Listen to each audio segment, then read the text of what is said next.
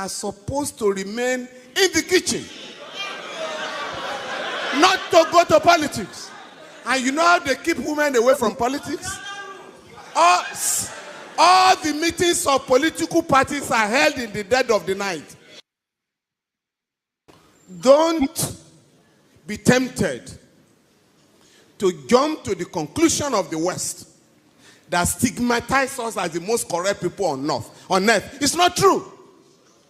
America, Britain are the worst corrupt nations on earth. Prof, the Transparency International try to rank great corrupt countries. They say Nigeria is corrupt, Ghana is corrupt, Cameroon is corrupt. But Switzerland, that warehouses all corrupt money in the world, is never in that reckoning. Pakistan. Yes. The Chief Justice then was not removed for corruption. Only sir, can the NBA morally go to the street to fight for judges who have millions that they cannot account for in their accounts? Plenty of issues here for the. All right, take it over, forefathers. See you guys next week. Yeah, thank you. Are you going because of me? Really appreciate it. Why? Thank you. Remember, Rudolph. That was local. Now every time a local shows up, no matter AY want to overthrow. You want to overthrow my title. That's local. Local. I must say, man, it just seems as if whenever I show up, that's whenever I come. You want to come out. And I say no. Yeah. It's interesting to see that Falana was talking like that. Actually, some of us you don't see them often. If they were telling Nigerians that, this is they're telling us we are the most corrupt, they are the ones. You don't see anybody say, they don't repeat it so the Nigerians know. Because Nigerians think the West, they are perfect. They think their economic system is perfect. They are not corrupt. They don't. Everything about them is clean, and that is wrong. And I wish he was saying more about it, because whenever I see him on TV these days, he just sounds a little bit more like an establishment lawyer. It does. Sorry to say, sorry to cut it short. It does, right? It's just that the issues are too many. It's too many, and it seems like he's the only one. He's the only one coming, so he can't be repeating. But I think that's where the media is supposed to come in to help him out to echo these things all over and over and over and over again. You understand? Because I'll tell you this: what other countries use to bamboozle other countries is they repeat. They ask the media to repeat it to you all the time. So by the time you are saying it all the time, they program you. You start believing it, and before you know, you start abiding and soaking it yourself. So the media in Nigeria has to be echoing all these things, repeating it, even if it's past story. Like maybe there was a case that happened before 3 years ago, and we've not seen the end. Yes, the news came out 3 years ago, but this next year, the media is supposed to ask that question. Well, what happened to that 3 years ago case? What happened? Why have we not seen the end? Then to it's like the media, people have not forgotten, they are still remembering also. I think we should go and look at the case, because if we sweep the case under carpet, the people will react because the media is reminding them. I think you're correct. The key term you use that I think is quite powerful is that the cases are too many. The key are too many. That setup thing. Every time I try to track them on Twitter, and so many cases. How do you even track the cases? When you are finding so many cases against the federal government, how many of them can they answer? I think maybe you pick one that is valuable, don't let it go, and fight it to the end. Because when you have so many and you are getting distracted by so many issues, then you can't track progress.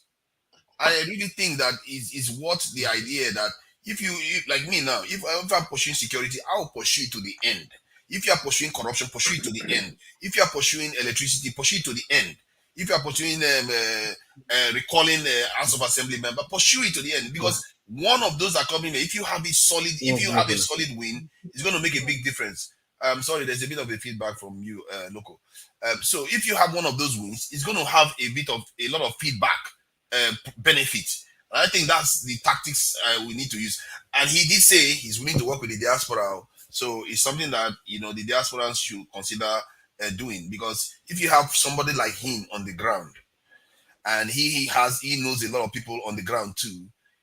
You can see how you can have a kind of pathway to influencing events on the ground, and his own thinking too can be expanded, because he too is not. It's only one man, like you said. What can he do? There's only one And man. that is why I find it hard to, because it's hard to criticize someone like him that has been working hard, even Showore too, because yeah, it's failure they delivered, but what can you do? We are not even in Nigeria, and there are very few on the ground. Nigeria is a tough place. If they have your phone number in Nigeria, they know everything about you in Nigeria. So you can see how it will be very intimidating to do something against the federal government in Nigeria, and all they need is your phone number, and they will know, they will have your fingerprint, they will have everything about you, they will know your address, everything. That is very intimidating.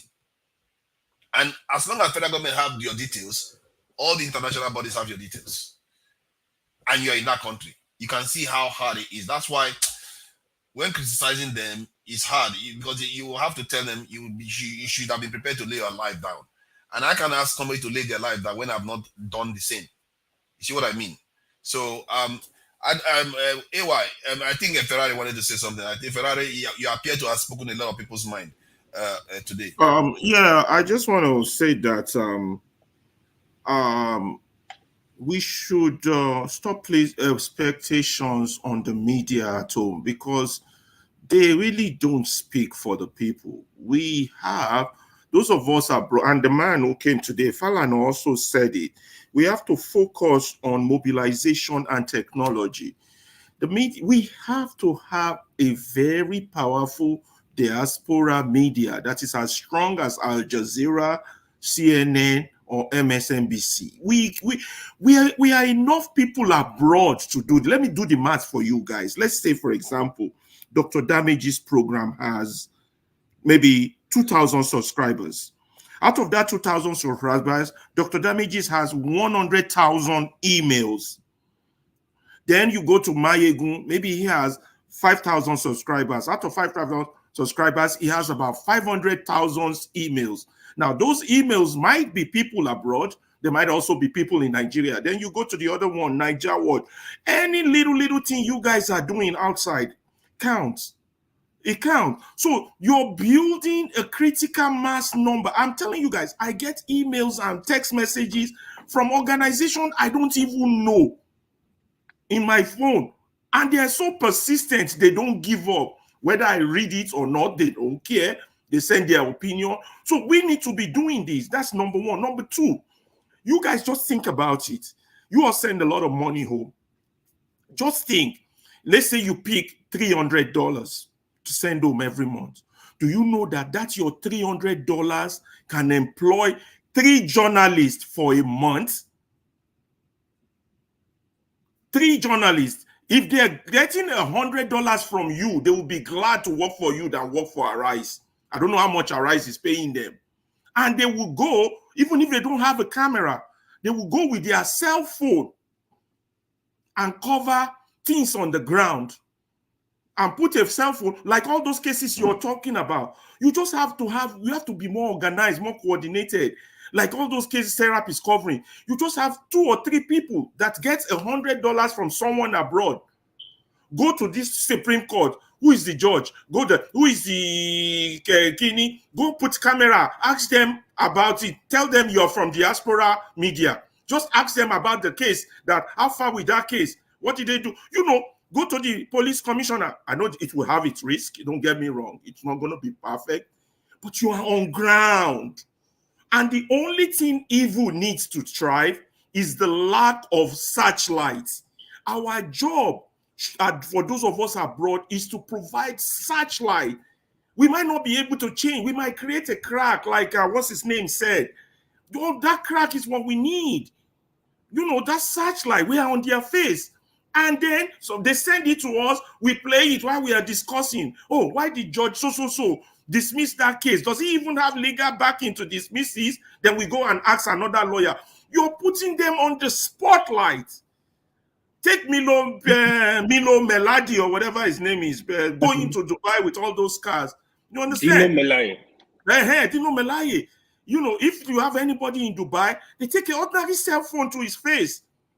I'm not saying it will change him, but I'm saying you bring to light issues. You can only change things that are visible. Why the Nigerian problem is difficult is not like apartheid. It is more virulent than apartheid, but it is not visible. How do you fight an invisible enemy? You guys, we got to think outside the box. And that's why I get mad when people come here and make it about themselves, make it about us cussing each other, come here and throw distraction, come here and throw all this nonsense. We need to be coming up with ideas. Ideas in this age of technology, ideas can pass the test of time. We already know the problem. I don't want to talk about the problem. I know since I was 20 years old, I'm 55 now. I don't want to talk. I want to talk about solutions. And we got to think outside the box. We got to have a network. There should be a network between Damages, Mayegun, what one is that? Niger Watch, Obedience TV, or whatever you have out there that can talk. Remember, the people at home don't even have lights to view us. I know 100 people. Out of 100 people that I know, only 2 people know I'm on this show. One was a Nigerian pastor who I promised to, and I will go to his church today. I said, no, I can't come. I have to text him because I will be on this show to ask Falana a question. So those are the only 2 people that know on the show. I have asked my relatives, have they ever seen me on YouTube? They said no, and I just left it there. Well, in fact, one gave me a very direct answer. YouTube. If you Yoruba me, where would I get money for data that I will be looking at somebody on YouTube? So my people, the people you want to reach, and it's this problem. You are looking at it. We're not looking at things right. We have to think. Well, I agree with you on this media approach. It's a very powerful tool. The problem that seems to always occur from what I've seen, and it's not only you, is the mechanism, because it involves funds being moved around and gotten to places. You have to have a very, very neat mechanism that doesn't allow for confusion and accusations all over the place. Yeah, Oga, waiting you they say sounds good on the internet. To hire somebody to say go and do what you just said, it's impossible in Nigeria because of how Nigerian system works. I don't believe in the impossibility let me tell context. You, all problems are solvable by men. That's how we got technology. Let's give example. You say $300.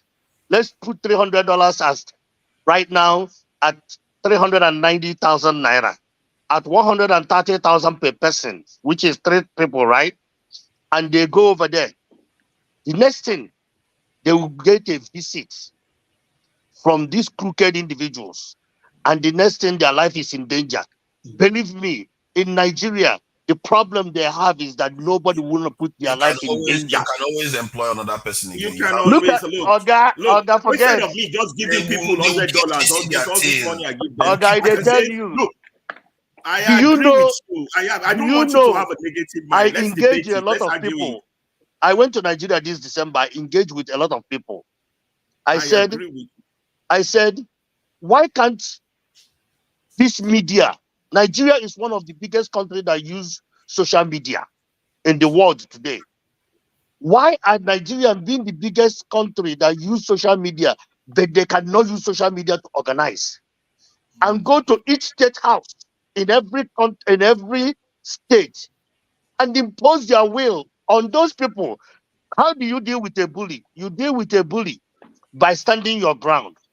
Once you stand your ground, a bully runs. Believe me, if each state, people go to where they're making that law and come after them, all of them will be on their knees. But you know what everybody says? My son is not going to be part of that people that goes to that stuff. Then I ask them, is your son went to college and came out of college and drives keke na pepe for living? Is that a life for your son? You think that is a life? So nobody want to put their life in danger.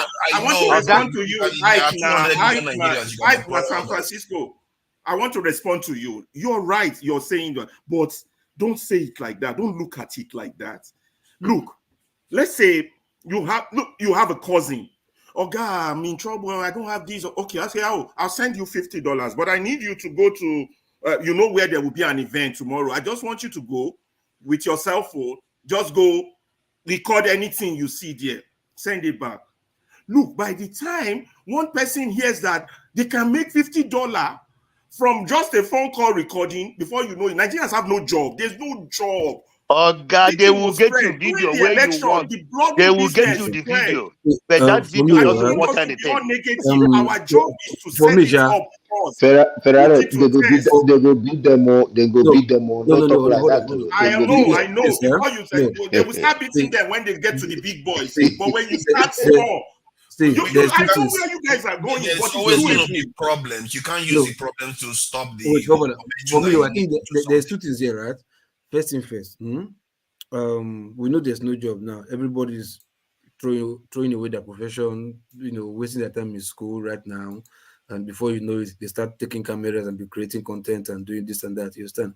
But there are some people genuinely who still want to do this journalism, who still read mass communication, and they are looking future like one day I will become this, and one day I become that, maybe big media mogul or big broadcaster or whatever. I know those kind of dreams are dying away right now because there's no job for them anymore, and everybody wants to be content creator, do content creator or whatever. So, but like I said, if you take somebody who is into who studied mass communication and you put them on that diaspora kind of network, media, so to speak, you might be surprised. That might also be part of like content creating. You understand why they'll be getting this and be sending it to you, creating content and be putting out there. And the risky part Ike is talking about is maybe trying to confront a policeman that is taking bribe.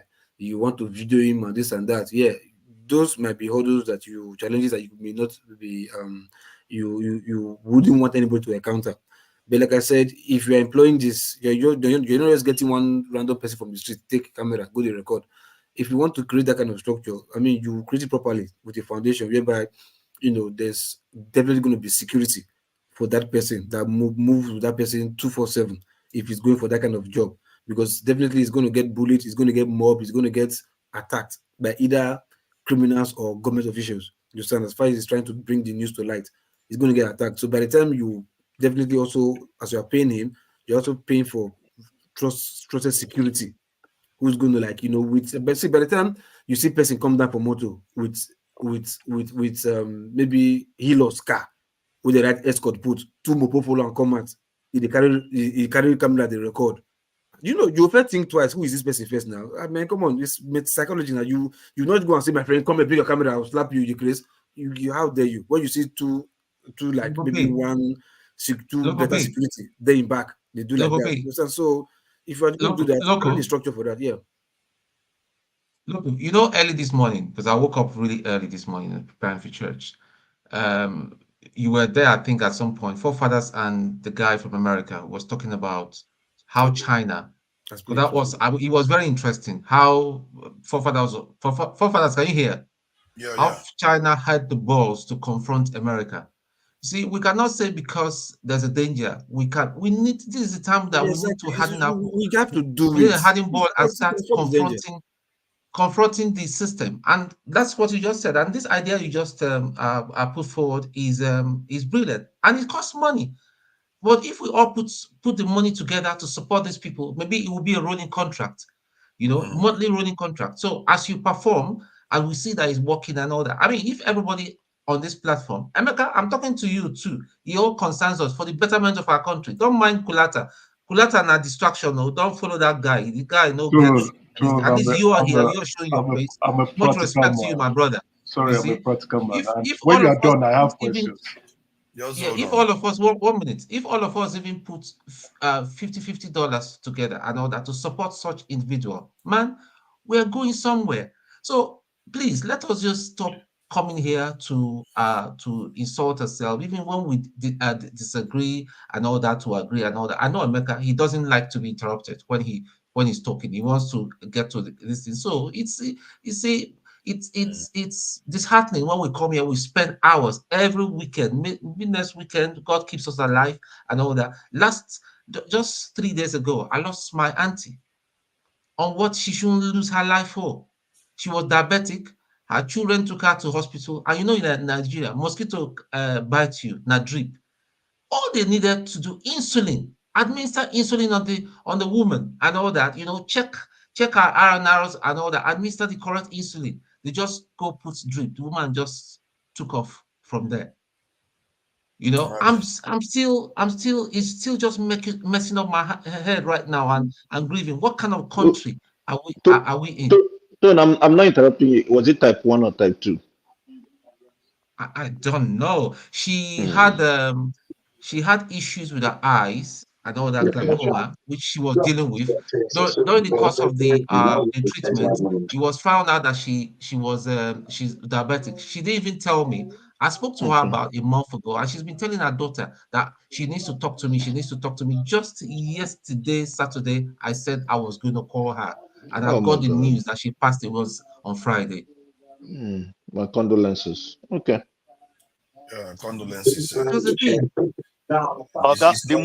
most diabetic cases you have in Nigeria is type 2 diabetes.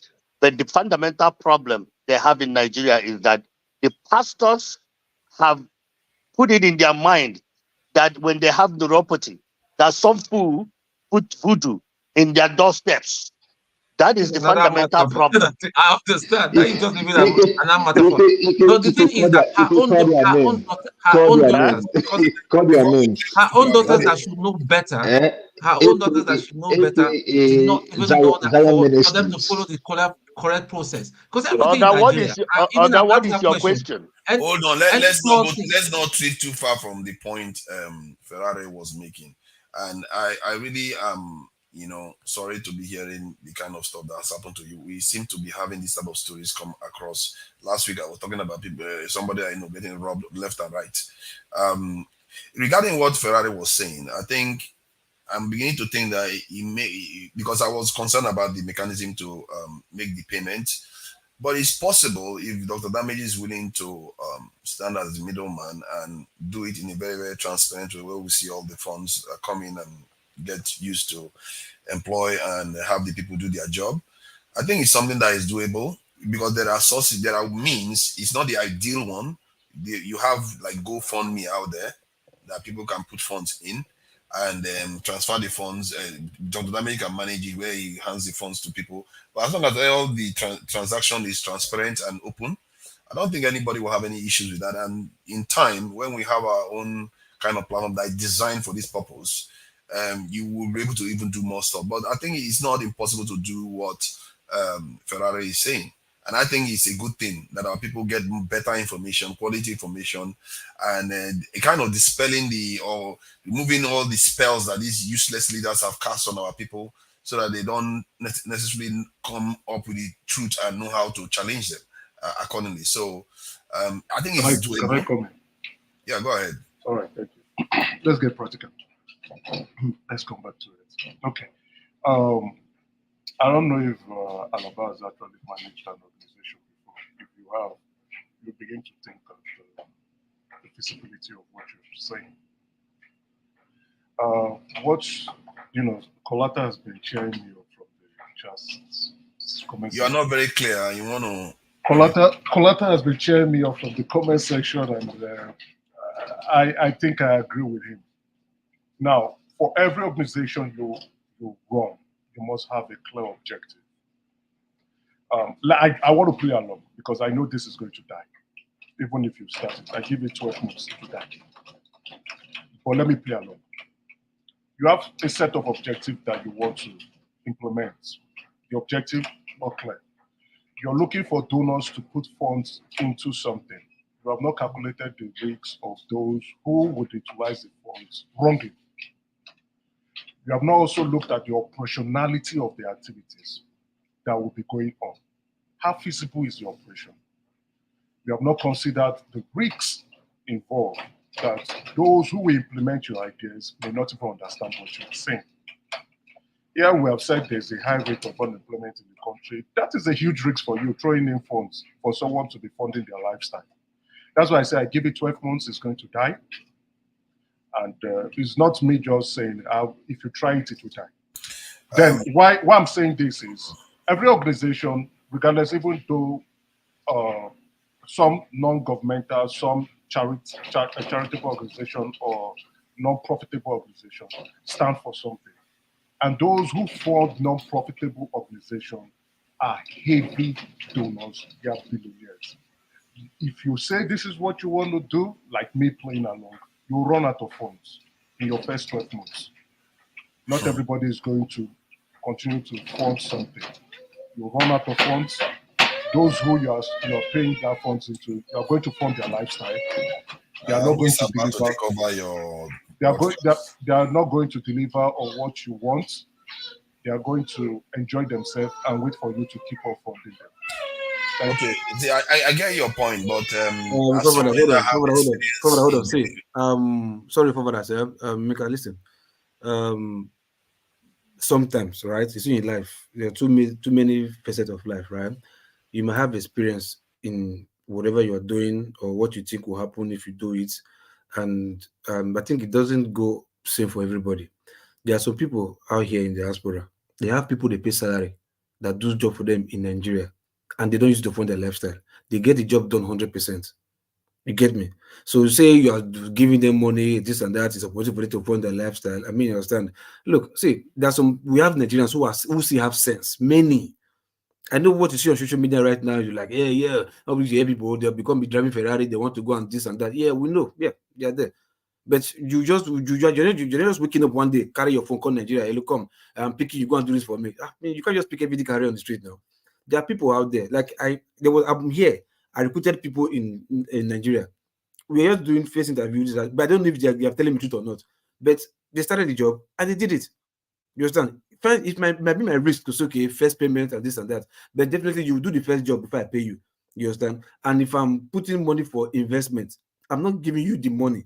I'm just putting money to like, okay, I'm buying this, buying you the phone, buying you the camera, buying you maybe paying for the security and this and that. Like every month, once they do the job, I get to pay them. You understand? And at the long run, they deliver the job 100%. It has been going on for years. And they did not like, as far as whatever we agreed, you understand? And they live out of their own part of the bargain. I'm living out of our part of the bargain by paying them salary. And we are good. So saying that, hey, no, it's not up to, like I said, person like me, that I standing against oppression, that I hate injustice, you understand, that like I detest it. If you employ somebody like me that have that kind of heart, why won't I do it? When I know that I'm willing, I'm even trying to selflessly expose those people without even with my only two way, with me little funds or no funds. But like this is not good. Standing, no, God will not agree. Then I'm not somebody that's even paying me for doing that. Why would I accept it and even take the risk when I know when I'm not being paid? Then if you beat me for I not agree, will not agree. If you beat me free of charge, now somebody's not paying me to even doing I not agree now. I will still do it now. Now you're even providing me security. You understand? Maybe I'm policeman or I'm mopo 247 when I'm going to do my job, and the job guarantee. Only not say which simple person will say no, I want to live my lifestyle and watch that kind of transaction. When I know if I continue in this job, they do my part, I do my part and they do their part, I'm going to feed my family well, take up my responsibility. So why would I just jeopardize that thing and give them money? No, I'm not paying them upfront contract. Every month, this is what you get for doing this. If you do it the first month or 2 months, you fuck up and get out now, go somebody else. You understand? And you won't tell me every 10 persons will behave like that. No. There are people out there who you do the recruitment, you see their mindset, you talk to them, you see how intelligent they are, you can see how passionate they are with Nigerian issue. You understand? If they're social media, what are the things they see on social media? Are they this big brother kind of people, big brother of my life, or I don't have money to eat, but I have money to subscribe to watch Big Brother Nigeria? Those kind of people are not the kind of people you recruit now. Never. You start you first engage them, reason with them, you see what you're doing. So I'm not being the agent of I'm just looking at the risk. Remember, these individuals. Hold on. I think just say, now me they here. I recruit somebody for Nigeria. I never seen him before. Remember these government people. Remember these government people have people in diaspora doing the deed for them too. Hold on. Let people with experience tell you what they experience. Hold on. You're talking about risk for those people. That's where I'm coming in. So if you are going to another, what you are saying is another level. See, like they have people in diaspora. All I'm saying is that when you hire somebody and you understand that you're going to provide security for them, remember that these people have agents here in diaspora working to undermine everything that is being planned to get Nigeria better. Somebody, hold on. That's why the video is there. Hold on. Video. Look, let me add to this. Right. So what will you suggest? Hold on now. Let me just add to what I want to risk? say. Hold on. See, what Loco has just told you is real experience. Okay, now you add another dimension that there could be people in the diaspora that are used to sabotage such things. Yes, there might be, but because of the nature of what we are doing, it's going to be resilient.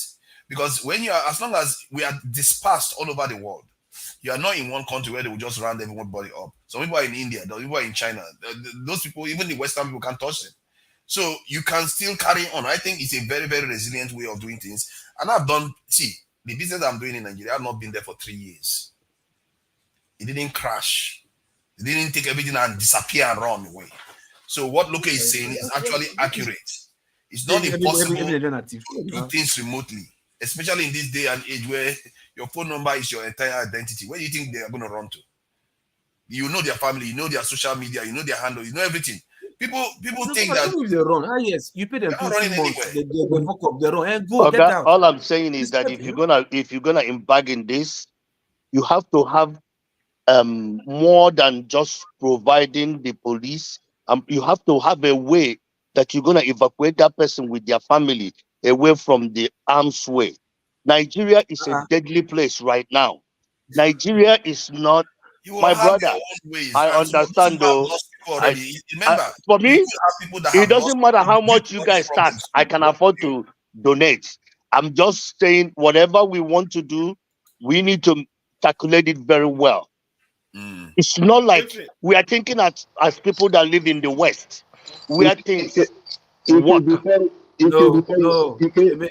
you start donating, I need my fish. I need my fish. Let's think like dogged Nigeria. No worry. What I'm saying is, I hear what you're saying. What you're saying is right. You're doing a risk assessment. But remember, everything has its risk assessment. First of all, before you embark on such thing, those of you abroad has to be well organized.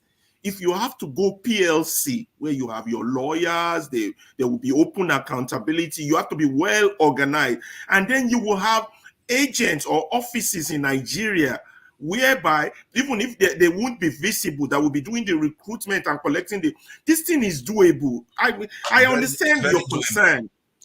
It's very doable, but there are risks, but the risk is not as high as you are estimating it. When you look at the risk versus what I'm doing, risk versus benefit analysis. When you look at it, it's doable. Saving our country. We can't keep going on like this. It's doable. It's doable, but the fundamental is that you gotta put a lot of resources in this. It sounds so easy, but you have to put a lot of resources on it. A lot of funds or what? It's quite lean. Is it funds? It's not as much resources you need. KJ, is it funds? Wait, is it funds first? I don't understand. Because KJ, what they did is KJ, the quietest good man that never Can I have the floor? Loco P, to speak, man. Loco P, I have the floor. I know I'm your brother, Loco P. Thank you, sir. So relax now while I talk. People should have asked me who has been on ground and practiced and how these things are done. Okay? You will have the last say. You have the last say now. Hold on. Because it is the rat that is in the house that tells the bush rat where the meat is stored. That's where it be now. No go change. Okay, but here's what I would have said if you ask my opinion. That people like Falana and those outstanding lawyers we know and their antecedents, it will be better use of resources if we identify the areas we want to attack and get them to take those areas to their courts and finance the process of those cases, those things going through the court. For instance, if we decide that the Nigerian people are not getting the best of the constitution and we want that a particular portion or all of it to be tried in the court, we can get him, pay his legal charges, and then facilitate his going there and let those cases be taken to court. And we can push it all the way to the end. The idea of getting a journalist to go do those things is good. But let me tell you where the problem will come. Now, because he's an individual, he's going to be an independent journalist. There are certain events that he needs to get into. They will refuse to give him accreditation. Yeah, we So know. he go there, they will frustrate him. Okay, because once he fires his first shot, and that shot seem to be very damaging, they'll watch out for him. Every other event, they will not give him, accreditation. For sorry, take Mazi Prince Agwachi, take him out. He's driving. So now, Yeah. Look, I'm not talking. You can You are driving. So now, having said that, you see, the other way is what I understand what Ike is saying. Like we are sitting in the diaspora and speaking. Let me tell you the truth. You don't want to put your life there. You see, it's not even a question of catching you that is killing you outrightly. It's a question of taking you to a place where you will chop cockroaches, okay? Where you will be so dehumanized. I don't want to say certain things, my brothers. So the thing is this: they will take you to places that you yourself be wishing that you die instead of going through those things. So it's not what you are saying that But it you is. don't need accreditation to go to those villages that have been people have been displaced and other people replacing No, them. if you want the Thank you, villages, if you forefather. want, Thank hold you. on You now. see? Wait, Ferrari. If you want a village that is displaced, I have people who I can send you the pictures now. I can send you the videos. I can send you the interviews. That's not to get pictures from those villages. Not the problem. I Not have pictures, I have it here. Okay, For I have KJ, hold on, KJ. What about talking to judges? Judges who are giving interpretations in court that you think doesn't sit well with majority of the people, and asking them questions, really getting their opinion. You understand? Now you are going to like high court of a case now. High court is not dangerous ground now. Nobody can go down and kill you there. You understand? Nobody can go and kill you there. Mr. Toe, what are you drinking? We don't drink or say, so you know that one. Or it will take you out. Didn't you see pass out sipping You're wine only allowed to earlier on drink. You're only today? allowed to drink water or milk. If you drink anything, What they have has to gone take you into out. loco? Loco no, has become this thing. No, you have to keep the rules. No, you have to keep the rules. You but understand? listen, local P. If I know the judges, most of them will not grant interview. Do you know how long No I've tried to get problem. interview from that lady in Nyako? She will not Let grant it it. be on camera. Hold on. See, let it be on camera that you are trying to grant it and they are denying you on They will camera. not even Don't worry. allow you to take that shot. No, okay, I make I think leave it. No, some of them this is will what talk I'm to you. You know, saying. it's Let it not be as on it's camera. not You as it's cannot not be as much as totally you think. okay, They are what do willing to we talk do? to What you. KJ, what do? We do nothing. I don't get you guys. We come here and talk every day and See, do nothing. AJ, see, let I me tell don't you, And now get there's you see something how you. I type feel of There are about the people, risks. military right? now. You see There There's how are I certain feel risks type in of about life. people I am that will trying to Even tell deploy you. during 50 times military, and came God, back. they did I'm trying better. to tell you what will work. You are talking your own. If he's a human rights lawyer like Orisa Bakubana, if you can get an interview from him. If he's a retired chief judge, yes, he can grant you an interview. If he's a serving judge in the See, high court, look, he will not grant you KJ, we interview. may You not, have KJ, see, to we press may you the not don't need get button 100%. interviews. beyond You what don't we are necessarily need the doing. top. You just need See, anybody because they will be we telling may you not what get goes on within the 100%. system. Okay, See, so we may what? not Yeah. get 100%. Hold on, guys. Maybe I'm the one missing it. Where are we driving at? When you go to talk to them, what is your aim? What are you aiming to See, achieve? hold on. To You're Whatever to it putting reveal is, what is going educate on and change Nigerians. minds. Just educate Nigerians on what your Yes. job you just gave. what Just is say going whatever you on. want to That's say. all you're trying to do. Yeah, you You're understand. just and Don't say anything. Don't tell us anything that will make us happy with you. No. Just say your mind. Don't no. worry. We just want to hear. Ask the Don't kind of worry. question that people that really want to change things for the Sensible better will be questions that you want asking. to hear. If it's IG or police, no problem. Even if they deny you, no wahala. No You understand? wahala. Even Hold if on, they see. don't say no, So, even if and see, no and comments listen, in itself is see, a and comment. KJ, listen, Even if you see, go to look, there and they say no KJ, comments, listen. that's a There are comment. Nigerians who truly shall to like they don't care if they won't slap them. Some are still there. Some not care. You understand? Because it's if maybe you are looking at it from okay, it's only what will benefit financially benefit this journalist that you think is going to be there. No, it's going to be also about the passionate journalists who love the word journalism. You understand? Who people like you who started before, don't be people like you now because you have compromised right now. You know your journalist, you know which journalist right now.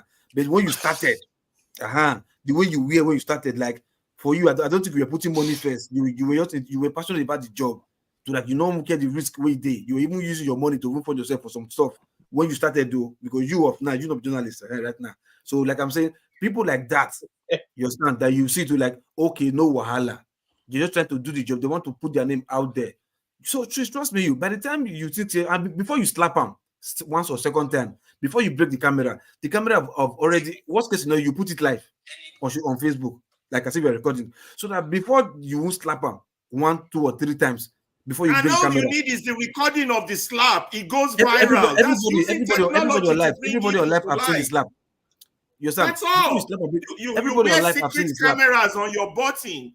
That's you understand? all. There are many things and you can be able to check what they say. If they say we are doing this, you send people there to go and actually verify. If somebody says something, you can be able to know what's going on. And about what Ferrari is saying, it's not only about reporting too. I also think that there is also sensitization campaigns that we need to start. If this was possible, why haven't all the side chick record and put it out?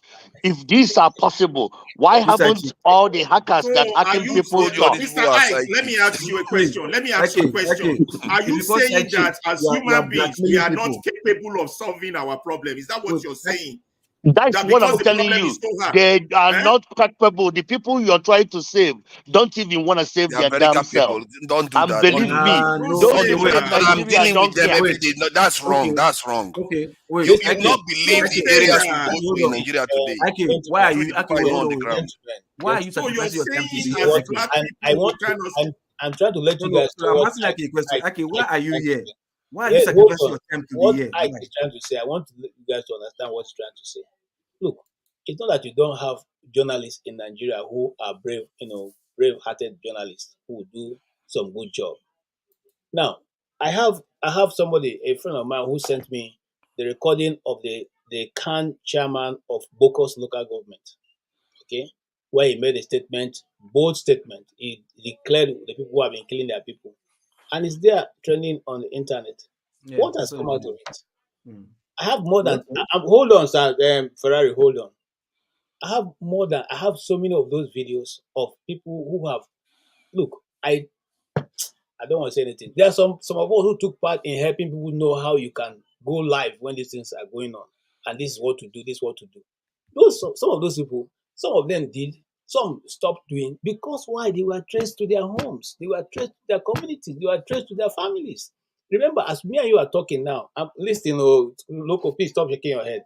The guy who was mistakenly said to have accused the former minister of powers, his brother is still in detention. That guy is still in detention to this moment. And it wasn't even him who leaked the information. The guy who leaked the information ran away. They went to his house and picked his younger brother, and they've locked him in Abuja till today as we're talking. So it is not the question of I don't know, Sha. Okay, GKJ, what's you're saying? We do not. I don't get you guys. I'm confused. No, I think it's just in a way. They're saying we do nothing because there are risks. I'm confused. I think because there's risk in everything. You wake up every day, there is risk. Whatever you're talking about, right? That's the road. There is risk. Whatever. And you have to have a loose system. If one journalist gets into trouble, you have to have a loose system. Where if they take out one journalist, there's another one to replace them. You just operate in a way that they cannot stop. I didn't know that we're from that brave. That when you take out, you have to be that brave now. You take, of course. You think you're going to stop in this world? What did I just tell you? Our inheritance. This is our inheritance. There's nowhere else to run. You have to do what needs to be done. How is it going to change? I don't know, man. What else do you want? Oga, the problem. Everything you said. We know the fine. problem. I'm tired of talking about the sounds problem. so easy. 50 years, it sounds so what easy. Is the solution? But it's not that easy. You we have to calculate a lot. Going to be easy. Ike, hold on. Okay. Hey, it looks like I'm agent of negativity. No, I'm not. Nobody's hold on. No problem, Yes, it's gonna be sabotage, right? Okay, why not? Like you try the first whatever, we see the mistake we make. Okay, we go back. You learn. We think, maybe try something better. This and that. Yeah, we're not saying maybe we just put our foot on the pedal and just go from 0 to 100. You get my point? So whatever it is, everything is gradual. It might take 5 years to build up. It might not even take Tinubu's regime to build up to become effective. Let me tell you the approach I would have. Let me tell you the approach that I would have say, even though it might sound illegal. The approach to show them that technology are the youths that owns the technology, not the old people. I would have say, if we want to do stuff like this, is to use technology against them. It's not using journalists, shadow technology. That is what I would have suggest. That's what we're saying. We're saying using technology. No, you're camera, talking about video, technology with the journalist. No, I'm talking about shadow technology, working on the back, from the back, where they don't know what is happening. That is the part I'm talking about. Please explain more. No, hold on. Can you explain? Please explain further. Please explain further. Please. Is it? Let me help you. Let me explain. No, KJ. Hold on. Let me explain. No, let IK. No, let him land. KJ, wait. He's going to take us into another realm. He's telling you about technology that works. No, KJ, I'm not going to hear. No, let him explain. Let IK land now. KJ, let me explain what he's telling you. No, let him explain. I can explain. KJ, you go back and more. Please, I don't want to be the agent of negativity. I'm done. No, I said explain. No, I'm done. No. I'm not going to just explain. Maybe I go learn, think how to make them better. Okay, let me give you an example. Thank you. Every politician in Nigeria have homes in London and America. Who buys the home for them? Who helps them to buy the home? It's the same people that you said that will contribute money for us to hire journalists, right? Right? Now, because allow me, and all of them have girlfriends in Western world, and those girlfriends are Nigerians. All of them use phone. All of them use internet. All of them make noise. That is the part, the shadow technology, where you use shadow, walk from the background, where they will never see the person that is coming to them, where they will never see what is happening. Rather, use that technology the youths are clamoring for. I don't know if you have noticed, in the recent time, the hacking of into our WhatsApp, if you don't have second authentication, they have been hacking into people's WhatsApp in the recent, like in the last, this January, after Christmas. Those are the shadow technology, where people do things and you don't know who is doing it. Okay, and all these people have access to the same platforms that we have. Nigeria, if you talk negative about Nigeria, one of the things that you're going to see, as all of us are here, when you go home, you might not be safe. You don't know what is waiting for you. My brother, you might be surprised what happens in Nigeria. I don't know the last time you went to Nigeria. Nigeria is not good. I was there. I just came back December 2nd. Well, I was there. I just came back January 10th. Okay. So Nigeria. But still, you want to know the disadvantage of what you are talking about. You haven't said disadvantage. Because all what you're talking about, hold on. All what you're talking about is, there are people abroad who help them to buy house. They have side chicks. Or hold on. Let me finish. You say to blackmail them or whatever. But what we were talking about that is going to happen, I want you to make mention of that process we are doing in Nigeria. What is the disadvantage? That's what I wanted to hear. Not to say the process Ferrari suggested is really a very good one, but he doesn't look at the risk. You see this Oga where they here, this KJ don't they exactly what this guy is talking about. KJ have a better experience in that if we want to do this. Because for me, if I'm going to suggest somebody that I know that will do this work, you're going to tell the person how you're going to evacuate the person when issues come up. You're going to tell the person. You're going to evacuate. San Antonio. You see, what I have heard everyone say, and especially Ferrari, is number one, what are your objectives? And how do you want to go about doing it? My personal belief is when I want to attain an objective, I don't care if I have to go through you over you or under you. So the fact that this, yes, it is dangerous, and like Ferrari said, when you get in your car in the morning and drive somewhere, it's a risk. Life itself is a risk. So there will be risk, but how do you mitigate those risks and put processes in place, even verifying that the people that you're paying are doing the work, like Local P said, how you verify that the work is being done. But I mean, to say that, yeah, there are risks, KJ has gone through, he's gone through it, he's been harassed here and there. I've heard him talk about some of these issues. But if you are serious, you have to be able to sit down, just like Justin Maker said earlier.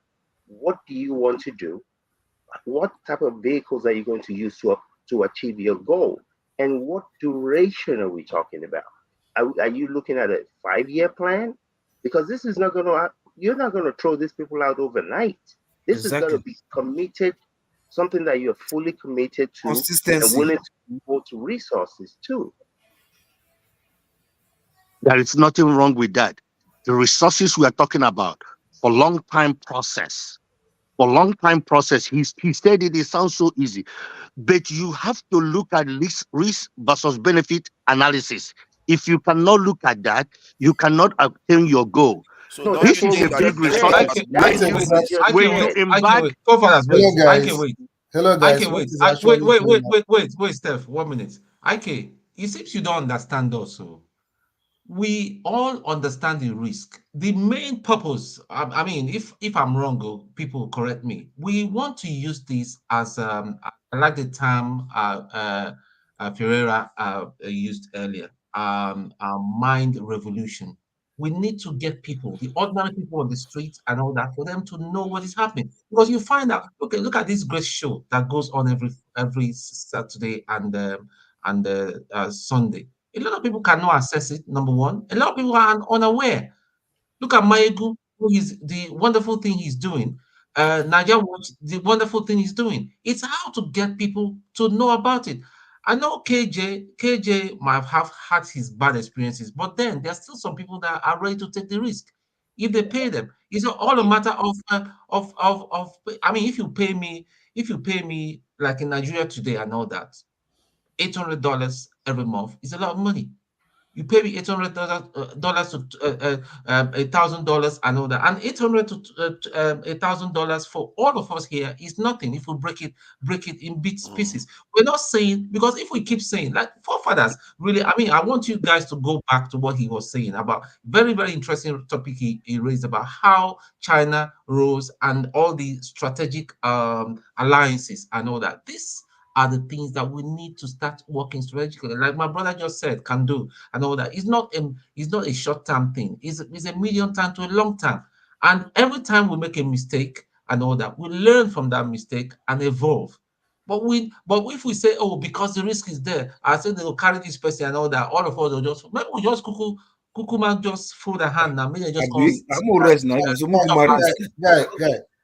came into this. I just came in. KJ, I came in just because of KJ and my brother Iki. We are emphasizing so much about risk, like we are planning a queue. Are we planning to bungle somebody into somebody's bedroom, a public bedroom? What you're talking about is queue to them. Can I talk? What you're talking about is queue to them. It's not queue. We have human rights. It's not queue. I can take a camera and record you. It's not a queue. It's not a queue. Journalism involves risk. Every business in Nigeria involves risk. Really surprising. KJ, you've done journalism in Nigeria. The rugged way. Were you the only person that did it when you did it? Exactly. Do you think that since you left, there are no people that are still doing the same thing? Doing what you are doing, going through the same risk. My brother, don't overprice me. I have I know you tried. Listen. Don't overprice me. I know you tried. What I'm saying is that listen. Tell you what let me talk. I said you tried. You did your bit. Saying all those things. There's risk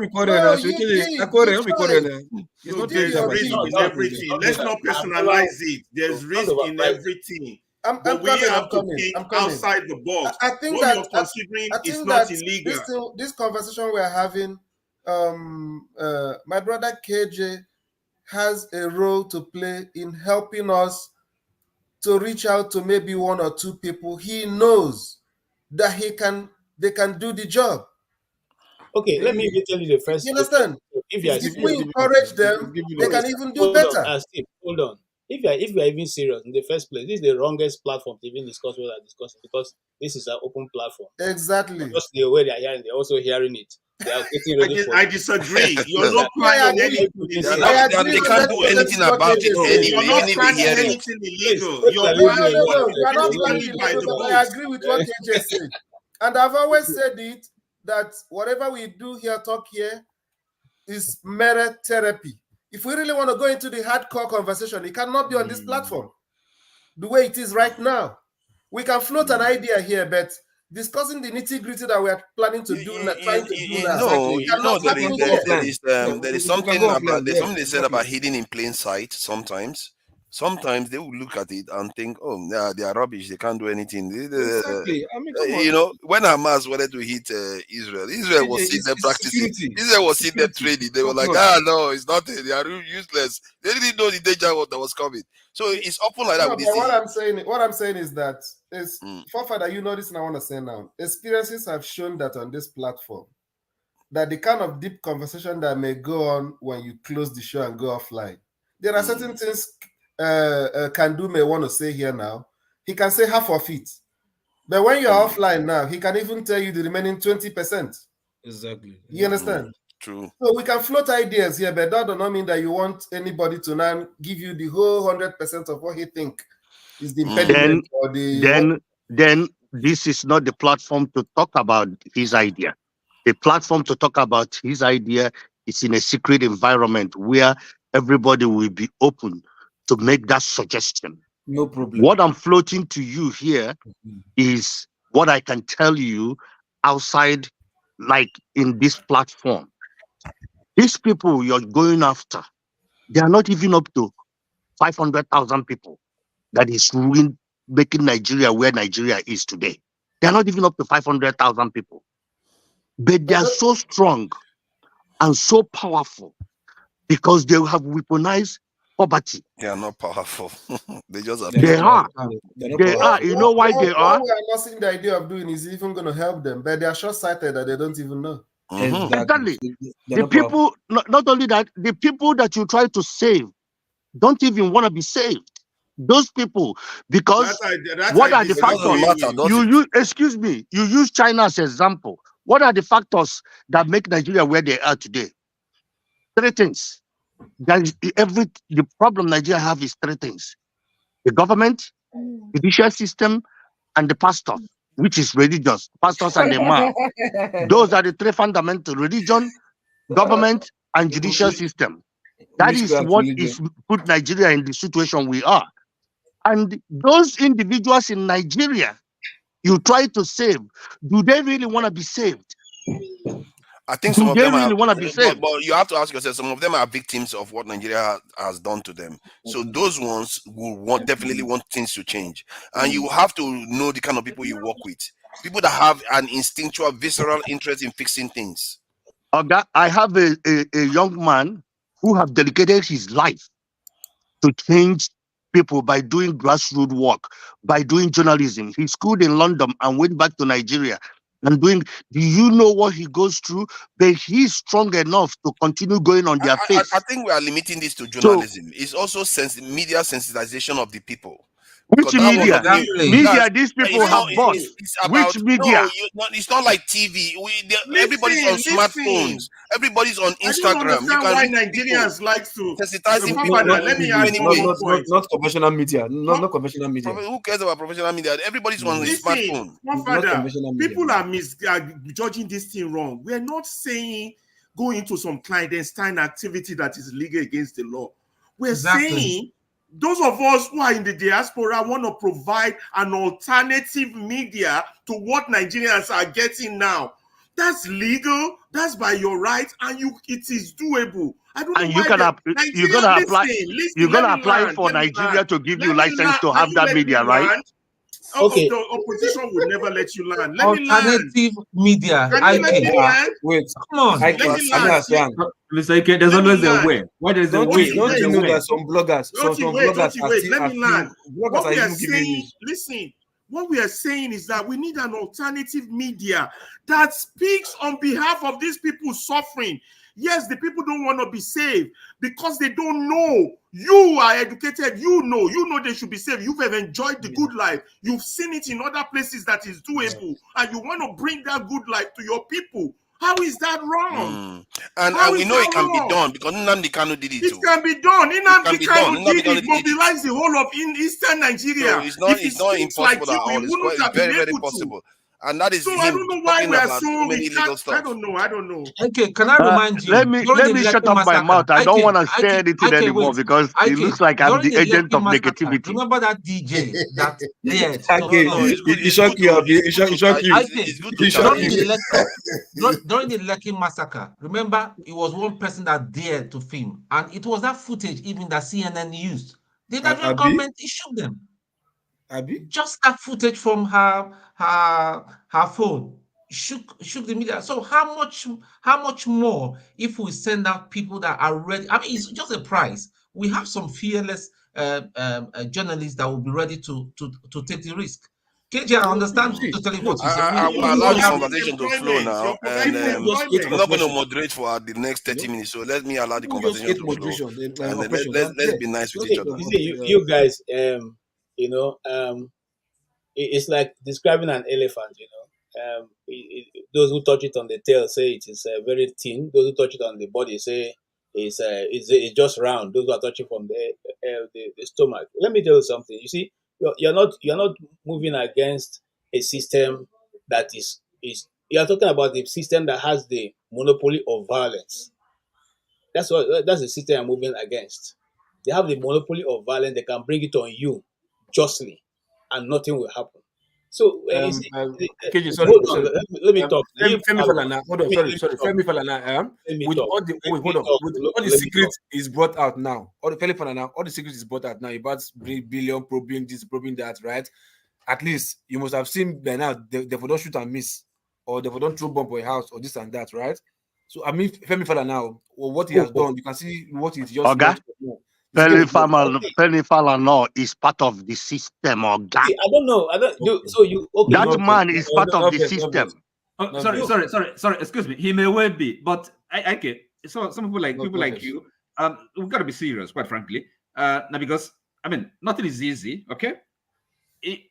Once there's a way, there's always a way. It's not easy, but you have to be determined. Look, the resources available to us, we can mobilize. That's what it takes. Okay. I mean, if we want to talk about this, we're gonna get out of this platform to talk about what we have. Of course, I agree with you. That is the reason why I'm using the negativity part. We need to get out of this system to talk about it. But first of all, we have to accept that something is possible. We can do something. Possible, exactly. When we get down to it, everything is possible. It's impossible when you haven't got into the right source. But that's not what I'm saying. Everything is possible. I'm not playing the negativity. I'm just putting it there for you to understand. That's what you're doing. And you got to be serious. So because saying it doesn't solve any problem. It doesn't help anybody. So first of all, there are things we can discuss on this open platform, right? And then of course, when we get down to business, look, first of all, it's a matter of determination. Something can be done, and we need to do something. Okay, first things first. It's organization. That's what it takes. I mean, we are scattered all over the world. And you're telling me information technology. Mr. Oti. Yes. I don't know who is seeing TV. I beg, make those guys on the comment talk this thing. Don't leave me alone, I beg. I know all them anything. I mean, because leave me alone. Mr. Oti, let me tell you something. In the modern time, yes, I don't think there's any organization that I know in this modern time was as organized as IPOB. Do you understand what I'm saying? Okay. It was so organized that it took government renting lobbyists in Washington to try to destroy them. Okay. I'm going somewhere, please. Hold on, I'm going somewhere. Okay. Now, you talking about being organized to do what we are saying. we first of all, just like Kandu said, in the first place, what is the modus of the goal, the objective? The objective is it? Then how do we now, if now that have been determined, at what is the time frame, and who are the the players that will be activated to use in this forum? These are the things we need to. It's not a, okay, no. The devil is in the detail. We know that, but first of all, you see, acknowledging, accepting that. Look, we have something. We have this platform. We come here every other, every weekend. Okay, people like people like Rufai. Rufai is still in Arise News. He asks the tough questions. He doesn't relent in asking the tough questions. There are people like Ruben Abeti, even though sometimes he plays a little bit of politics, but he asks also the tough questions. So there are people who are on ground who can do what you are asking. I disagree with you. Those people speak for the politicians. You're not getting it. No, but they speak for the politicians and the powerful. Listen, he's doing his job. He's being paid by. He's doing his job, but he's still being curtailed. We're doing it, and those of us. All of us. You see, that means we cannot agree on anything. So let me even stop talking, because if you can't agree that right now on the Nigerian media space, Rufai asks the question that almost everybody wants to ask, then I am true here. I don't have any other contribution, because he's asking the question, but he's still being curtailed. Rufai is being curtailed, and they have people like Abati to throw a wrench wreck in Rufai's talk. No, it's a mind game. While Rufai is pushing, they would throw someone like Abati to confuse the people. So that pushes their stand. So that way, no clarity on purpose of where the country is. At the end of the day, Ferrari, you have to pick and choose from here and there. If you open platform to say understand? whatever you want to say or do whatever. It's your own. You cannot have it. You can't work for anybody. It's just like you are a pastor inviting me to come and preach in your church, and then I'll come and start preaching what you have already preached that your people. No, every media house has the way to go, and you obviously follow the guideline given to you. KJ, if you want to practice your own, you go start your own. You do what you want to do. Yeah. Sorry, KJ, from your experience, okay, from your depth of it, so what can we do? Okay, that's what I've said. You see, I said I talked about for if you ask me. Right. Okay. Yes. There's something concrete. Best way to get, because listen, I'm looking at other options we're not looking at. For instance, for you to be able to get what we are doing now in Nigeria, be able to watch us for maybe for 1 hour, you must have up to 5,000 naira worth of airtime. Okay, that is one. How many people can afford that amount almost on weekly basis to load up their phone? Very few. Two. I'm just going to point that out quickly and I'll leave. Now, you also need electricity to watch. If it's on TV, you need electricity to watch it. And most times, governments have devised a way of cutting off communication in certain areas, so you can't even communicate with the people around that area. So if whatever you're putting on the net, except for few who have their own, who have come up to a particular level, they can't even get access to it. So here is what every other person will know, because the news will carry it. If I take Ike now to court, okay, and Falana is the one leading the charge, the news will carry, because Falana is already a known person. A big head, yes. And in the case that I'm saying that his local government does not belong to them, that will quickly pick up, steam in the media, and it will be followed and discussed. So you have already started changing narrative. Sorry. The solution you're proffering, is it by legal proceedings, taking some? Yes. Okay, fine. So that's something we can do, and therefore all this argument, this distraction, we cannot do it. That at least this is something we can do, right? In other words, incentivize, mobilize some lawyers to prosecute. Okay, we pay them, because it's just really, they work. That's their job. Okay, they need money, and they're not putting their life we can support that. We can enlarge the volume or the scale of what he's doing and get other lawyers, and pay them. It's part of what we can do, is it not?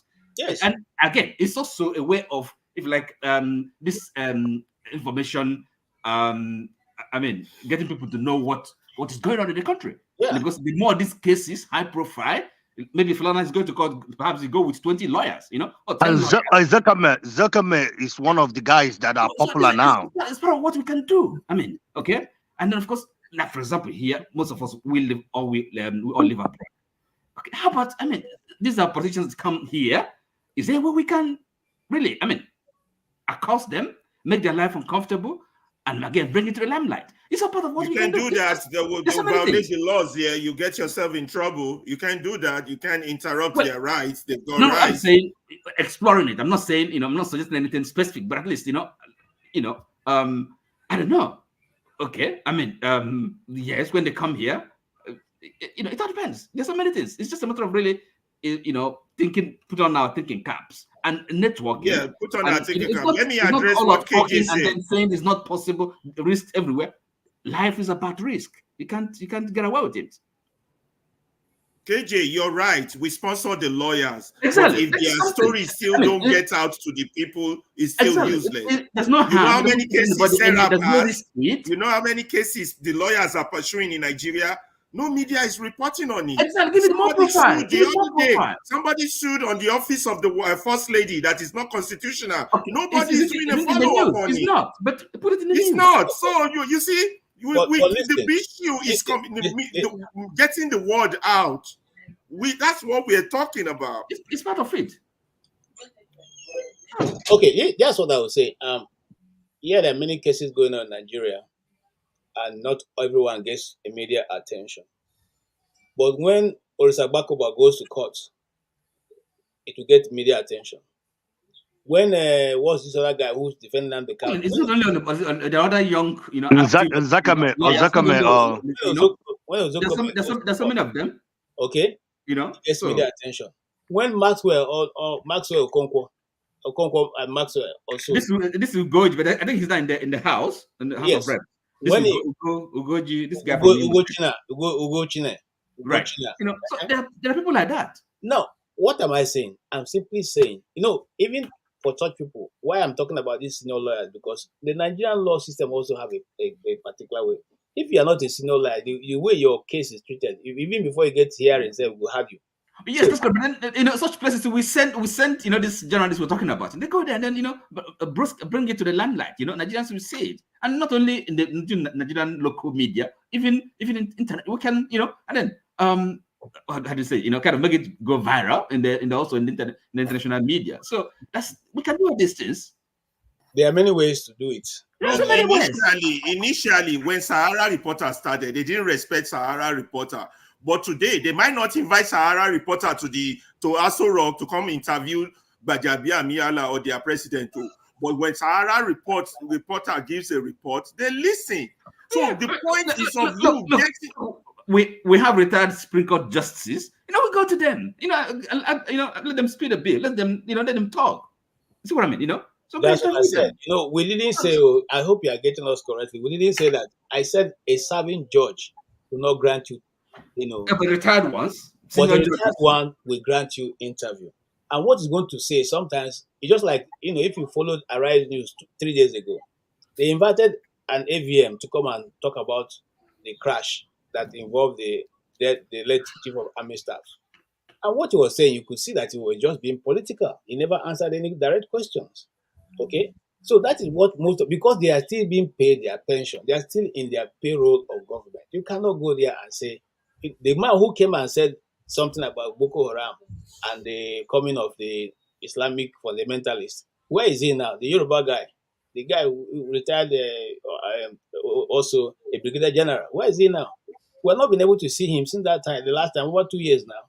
The Nigerian media has moved on. The Nigerian space has moved on. It is his family and his people that are suffering the pain right now. Is that moving on that we are trying to change? We just don't let the story go away.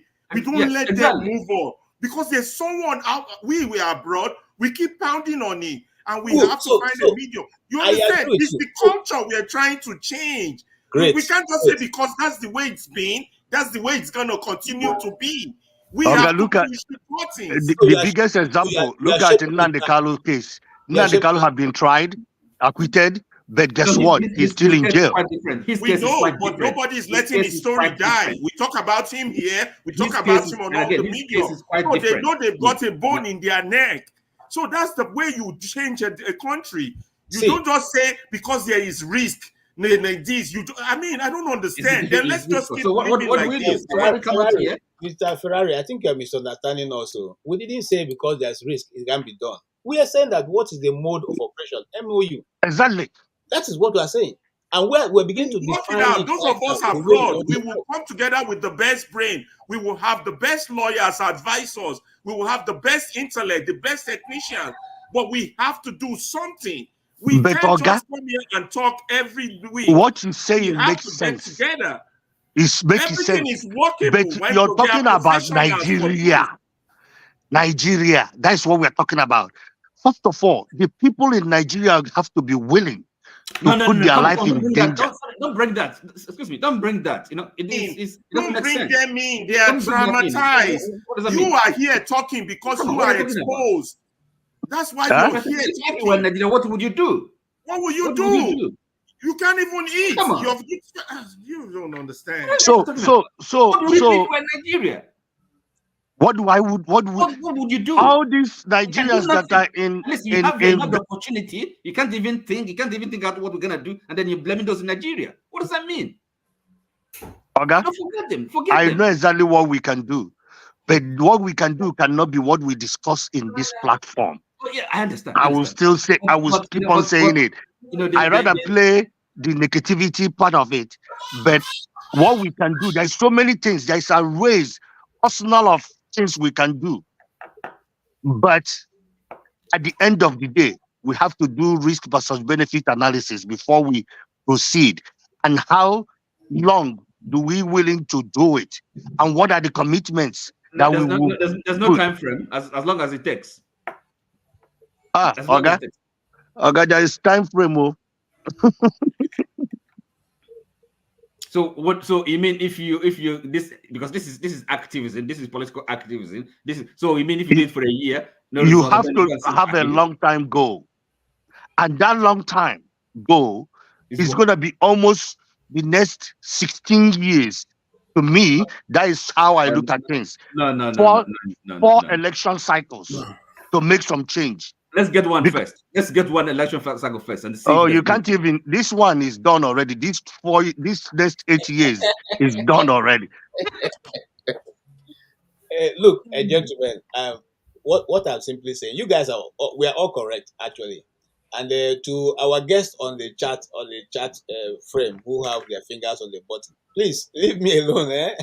I do not hold anybody. I'm not these are my suggestions and they're my opinion. I'm entitled to it. But however, if you have a better idea than myself and I don't have monopoly of knowledge, you can come on you can come to the platform and exercise your freedom of expression and say what you think. Okay, please stop insulting me, and abusing me too, because I'm the one that they're abusing. I can see what they're writing about me. Don't worry, my brother. Leave those people commenting alone. Let's keep talking. Don't worry if about we them. can get ourselves together and we can be well organized out here, we already have people inside, powerful link that we can connect with, and then they also would help support.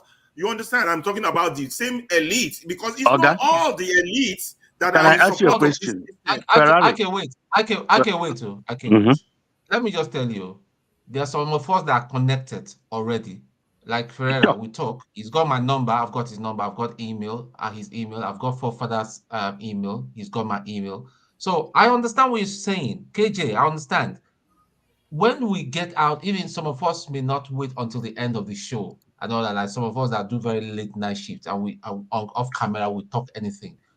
We can start collecting our email and then get to a place. It could be a Zoom meeting, and I think Zoom is and then we'll fix a date. It doesn't necessarily have to be on a weekend or a day that we agree, and that is where we start talking about the core deep things that we cannot talk on the public space like this. I totally understand. I will be part of it. Even I can volunteer my Zoom. I have enterprise Zoom. That is not the problem. But then that's fine. Aton, how do you vet yourself? Because Thank you. They'll still throw you one or Thank two. you. Okay, yeah, that's the next issue. You know, we That is always having this show, even today. That's a good point, Somebody that will Steph. come from That's the a good government point. that is the next. pretending That that is the he's next. building with you. He'll be pretending You that still have to move forward with the Judases among you. The cheating. clog on the wheel. Another question you're gonna ask. Wait, Steph. I understand what you're saying. Like for me, it's true. Dr. Rudolph set up something, and that was what kind of calmed it down, because some certain individuals did not want to give their real name, which I have issues with. Not that I'm afraid of them, but if we have to get out of the public space like that, at least the listing you should even give me your first name. Like Tone is my name. Everybody knows that's what's on my passport. I've got nothing to hide. Can do just be first name. I should know who you are. Of course, yeah, of course, yeah. What I'm trying to say. Tone, you live in London, right? Tone, you live in Britain, right? You live in the UK, right? Yes. Have you organized, like, are you in any organization that Nigerians are involved in Britain where you live? No, except for this. We try to set up something recently. Okay, you are in Anambra. Okay, you're in Anambra Welfare Association. Igbo Community Manchester. Okay, Igbo Community. Please tell me your experience so far in that organization. And I'm glad that you said Anambra and Igbo, because it's important. Yes, I came back from a meeting, our first meeting. I want you to give me your experience, honest, in that organization. Now, honest experience. Okay, so first of all, honest experience. Difficult. It will come a long way. It has not been easy. No, but for example, our Anambra welfare is going very well. Okay, because the people in charge, it shows you that leadership is everything. When you're dealing with human communities, with any kind of be it a social or political organization, leadership top notch. Okay, it's going very well. And then the Igbo community one. They had a problem in the past before I joined them. As a matter of fact, I'm the Secretary General now, Igbo Committee Manchester. Again, we're doing very well. It's not always easy, but again, when you have committed people, knowing what they want, have a good vision, this can work. I'm talking about Igbo people now. Difficult, but if they believe in you, trust in you, if they post trust in you because you know what you're doing. And it's not about individual goals or self-aggrandizing, self-regarding motives. It can work. Okay. Nothing is impossible. And then sometimes the reason why I asked you that question, there's a reason why I asked you that question. You said you have come a long way. Yes. And let me tell you, you use Anambra organization as an example. Mm-hmm. Remember, it's not a club. It's Anambra organization is a right for any Anambrarian, right? That's right. It's a right. It's not social club. It's not like People's Club or. Once you're from Anambra, but again, look, I have to admit again because other states have their own associations, and some actually do have problems. Kind of, politicking. But again, this is so now. Now, what you're trying to say, what you're trying to organize now, you want to organize. Not a state now, you want to organize the whole Nigeria. All these individuals have to come together to agree on your goal, whatever you try to accomplish. Anyway, I don't want to say much because the reason why I think we need to. No, you have answered my question. You said on your answer, you told me. I think you're getting it wrong. I think you're getting it wrong. We're not trying to organize a society of Nigerians or an association of Nigerians. No. You're going to organize for people to accomplish your goal. Yeah, I know. Let me land. What we're saying is that, you understand? What we're saying, we're not trying to say organization of Nigerians. That's separate. That would help if we have that on the side. But what we're saying is that we're saying all these YouTube settings that are all over, if they can cooperate into a bigger network and use the concept of business, PLC, business, going public, based on in-depth analysis of how much the cost would be a network, a media network.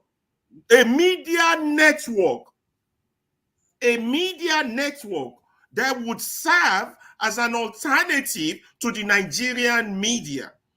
Their primary objective is to be the voice of the people, not the voice of politicians. That would be what will bring them together if they all can agree on that. Now, they already have all these little things they have going in their various YouTube settings.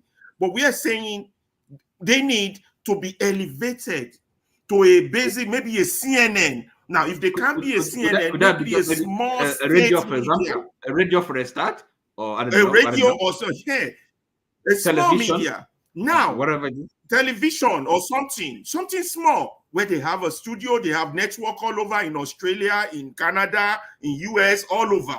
You understand? Now, how is their funding going to come? Their funding is going to come from the sympathy of Nigerians that are itching for change, that are living abroad. So let me give you a good example. If Dr. Damage wakes up tomorrow now and says he wants to set up a TV station or a radio station, guys, I need 100 volunteers to invest in that radio. It will be this amount per share. It would have gotten the professionals together, the lawyers together that will put it. So what you're doing is you're buying shares. It's a business investment. You might get returns down the line, or your money might go down the drain like every normal share, but you're investing in your country.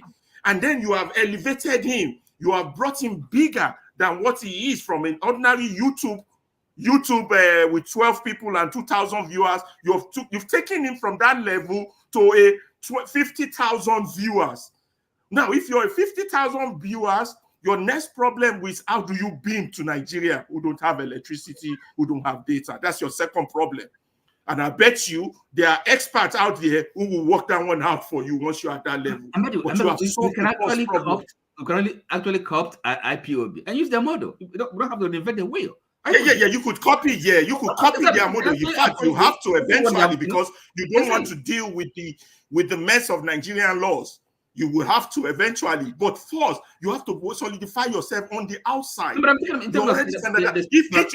If Dr. Damage calls you tomorrow, I can say, I want you to come and buy $500 share from this public PLC. Would you do it for the love you have for whatever I will buy. Exactly.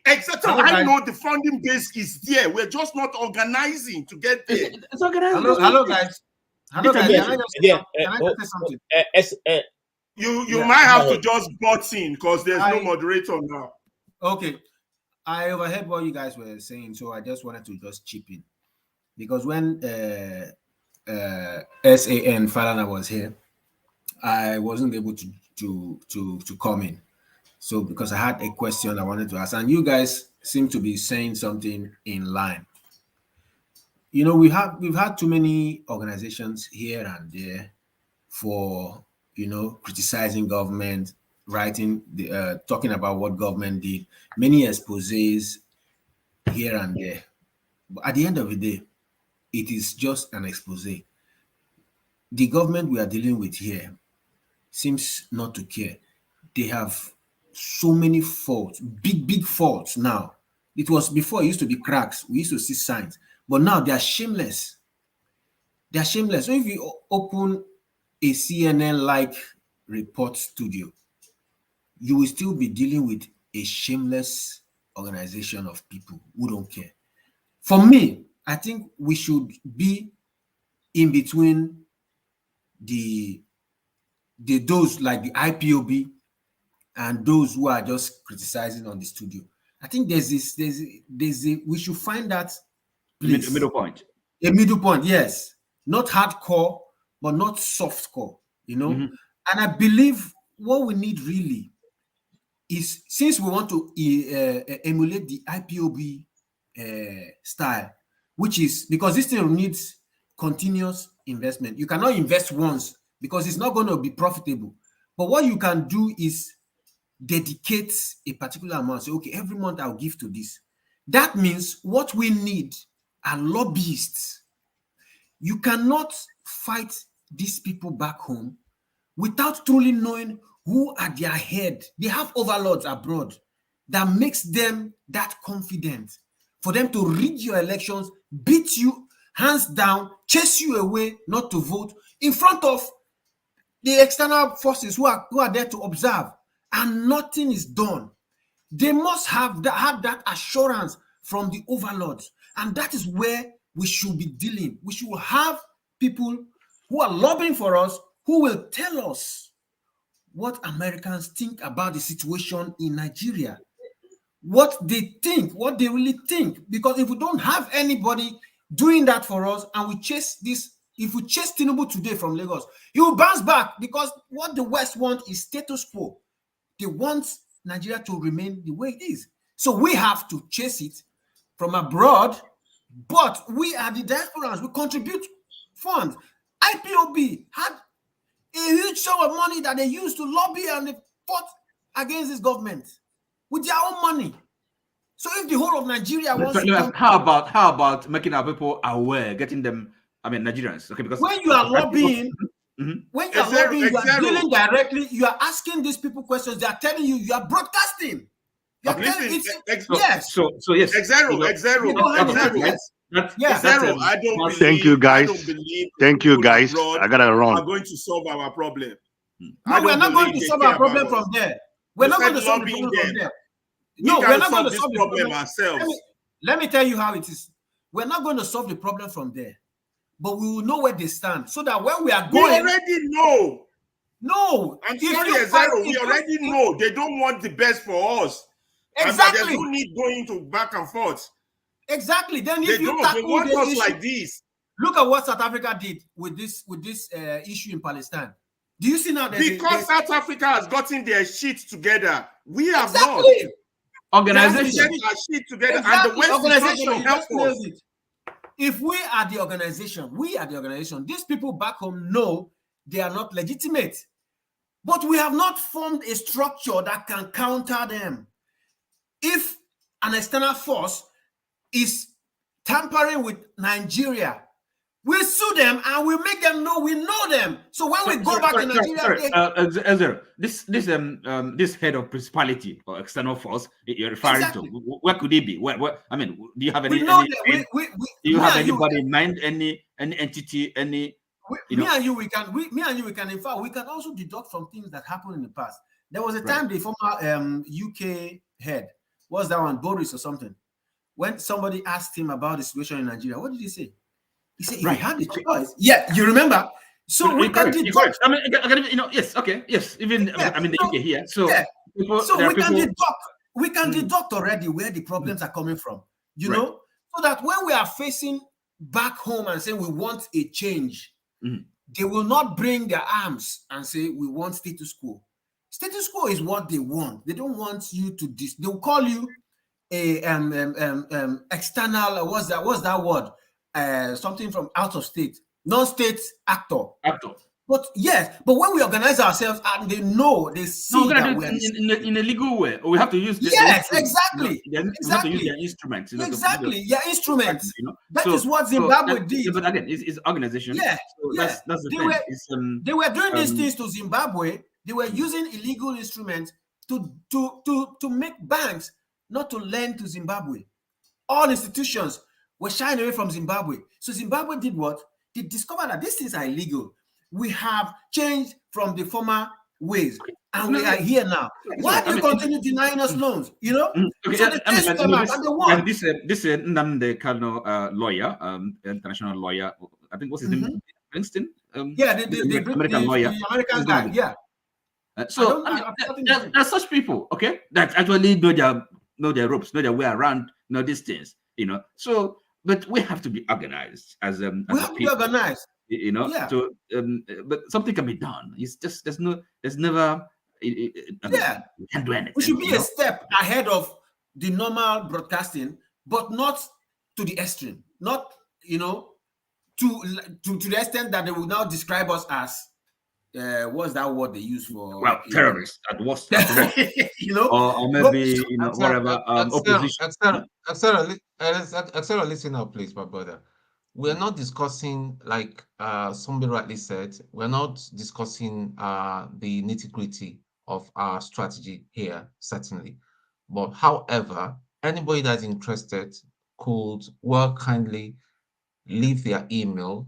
I already have some few people's email. Leave your email on the private chat. We'll pick it up and then we'll email ourselves. And we start working. Like IK has said that. I mean, he's got a few of us have got a Zoom thing and all that. And we can meet on Zoom, and that is where we can really open up and talk. Now, we reference to people that not having, not telling us who they are. There could be a reason for it, and this is one of the reasons. Maybe they've had a bad experience before. Just for instance, if I tell you, if I mention my last name, a lot of people will connect. They will say, so your dad is part of the system. But I know my dad was never part of the system, but he was played a part in some way and all that. But some people from some certain part of the country saw him as part of the people that play. So the thing is, this is me now. I'm speaking for myself. I'm not representing my dad. My dad is even no more here. He's gone. But what we're saying is we're all here as one man because we want the country to change. We want to get, because the consciousness, getting people to be clued up to know what is going on. I mean, like my ego, I go there, I learn a lot of things. And that guy, man, he's my friend. We talk. That guy does. I mean, the kind of research that he does, that guy is good, and he has not studied journalism for one day. He's even setting up an office because he lives in Glasgow, in Scotland. He's setting up an office which will be ready in February. So this is a one-man person. So if one person can be that organized and all that and passionate, and there's nobody that paying him. It's just people. When he says something, we contribute. Last time he was having problem with his camera and all that. I mean, before we could say Jack Robinson, they put together about £4,000, and he bought himself the equipment he needed, because people saw that he's doing the right thing. He's honest. He's committed. He's doing a good job. Yeah. So people saw that he's not the kind of person that will eat. He's doing what he says he is. He's real, and people gave their money. A lot of people don't even know his real name. They all just know him as Marigo. So this thing about identity, Steph, I understand you to some extent, but then again, because I like to view things from the other angle.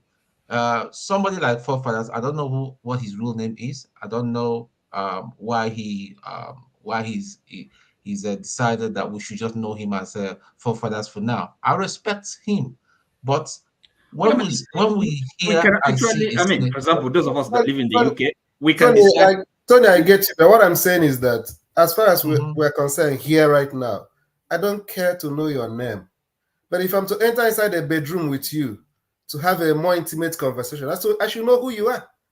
Oh yeah, I get you. If we enter the other room, I should know who you are. What is wrong, Steph? What is wrong with you? Why would you want to go inside the bedroom with me? Other room with a man.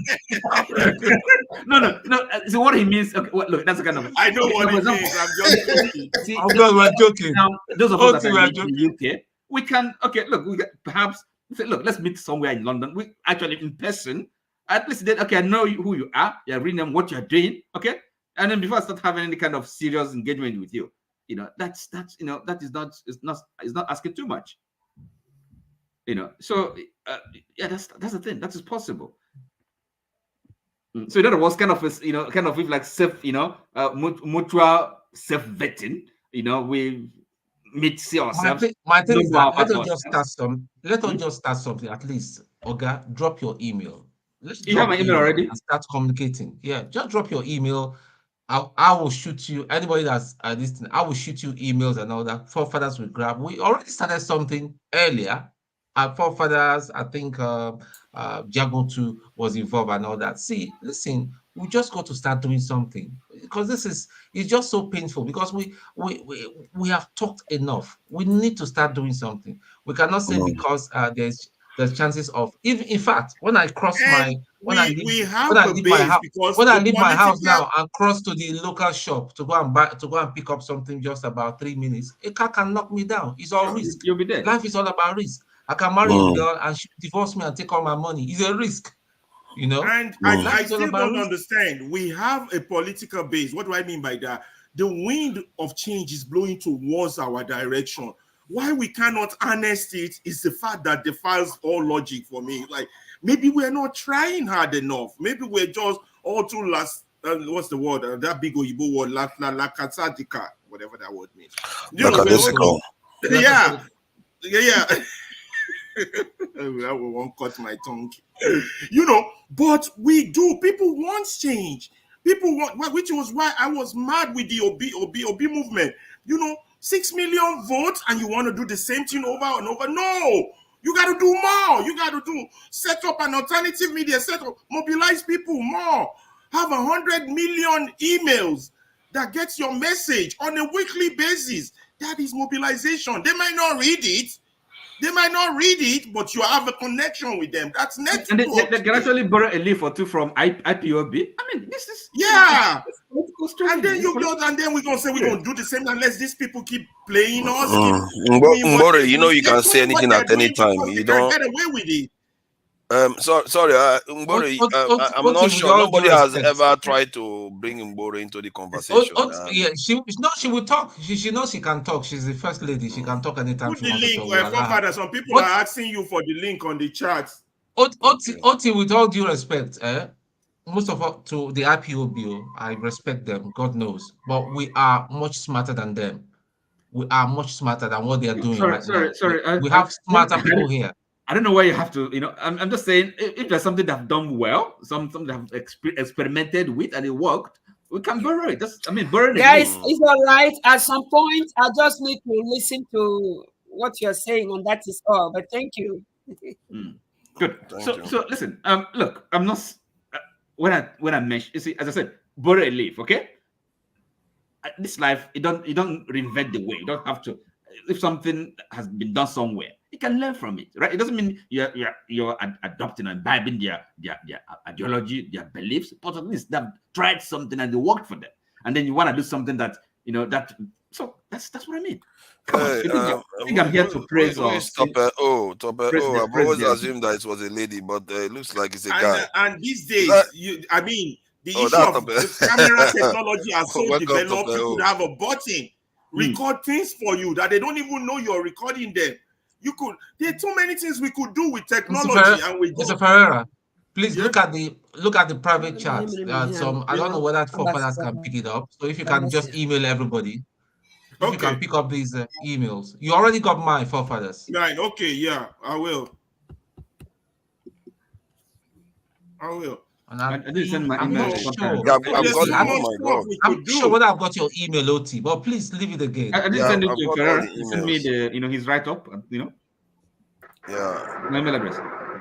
Wait, what is it again? Yeah. Tope is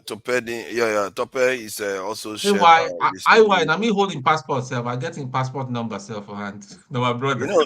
Talk by any woman that shows up here can say anything whenever they want. So Tope is here. Hey. No, I'm just saying hello to everyone. Hello, Tope. Hi. I've sent my email at home. I can see this. I can see that. All right then.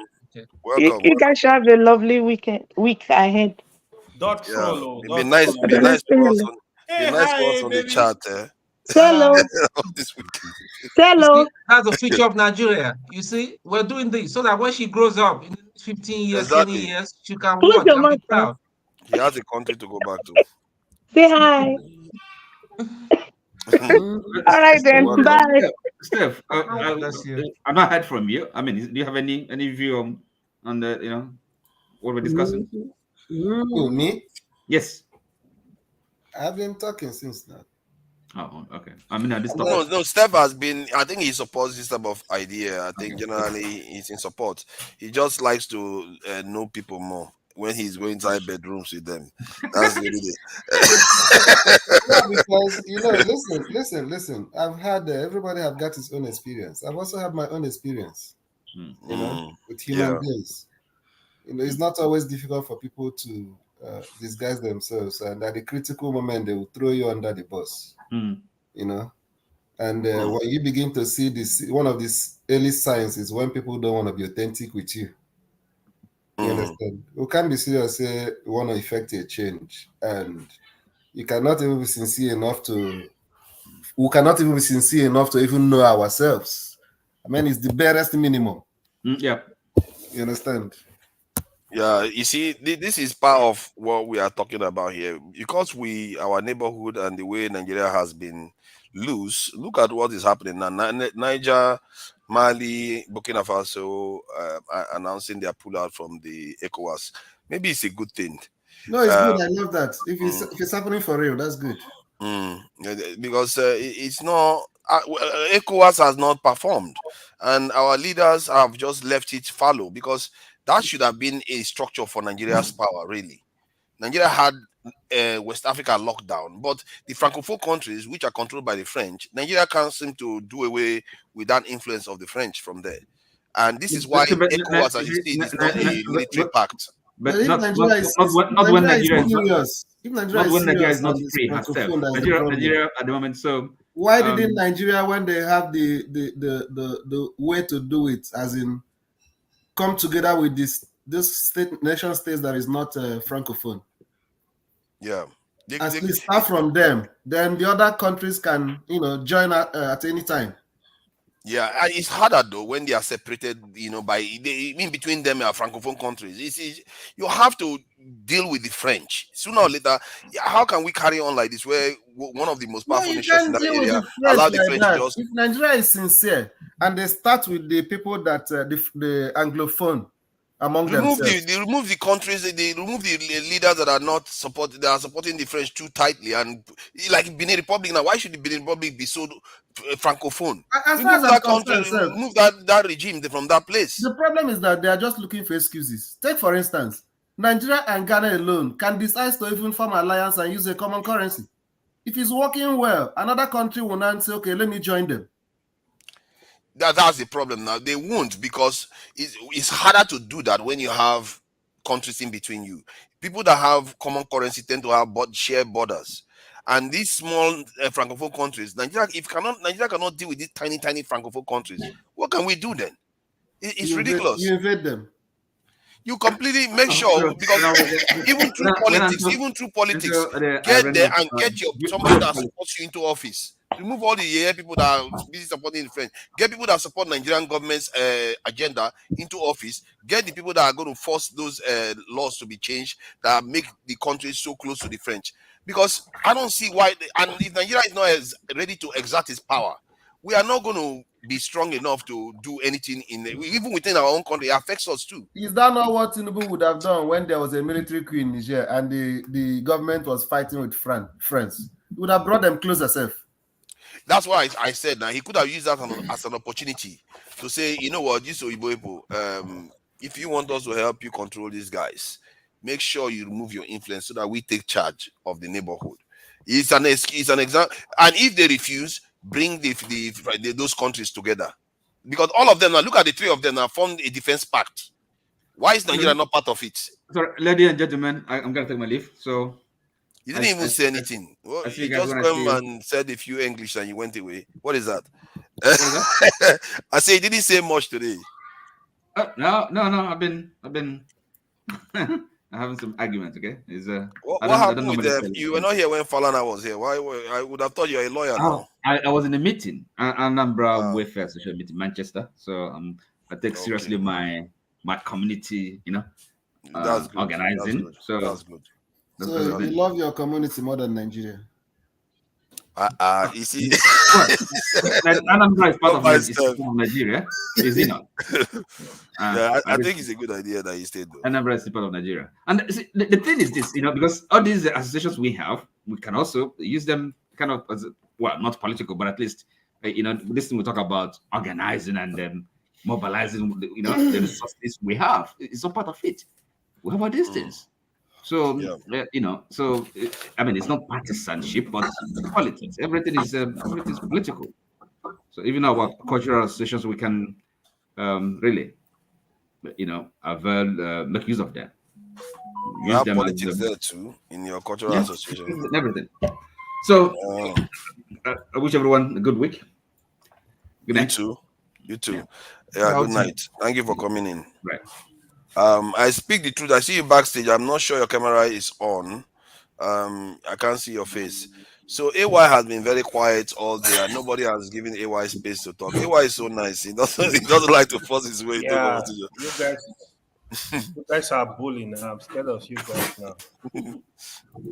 So, what do you think about everything today? What you've heard? Yeah, I watched it in the morning when Uncle Falana was here. Of course, I don't think there was any question I could ask him. Falana is definitely a shining light for the country. Anyhow, you're gonna see it. He has done a lot, and he's still doing a lot. I don't think he's part of the establishment, honestly. From his antecedents so far, I think these are kind of people we can still rally around, because even we youth, even if we want to fight, we want to take a different direction, we can look at work with some elders we feel that have that level of credibility, that don't belong to the establishment, and work with them. It's not even it's not a bad idea. I know Showore is very, very close to Falana too. Even people like Showore, definitely, it's not a bad idea. This fight is a log fight.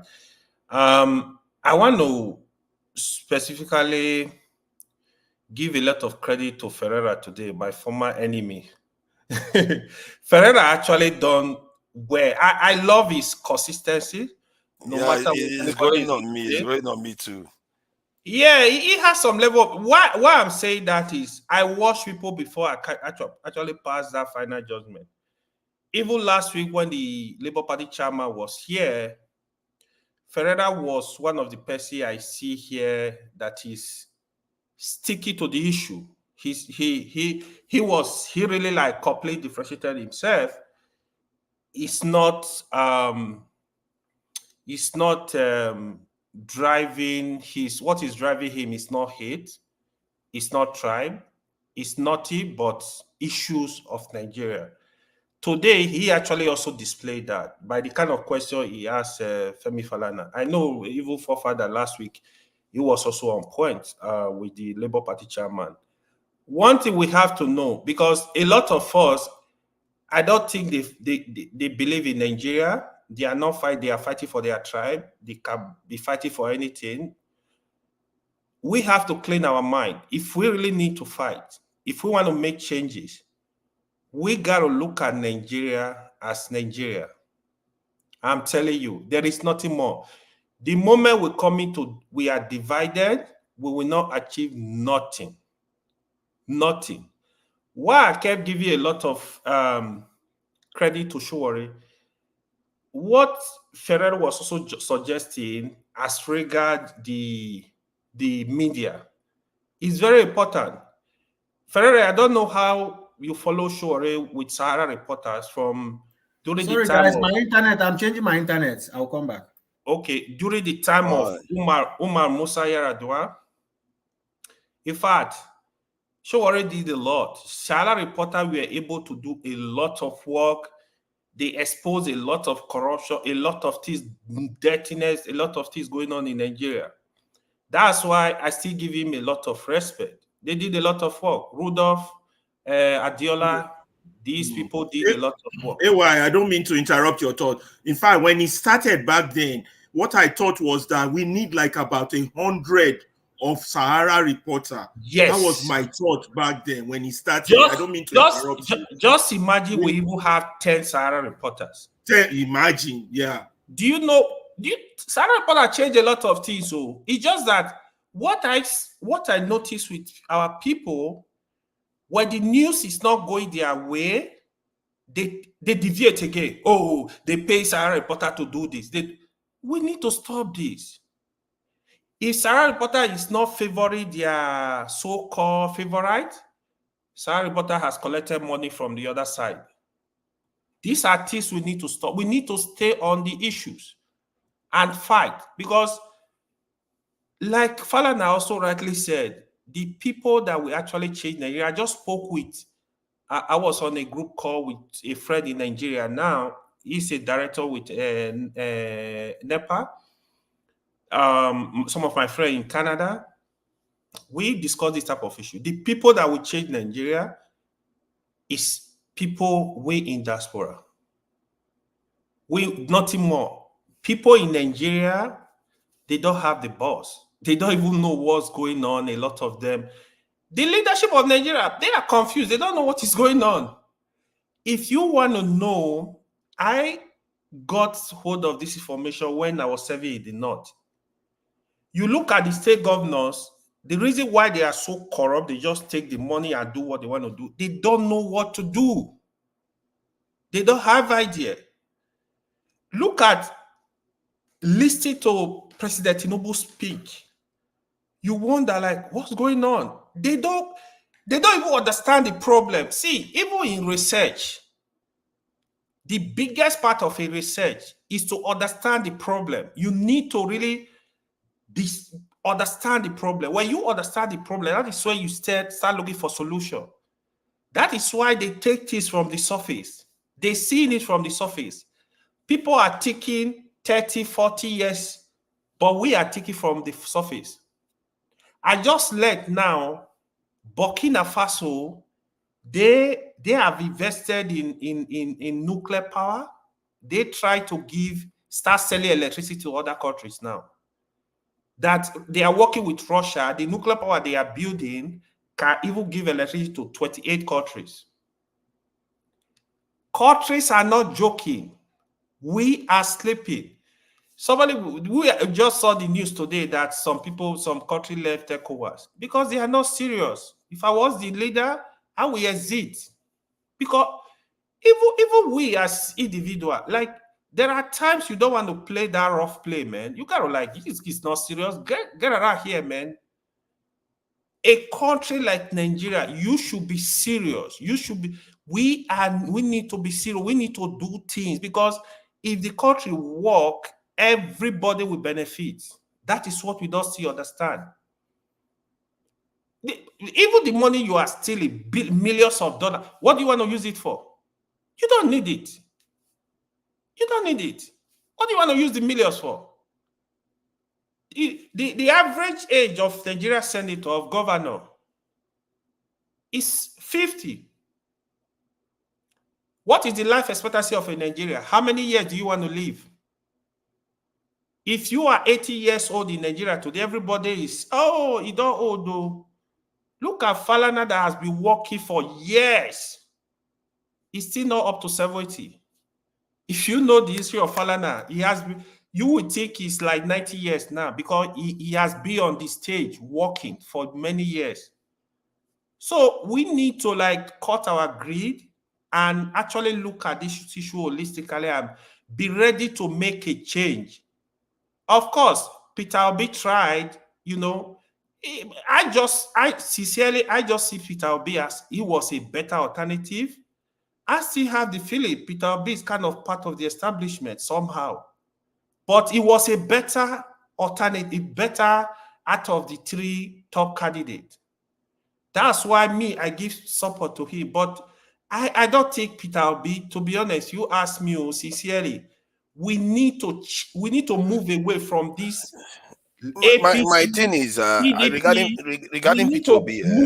If we want to change, we need to move away. Let me just ask something about Peter Obi. Regarding Peter Obi, he may be part of the establishment, but he's also somebody that can be part of the movement for change too. Because if you look at the way him, Molema, and Arikana came together and they wanted to talk to the youths in Ghana, it shows you that he may be part of the establishment, but he also knows about the change that is required, that needs to happen. So he could also be an ally, just like Falana can be an ally in the change. Because if you look at most movements in the world, it often takes people from the bad, the what you call the bad side or the bad guy side to join the good guys to complete the whole mixture that is going to actually defeat the problem that people are facing. You always have an establishment figure join because they have an insight that the people that are not part of the establishment do not have. So they always have something to, and some of them, they are part of the establishment, but they don't necessarily are comfortable being there. And when they get a chance to leave, you want to have a kind of line to open to them to join the movement too, so that the change, because anything that can help get to the result should be supported, isn't it? Because it's not, Listen, we don't just want problem for there is danger. There is danger in that as well. Yeah. Look, I wanted to add that I think that God has blessed Peter Obio for him not getting that position, though, because by now his name would have been turned to shred in the eyes of Nigerians. God has I'm really not sure, blessed you know. Are you sure? God forefather. You don't know the level of rot you don't get it. It's deeper you don't know how bad things are in that. You just don't know. Because this currency issue, we are not going to be having it too. If P2B was there, I agree. Some few things might be slightly better than the other, but I'm telling you, after 1 year, no Nigerian will go near him again. That is how bad it is. It's not because of him.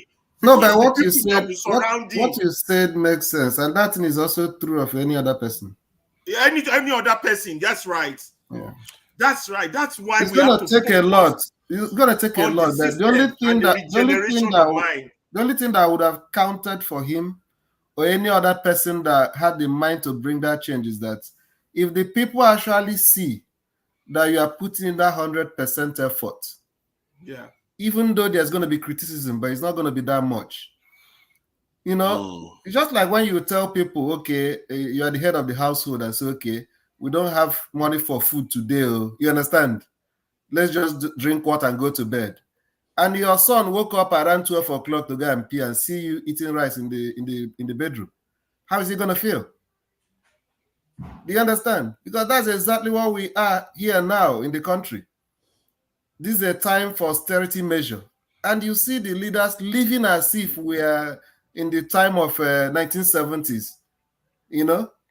That's the problem. We are not seeing, they are not. Our region is in trouble here because if you look at the move these three nations are making now, if they pull out of ECOWAS, so what are the implications now? They may not even care about using our borders anymore because I learned that them and Morocco is giving them a path to the sea. Yeah, yeah, I heard that.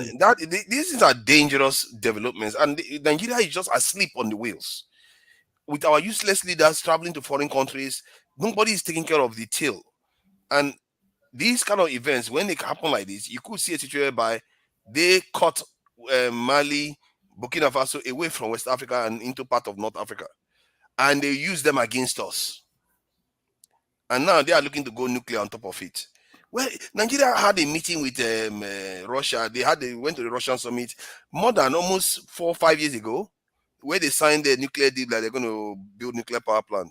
They come home, they go to sleep. They don't do anything. This is the game the Nigerian leaders are playing with us, and this needs to stop. They are killing us slowly. Forefather, did you hear what that man, what's his name, said today? When the one that talked to his senator, that saw him in the train. Did you hear what that U.S. senator said about Nigeria? I don't know. I don't know if anybody recollects. What's his name? Anybody? What he said? That who? Guys. What was that again? I forgot who said that. The guy with the baritone voice. Yeah, flagship. Flagship. Yeah. Did you hear what that U.S. senator said about Nigeria? That is deep. And for a U.S. senator to know that, oh, you're from Nigeria. Oh, it's so shame. What great potential you guys have, or something like that. I'm paraphrasing him. You know, and your people are just shredding it to pieces. Yeah. That's a foreigner describing us. Senator understands foreign policy, and they know about all those countries. They know, but because it benefits them, that's not their concern. It's us that have to get ourselves together. They're not going to get us together for. It's our job to do it, and I think the sensitization We need to sensitize our people seriously, and this is getting very, very urgent because the fact that you have to be telling our leaders is to buy right. Nigerian Our made leaders cars. don't know Jack. AY is right. They have no don't. idea.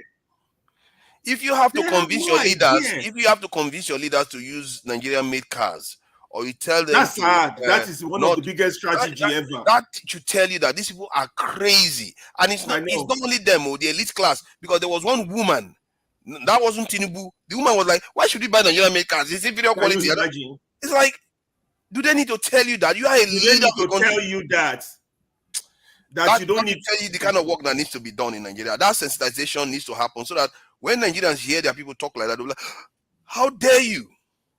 Because if Nigeria starts selling those cars, Nigeria start buying it. Guess what? Cameroon will start buying the cars. Nigeria Republic will start buying the cars. All the of Republic, all of them will start buying Do the you know cars. how rich we are going to be? These useless leaders just want to kill us.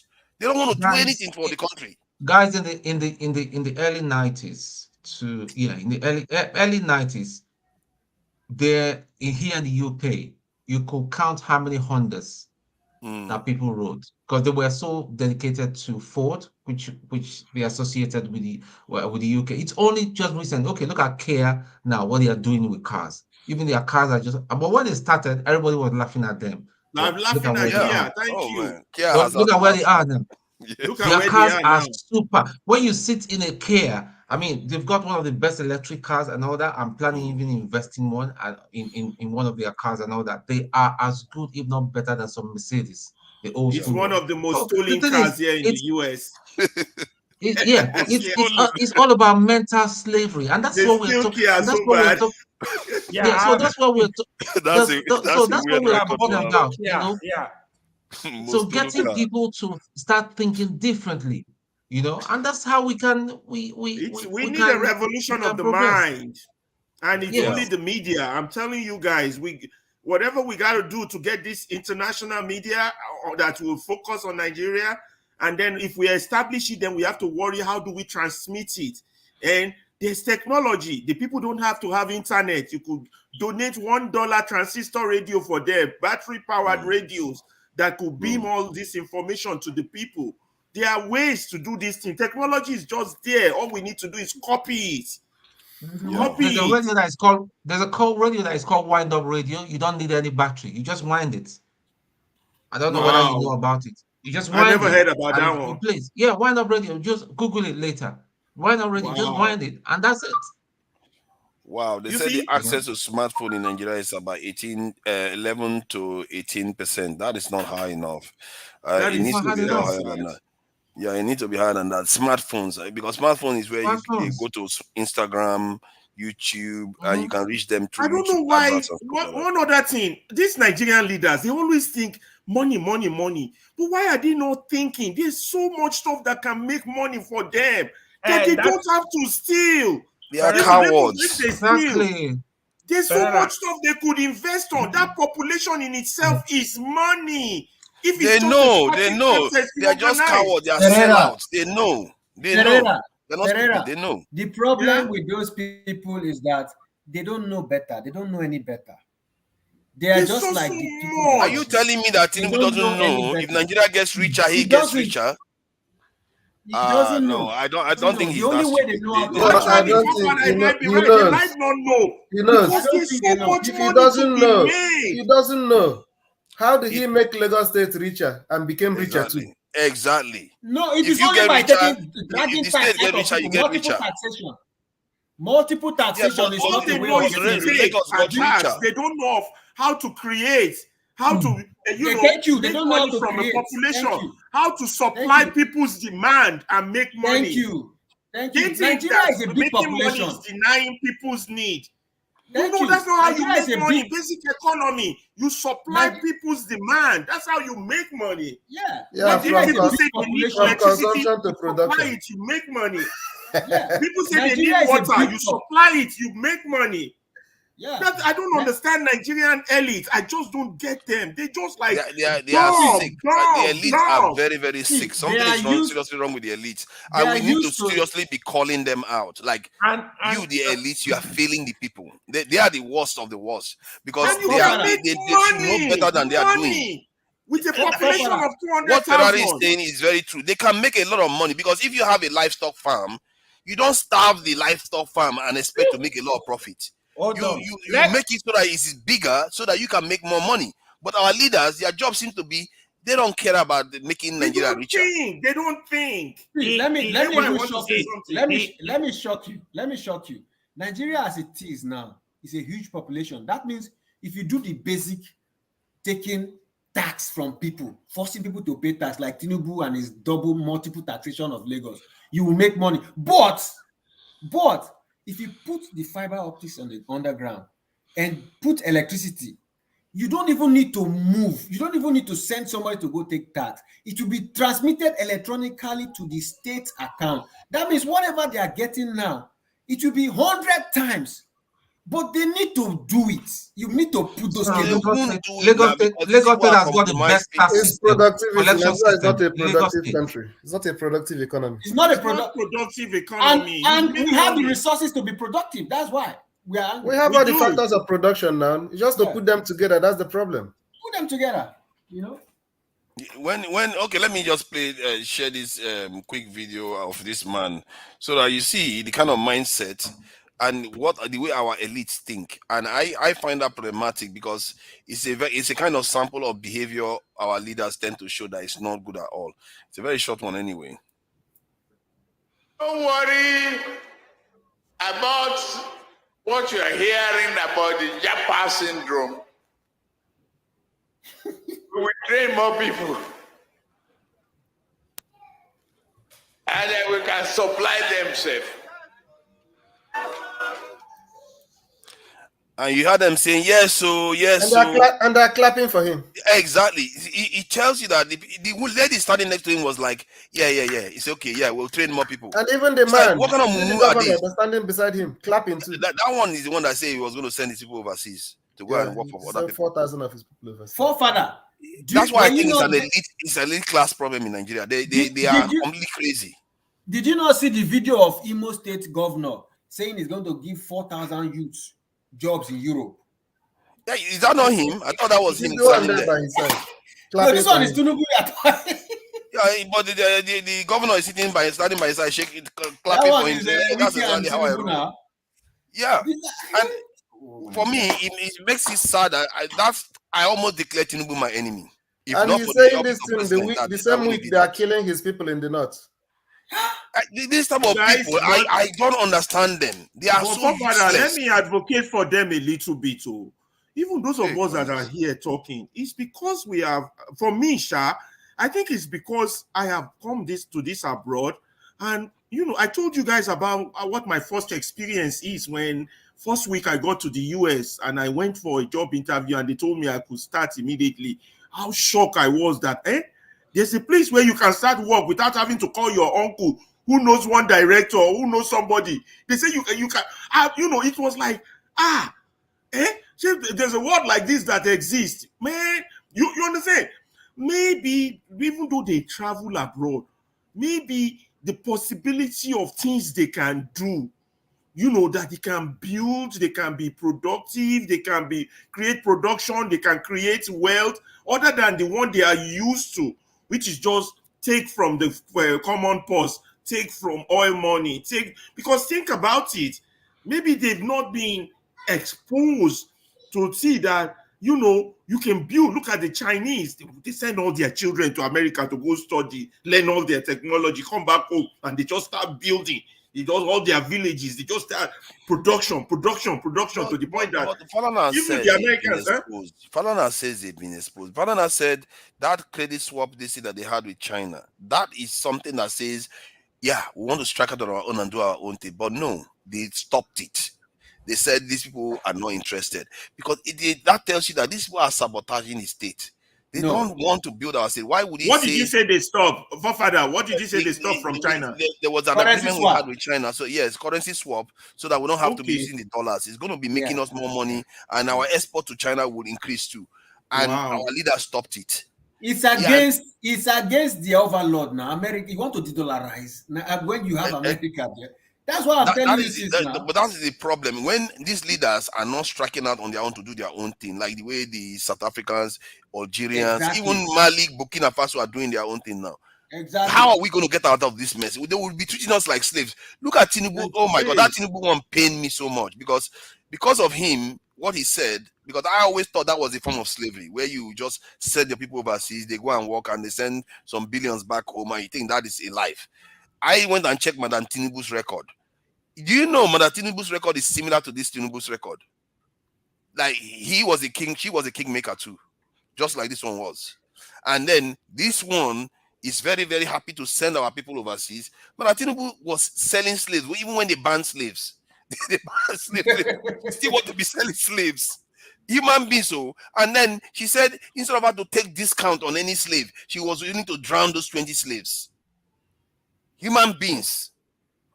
And this Tinubu must know that history because he must try to find out, okay, what's the history of this Tinubu name that I answer. I'm sure he must have been curious when he heard Madam Tinubu as a famous person. He must have read it. And yet, that is the kind of statement he still come up with today.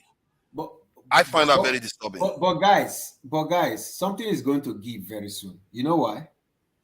Now, Burkina Faso, Niger, and Mali have pulled out of ECOWAS. As it stands now, ECOWAS is no longer feasible because ECOWAS is about free trade and movement. It's basically dead. It's dead now. That means they watch the hardship that is coming to Nigeria. That means that electricity that Tinubu cut off from Niger. The Nigerians now, they will go and now block the River Niger to create their own dam. Yeah, they said they want to create, they build it now. That's what they want to do. What is now the future of the Trans-Saharan LNG pipeline or whatever? Officially dead now. Everything. This useless leader that could have. I said it when that coup thing happened. They could have used because that. your interest is a lot. And just to cap it up, just to cap it up, you know that this man from Blinken visited Nigeria. There's no other reason why that guy is coming here other than to make sure that they put soldiers and take back Niger, bring back Niger to status quo. That means Tinubu is playing a bad regional politics. If you look at the north of Nigeria, the people that put Tinubu there, all of them are in favor of don't go to war. Now Blinken is coming here. What else is he coming here for? They don't want to touch Tinubu before because of the scandal, but now they're coming here. That means they want to go back and take back Niger and bring back Niger. Yeah, that's uranium. The uranium. Yeah. Can I ask something? No, uranium is to the something? This may seem a little bit controversial. I wanted to ask. Sorry, let me just crown. Okay. Uranium is to France. The trans pipeline that's going to Europe and America. That one to Europe exactly. No, the pipeline is not going to America. No, it's going to Europe, I mean. But yeah, Europe, Europe, from Africa. Let me tell you how this thing works here. America has forced a lot of European countries that are closer to Russia now into NATO. So America automatically will fight for their interests. You understand me now? Even here we are now. They just warned us 2 weeks ago that we should prepare for war.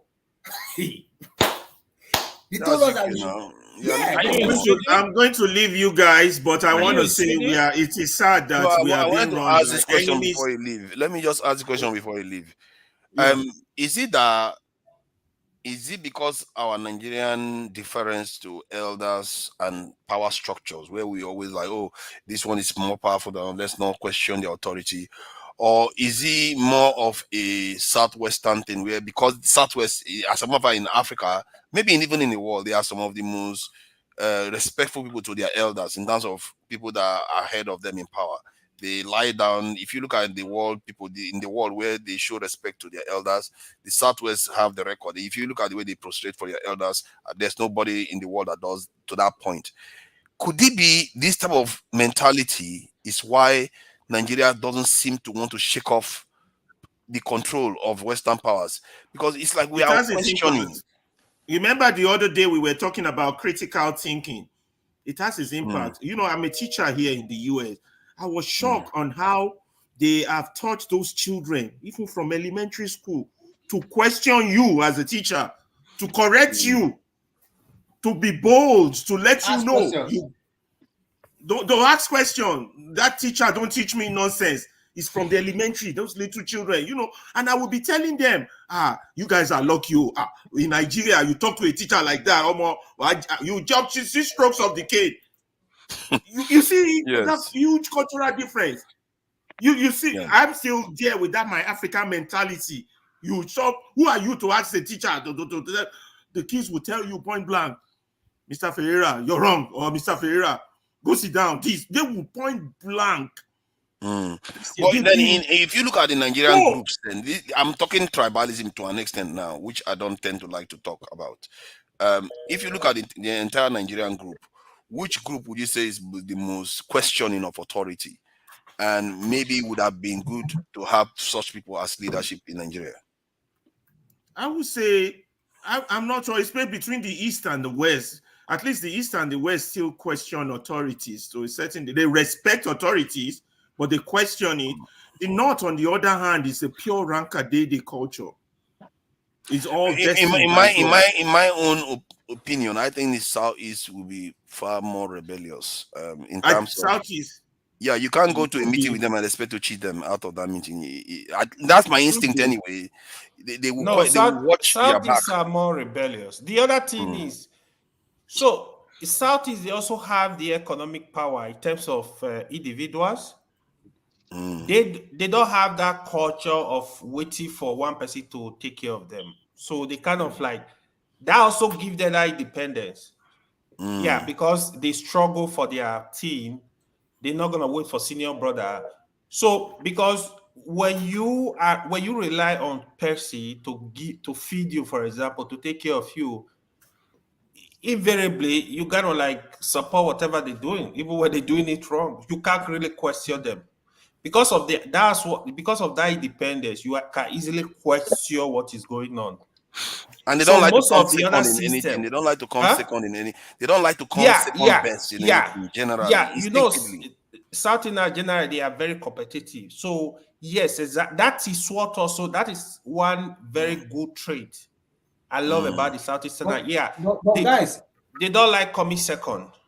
It's so surprising that you guys could come to this conclusion. It's a beautiful thing to hear when people who are not from the Southeast speak like this after discussing and analyzing, and you come up to this conclusion. You know, this is one of the reasons why Southeasterners have problem anywhere they go. If you look, because this rebellion you're talking about is just because they will be the first to point finger at the wrongdoing. They don't have that finesse of trying to cover it up. And that's why they didn't vote for Buhari first. The second time again, instead of to say, let's vote for this guy so that he don't punish us, they still did not. It's a trait. You know, and there's always room for that type of traits. Like even in the case of the UK, when the UK wanted to go to war, they brought Churchill in. The moment they won, they kicked him out of office immediately. A guy that just won a war for you, you voted him out of office immediately. That was because Chamberlain messed up. Mad he was the prime minister now. He's not Chamberlain. They still voted him out of office. So the thing, my point is that maybe a Southeastern leader would have been really, and TPW could have been quite good for Nigeria, because at this time we need somebody that talks for Nigeria. No, by now his name would have been in shreds. We don't know that. I think so. That Nigeria is. Peter Obi is late. He came late. He would be so much struggling with those that are under him to put them in check. It's a shame, though. We've never had a Southeastern president in this democratic dispensation, so we can't necessarily know. Because they will change the order. They will change the order. They will change the order. Because my feeling is that they don't like if a South goes into an office, they will look at the Igbo man in the eye and they will have a discussion. Exactly. Then the South will come out with 80%. The maybe Southwest will come out 80%. a Hausa man, yeah, maybe they will just say, I don't care, I care about Allah, maybe 75. But the Southeastern guy will be like, if he comes out with 80%, he's going to have sleepless nights. He's going to like, somebody cheated me. He's going to want to go back and negotiate that thing. And that is why wherever they go, they succeed, because they don't want to come second best.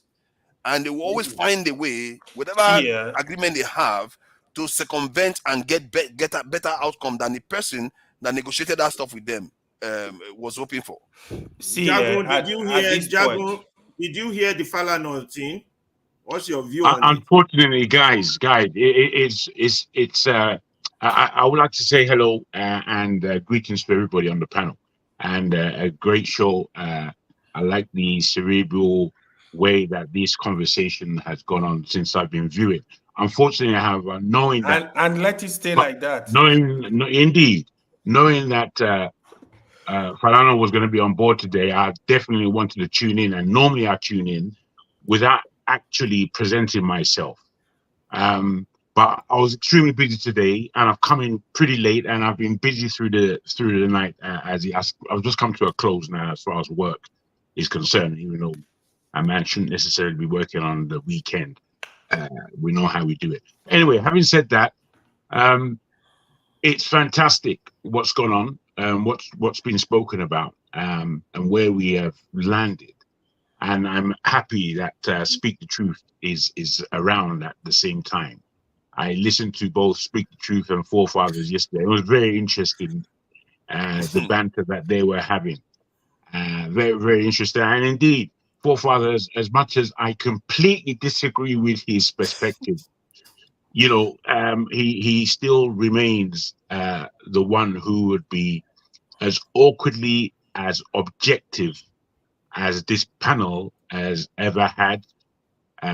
Sometimes we reject the whole thing, but when we stand back a bit again and we view, although we may disagree deeply with his awkwardness, the fact remains it's objective, and it's allowing people to really spark their minds and know where they stand as individuals in ourselves, and speak in a way that is not just heartfelt but thoughtful, and how we can land on our thoughts. Now, I say all this to say Falana's and the reaction I saw, and what AY was saying as to what Ferreira normally does and obviously did today. Unfortunately, I didn't see it. But again, just in knowing the people around and trying to understand where this conversation is going, it comes to a point for me. Who are the partners of the people we are calling partners? I've heard Forefathers speak about possible partners in Falana himself, like Soshore, I suppose, and people who are not necessarily in political positions, but have influence. Now, my preface is to ask, who are the partners of these partners? Is it us? Is it truly us? Is it really us? Are we the people who can bring forth what is needed, which is a movement? And that's a word that Speak the Truth spoke yesterday in the dialogue with Forefather. Now, I'm saying this out of real appreciation of the journey that we've all taken together on this platform, and how important this platform is, and how much power and energy we have. Just the 10 that normally may constitute the maximum on this platform, on the panel, but the different level of hundreds, 150, 500. That's what I've seen as people who are viewing us from time to time. And we don't know necessarily who they all are, as they all don't comment, but they view. So the movement, I'm asking, are we the partners? I'll submit there and continue listening. Thank you. Yeah, I want to follow up a little bit too, because I once said it's not always good to give up on somebody. Let me commend their Forefathers for yesterday. Indeed. I actually watched the whole thing. the conversation between him and I Speak the Truth.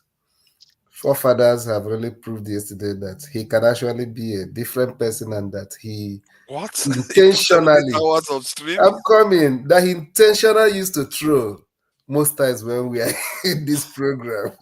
I was mostly humbled and surprised when Forefathers said that he went back and watched a little bit of the clip earlier on and that he's apologizing to I Speak the Truth for the way he was cutting him off.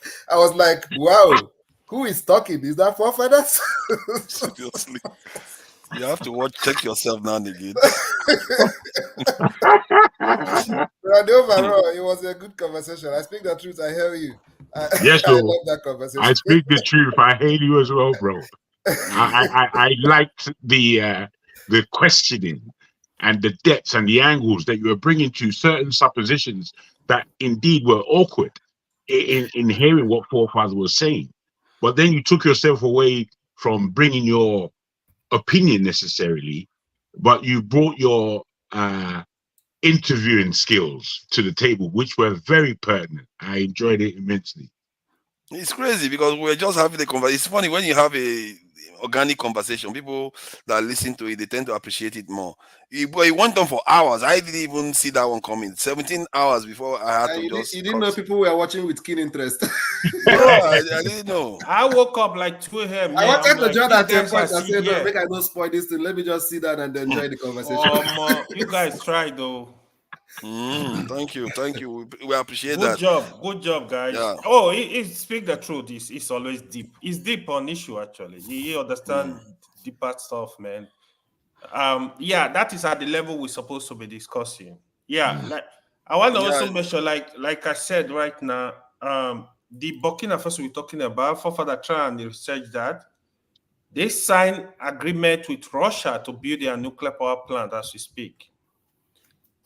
The so-called giant of nowhere, giant of nowhere, we are sleeping. Saudi government, they invested in renewable energy. By 2030, they are exporting renewable energy to Europe, selling energy. This is a country that produced 10 million per barrel of oil a day. Per day. We are producing less than 2 million as we speak, of population of over 200 million. It's so sad, guys. I will join up with you guys later. I gotta go. Okay, Ferreira. Nice one. Look out, Ferreira. Thank you, Ferreira. Okay. Yeah. We need to understand this issue at a very deeper level. Not the way we come here, we talk, we get it very distracted on trivial issue. We need to understand the issue at a very high level.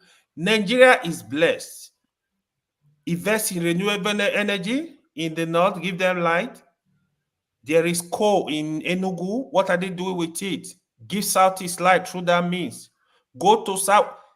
We need to think because electricity is a major thing in Nigeria. If we have electricity, I can tell you 30% of our problem is solved.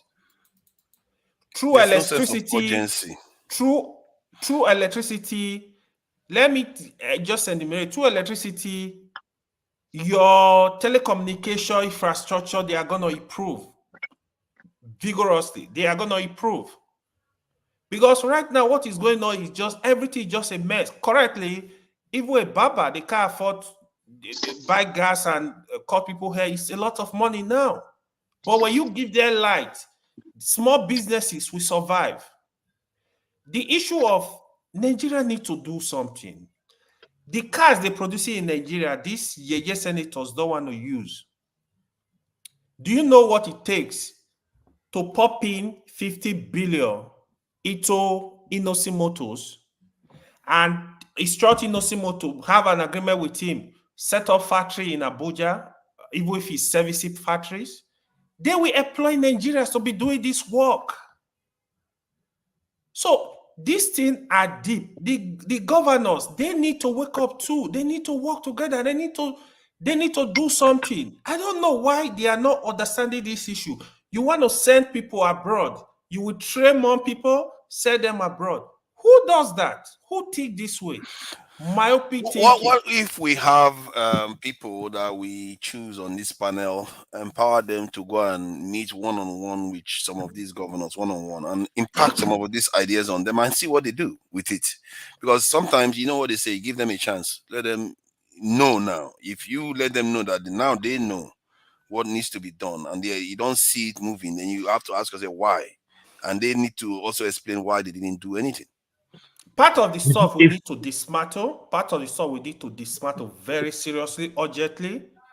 The issue of state governors going to Abuja every month to share money needs to be stopped.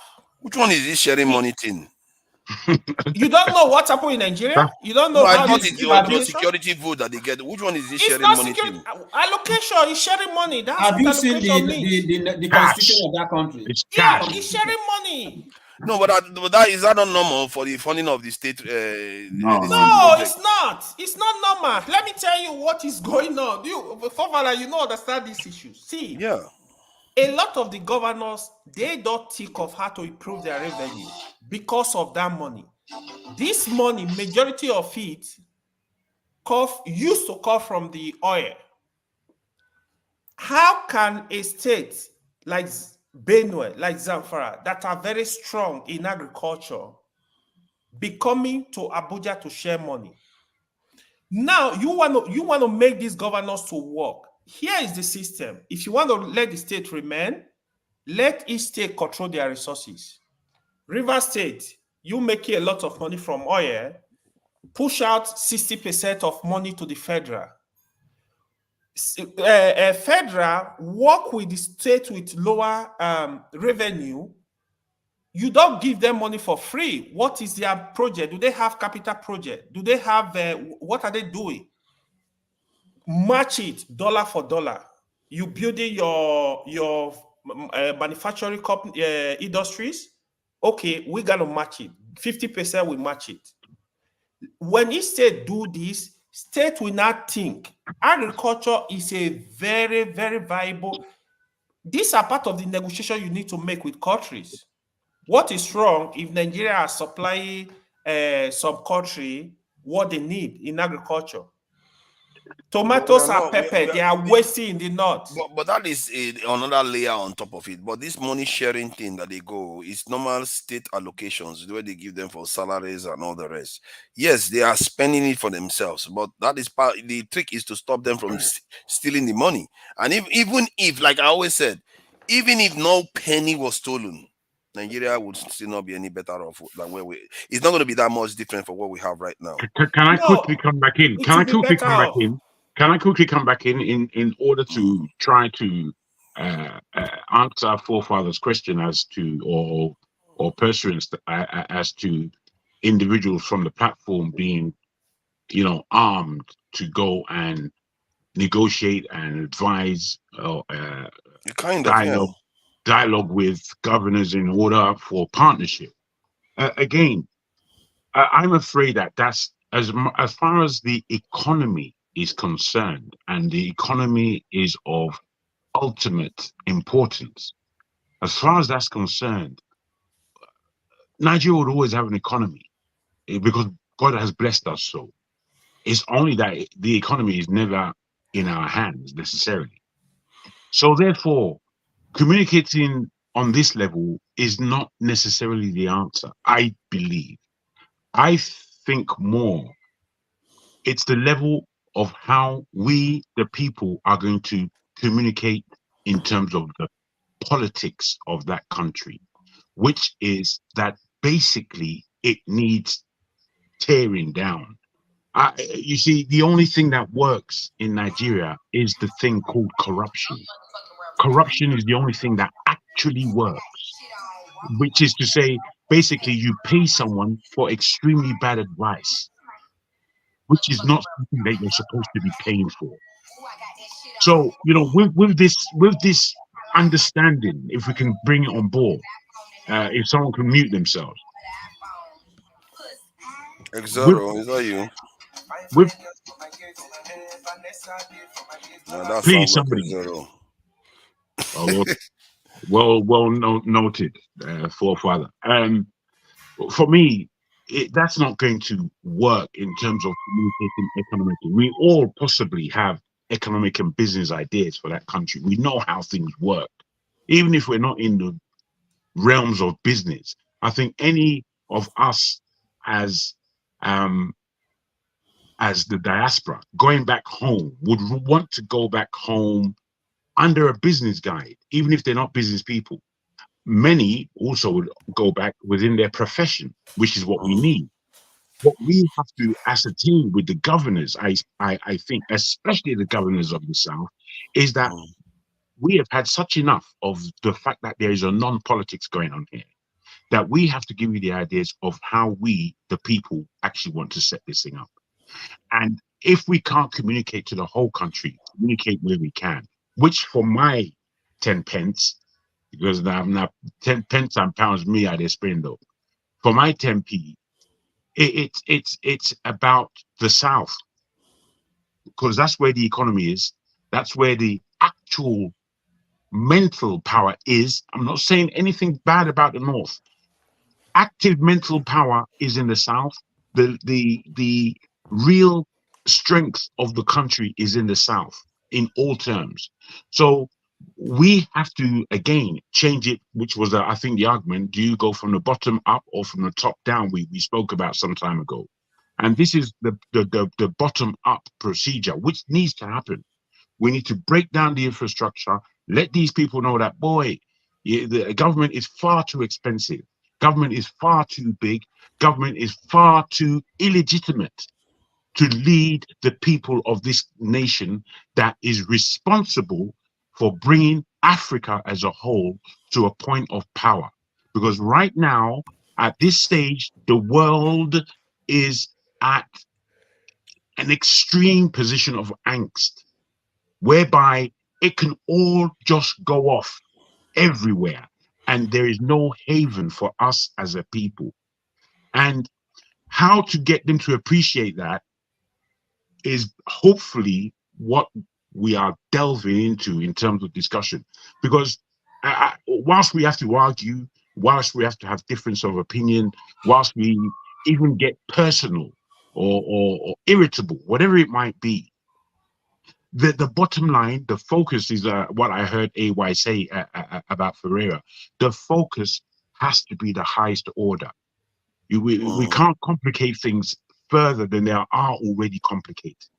So again, I feel that in us partnering or coming with an idea, coming with a plan towards Nigeria, it has to be focused on the actual idiotic politics that is playing out, and the fact that there is no actual reason, rhyme or reason for it. We now need to grow up and apply real common sense value on the ground. That's the focus. I submit. For regarding the mass media stuff, I think it tilted towards a kind of press kind of approach to things, or journalistic approach to things.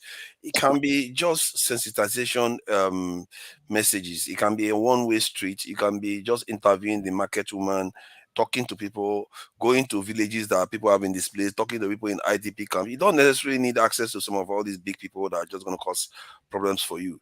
And because the true idea is to sensitize the people to now understand what their leaders are doing and how to stop them, how to demand stuff.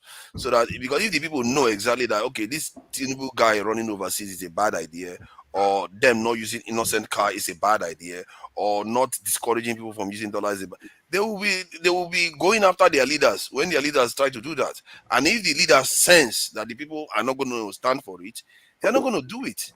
They are not stupid. Tinubu is not just going to come out openly on TV and start insulting Christian pastors. If he does that, he knows there's going to be consequences, because the people are not going to allow that. And there are certain things, even as it is right now, that is baked into the Nigerian psyche, that is unacceptable behavior. And you want to start getting them to understand that some of these things their leaders are doing should fall into those columns. You shouldn't have to convince your leaders to buy nationally made car. Because if you tell Nigerians that, you know, if we buy this, if we make these cars and we are buying it, 200 million people, among them, they have customers buying these cars. Before you know it, Cameroon will start buying it, Niger will start buying it, West Africa will start buying it. We are going to be richer for it. The people will start knowing that, why are you buying Toyota? Why are you buying this stuff? Buy our car. It will start becoming unacceptable to them. And I think that is how you move opinions. And before you know it, and like somebody said, they are going to try to stop you because they know how powerful that is. And I think that's another path we can go to. And that doesn't even involve conflicts. You don't have to fight anybody. You just have to tell people what they think the truth is. And you don't have to get any press card to enter anywhere. You just have to tell the people the truth. And the 18% that have access to smartphones, they go to Instagram all the time. They go to YouTube. Target them with this type of adverts. Target them with this type of information so that they will start understanding. After all, these are the ways they targeted us with family planning and all this stuff that we adhere to on the continent. You'll be surprised the kind of impact you start making just by sensitizing people. This is why Google AdWords is good, because you can also get rewards. That's a kind of analysis of whether the advert you are sending out there is having an impact. You can also be able to analyze it. If it starts having an impact, you say, okay, yeah, that's working, we'll do more of this. If this one is not working, you move away from there. We have to invent new ways of combating these people and making change, because this is a new age. That's part of the conversation myself and I Speak the Truth had yesterday. It was a long one. We were talking about democracy extensively, about different kinds of democratic system that we could come up with. And that's kind of area. We want to go to areas that has not been treaded before.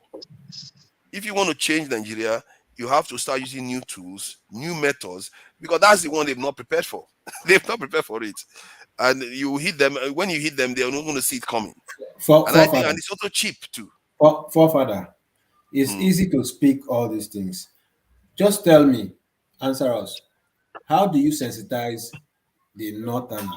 How do you sensitize the Amajiris? No, that's easy. You let them know, because I know what some of them are thinking. They are thinking that they're preparing for jihad. You let them know. You show them what is happening in. How do you approach the North even? Because you know how they round people up. You know how these people round people up and just fight. No, you don't round them up. You don't approach them face to face. They all of them have devices. They have devices. They have ways or places you can meet them that is safe for everybody, that doesn't involve this in confrontation. They are neutral grounds. They have their own devices. To stay on the fringes. You know, to sensitize these people, you need to enter. No, it's not. Somebody that has their phone, you are in their bedroom with them. You are right in their bedroom.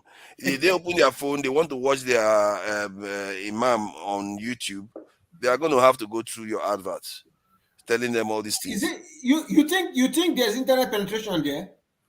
I'm not saying I think you just have very wrong opinion about. There is, so they are not as backward as people. I don't know if you ever been in the North. The thing is, where have you been in the North? Which state? Okay, let me tell you. I've been to Kaduna. Listen, you get a lot of things wrong. Listen, the North have a lot of progressive that actually think the way we think it right here. We reach out to these people. Sometimes I even feel the North is even easier, because the North, you can talk to one person and he's going to transmit that message to 1,000 easily. That's true. So we need to understand every part of Nigeria. You need to understand, if you want to fight a fight, understand how you want to deal with them, how you want to penetrate. It's no issue of, this part, I don't think, these are no issues. You need to study, okay, what is going on? Who can I use? What can I use? Was it not the Britain that came to Nigeria and they were successful in their operation, in all what they wanted to do? Let's talk with people, man. Very few people. There are ways to talk to people. You don't dehumanize people. It's just like, for example, if you want to penetrate Benin, for example, Benin people, if you are able to talk to the Oba of Benin, Benin will listen to the Oba. You need to understand people. You need to study environment and know how to communicate to them. I can tell you for free. If Oba of Benin speak to Benin people will listen. So there are settings like they will listen. No matter how you see Benin people, there are people. I know they now. Will listen. I know. Even some people that you know how I know people are so loyal. It's like loyal to the Oba. When these people, they were like, oh, down with Tinubu, down with this, down with that, and then when the Oba said Tinubu is this, oh my God, you saw that defending. Forefather, let me tell you. Oba of Benin don't need to speak. His body language, people will line up. Somebody said in the comment section. Somebody said in the comment section, Tunaija is using hard words to sensitize Amajiri. So what is wrong with this guy? Oh God, it has to be you. These are things we need to understand. We need to understand how do you go about it.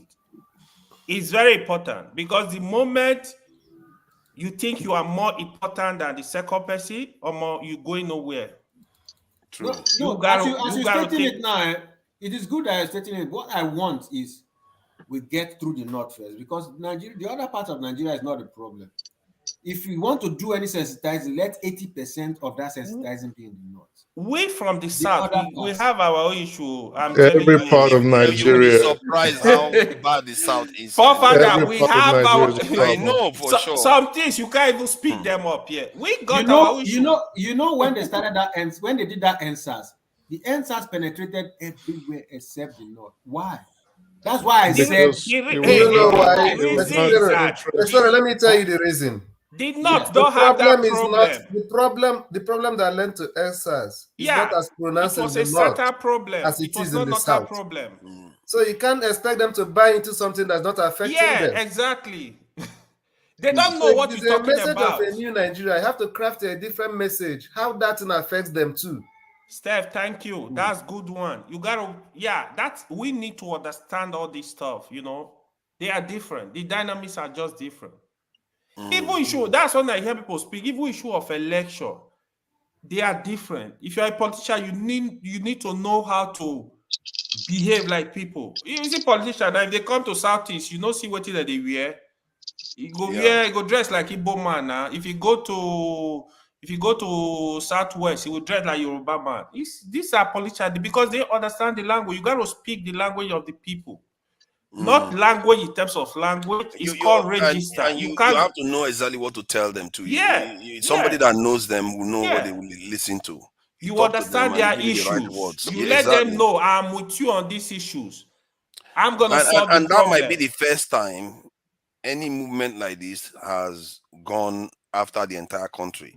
Like Nnamdi Kanu was southeast, Agboho southwest, but the one that goes after the entire country, this may be the first time. Maybe under the fight against Abacha was more national, but this may be the second time we are seeing a full national approach to this whole thing. And I think it's possible because it doesn't take a lot. The way they say about it doesn't take a lot. It just take a few people bringing a few $100 and then start setting it out there and analyzing the results. And obviously, you have to make the adverts, make the videos, and all that. You need the right people on ground. You know the right people on ground. The right and which is not too expensive too. There are a lot of people that have suffered injustice in Nigeria that will be willing to die just trying to correct these things. There's a lot of them in there. So we have not tapped into any of that at all. So we can recruit people on the ground that are driven, that nothing will make them compromise, because compromising their position will be like allowing their relatives to die over and over again. That's what happened with SARS. Now, what do you think people were ready to die during SARS? It's because of their experience, what they've experienced through the SARS people and the police. People were tired. They were like, oh, instead kill me. When you push people to that point, it's not going to be funny. SARS, you think these people were scared to die? They were not, really. I agree with you guys. Where we're going to have the problem is choosing the right kind of people on the ground. Don't worry, we'll go get there. Not small. No, not be small. I think your forefather that just said to put people on the ground, to put them on the ground. So in that I wanted some clarification in who these individuals are that we are putting on the ground. Yeah. Are you saying this is the diasporas thought I pattern. think the diasporans are best. If you, let's say you wanted to go and talk to somebody directly, somebody of high power, it has to be diasporans, because if you put somebody local, they could come after that person more easily. It will be easy to intimidate that person. But and you want to shield the ones locally from unnecessary hassle. And if a diasporan can do it, and if a diasporan that is an American citizen, you know, the way they will talk to that person will be different. So, They may not yes, like you, but they will be I careful. agree with you, and that clarification has now been made. Now, let me put this to you real quick. In doing this, how would you operate it? Would you lend a template to one individual, a couple, a percentage of the diaspora? Would it be how would you engage? You know, I don't want your full plan necessarily. I just want to appreciate that the engagement process of, if let's say for argument's sake, you just underline it should come from the diaspora. Now, in the diaspora, in coming forward with this, there is a plan that the diaspora are working towards, and they have put X amount of people on the ground. Is that what you are putting? The way I'm picturing it is that there are certain things you have people on the ground to do locally, and most of the stuff will be done remotely from overseas. And then if you want, there are certain things you want to do on the ground too, that it has to take somebody from the diaspora to come in and do it, because you don't want to expose the one locally to unnecessary hassle. Yes, See what I mean? I've heard you on that. I'm looking at what numbers you're talking about. I think you have to start small. You have to start very small until you are sure you know that it works. Because if you start small, you can test it and see how the response is. Forefather, I'm sorry to say, but why do you want to use the diaspora when you know the people who are the locals are the best to use? That's you're getting it wrong. For everything, from my not for perspective, everything. From my perspective, coming down from here to go and speak to one chief or something will not. In fact, immediately you leave that palace, we just call the governor, say one useless person from diaspora just came here, so they will know the secrets. That these people you know how much money they're getting from this. What secret do they know? They don't know any secret. All you did was come there to tell them this is what needs to be done, and let them know that it's also in their benefit. And you want them to understand that you are giving them a chance to do the right thing. That's why I told you that. So if they go, I'm sorry. If a local person, if they can say you are crazy, what will they do to the local person? They will say, let's call, where do they live? Let's call this thing. Let's go and find out where they live. Chidima, go and get them. Is that not the son of Chika? We're going to go and get him. Let me just give you my 2 cents. Is that what you want? Let me just give you my 2 cents. I know I'm not perfect. I know I'm not. Maybe somebody's going to analyze it better. But this is what I think. To be able to change things, you need to involve the locals. The minute those chiefs see that the people around him think in a particular way, they will see that they have to either conform or something has to give. But if you come from abroad, say you want to do this, the only thing they see, okay, just give us our own share.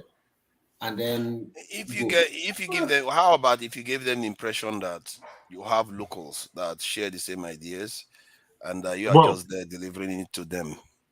I think they will know people surrounding them have the idea, but they don't know who. You know, you can tell somebody something, they just listen to you and you're just no, guys. When I put forward that it's you know, I was asking forefather what's the kind of overarching viewpoint of the proposition in terms of people on the ground, and you yourself, Xero, have just said in finding people on the ground,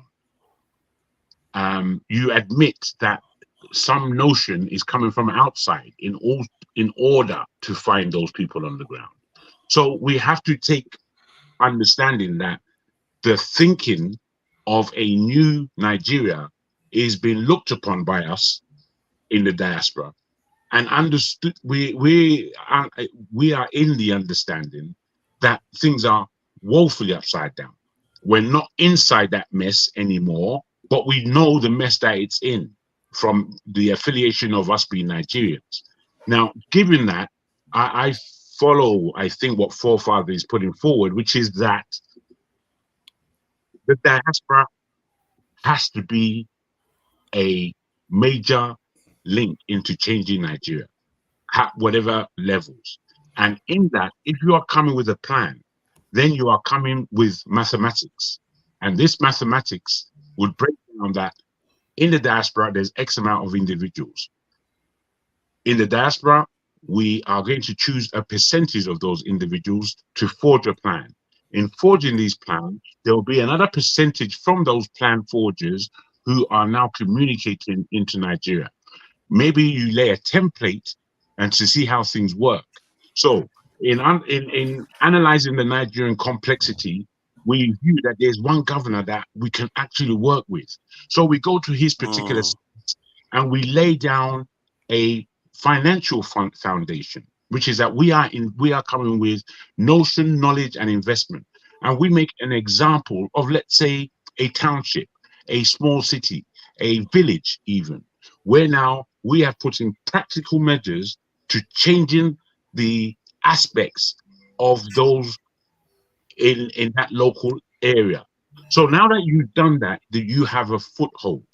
Now, this is already kind of, excuse me, this is already kind of going on in terms of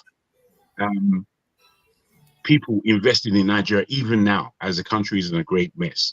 So if you have done that kind of engagement, by the time you have these people on the ground, by the time you yourself have spoken with certain authorities, they know you now. And in them knowing you, and that you are a Nigerian, you're from inside Nigeria now, your people are there, even if it's not in that state, you did from Nigeria. So given that aspect, the beginnings of a movement, because it's still going to take a move in order to do all the things that we're talking about. Sensitizing people, training people, making sure that individuals feel more empowered and engaged with the process of politics. Being able now even to push further, and because of financial investment coming from the diaspora, you are now able to use hardcore currency. You know, there's a big advantage to us in the diaspora with the Naira being as low as it is. Our dollars and pounds, it means serious stuff back home. If you bring 20 grand to Nigeria, you're in the millions already. And the thing is, when you're spending a couple of Naira, when you're spending 50 million Naira, you're spending 50 million. You are actually spending what we understand to be 50 million. But like, if I left this country, the lifestyle I'm living now, and the lifestyle I'll be living in Nigeria, with the fact that I'm connected to pound sterling, yet I'm in Nigeria. I already have homes there. I already have land there. So I'll be living a much higher cost of living advantage than I am here in the West. It's just a matter of fact. I'll have houseboys, I'll have drivers, I'll have gardeners, I'll have what I want. So all the domestics, the domestic chores that we have to deal with here, that is now taken away from us. We have our full mind to think and do. Imagine that. Imagine it. That would be quite good to be able to do. And I speak the truth, I've been quite quiet today. Okay, guys. I know it's going to get hot very soon. He's going to say something that's going to get me cross. I'll join on YouTube. You guys are in the morning. Yeah, let me go and take a sleep. We're not going to go long today. Today is Sunday now. Normally it's I'll see you guys 10 tomorrow. hours max. Yeah, see you. Thank you. And we got your emails. When we send emails, people, please look out for it. Yeah. And if we're going to have a gathering to talk something, you that like to have a conversation behind the scenes, that would be good to have that. And maybe start some of all these things. And I begin to realize that we could do this thing even because there's GoFundMe out there and that one can use. As long as things are done transparently, everybody knows what's going on. It can't be that much of a difficult thing. And besides, Dr. Damage technically has a media house, which this is. And if she's recruiting people on the ground, it shouldn't be surprising for anybody to think that he's doing. And some of the videos they capture, they can share it here, which also helps share information out to people, and more Nigerians will be coming here to engage. Okay, so I don't know from what I'm seeing in the world right now. It looks like things are about to go crazy. Because with these 3 dead in the Middle East, I've always called that conflict the most evil conflict in the world, and it may just prove to be the most evil one, because many people think Israel is losing this war. Many people have been saying, "Oh, Netanyahu should go away. He's dead. He's gone." You know, the reason why that man is hanging on is this purpose. If America gets into that war and goes after Iran, that has been his plan for the last 2 decades. That has been his plan. He wants America to go to war with Iran and destroy Iran for it. Then they carry on with their business. And America is all too willing to do that, because they will use Israel as a trap to drag Iran in. Now 3 American soldiers are dead, 30 plus injured. Yep. So it means some are going to die from there that are injured. Yep. Yeah. If you have 30 injured, some are not going to make it. So that must have been a serious attack. And now they are from the papers in the UK here. You see that they are trying to wrap it around Iran's neck, and they want to go after Iran. I tell you, man, if I was Iran and these will come after me, man, they're going to get a war they've never seen before. I'm going to fight them so bad that by the time they are done, they are not going to be able to shake a stick at Russia or this is China anymore. But I don't know what you think about it. Where do you think this is heading? And obviously, Nigeria is nowhere to be seen on this on any of these at all. To be honest, AY, what's happening with Texas and the rest of America? Because that's another thing that is brewing that nobody is taking notice of. What's going on there? What happened? It could be civil war. Oh yeah, I've always said if Trump makes it into office, there's a potential for civil war in America. There's so many things are going on everywhere. No, there will not be civil war. Oh, keep thinking that. You think so? Oh God. These are the right wing in America saying, those ones are technically the owners of the country. When those right wing white people are telling you something, beware. You have to be here worried. in the UK, they have started warning us that people might be conscripted into the army. Conscription has stopped how many years ago in this country? They started warning us that we should be ready. They're about to lose power and they don't want to lose it quietly. They want to start a fight. That's right. And that's the problem. They don't want to lose it quietly, bottom line. And when a man is at that desperate point, bad decisions are due to be made, I believe. I mean, imagine England calling for war instead of trying to dialogue at diplomatic level. Why would they dialogue? No, in real terms, I'll tell you for why. I did, if I can. What it is dialogue is in the interest of the UK explicitly. The way they're playing ball, I mean, the proximity of Russia to the UK is ridiculous compared to America. Let me just give you this paradigm. Let me just give you this paradigm. In terms of going to war with Russia, England is a fly to be swatted in comparison to the machine that is Russia. England is just nothing. Based on the people, based on military wares, ammunition, money backing it, nuclear armory. It just goes on and on. The England aircraft, England cannot compete on this level, and neither can the rest of Europe. So America being as far away as it is, with the capabilities that Russia definitely have, we are first in line. So let me quickly tell you. So with this understanding that England is here, England is bottom here at the ground, and Russia in comparison is on top fully. How do you not look for peace? That's why you are wrong. I don't look at it like that. It's not wrong. I don't say wrong. That's why I share different opinions. Let me say this. Develop a story first. This past week, America there is a conclusion struck plan to install nuclear missiles in UK. I don't know if anybody is aware of this. I've heard that.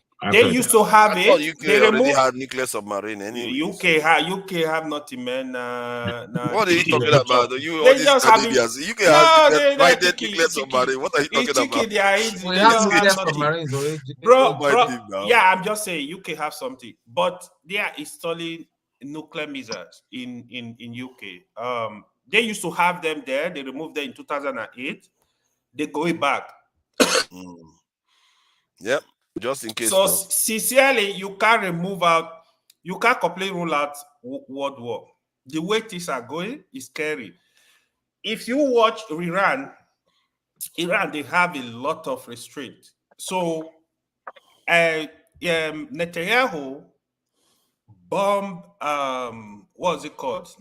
Not Hamas, Hezbollah. They killed one of their top commanders. They've actually killed some of their fighters. But Hezbollah, they have the power to actually fight Israel. But because of Iran, they have it restricted. I think Iran understand the general plan. Oh, of course. They know they are trying to trap them. Netanyahu want to draw the whole of that region into this war. Into a conflict. So they change the equation in the land. That is where it's going. But it seems the Arab world, the Middle East, they understand this man wants serious war. Then why did they go and attack? They want to stay in power.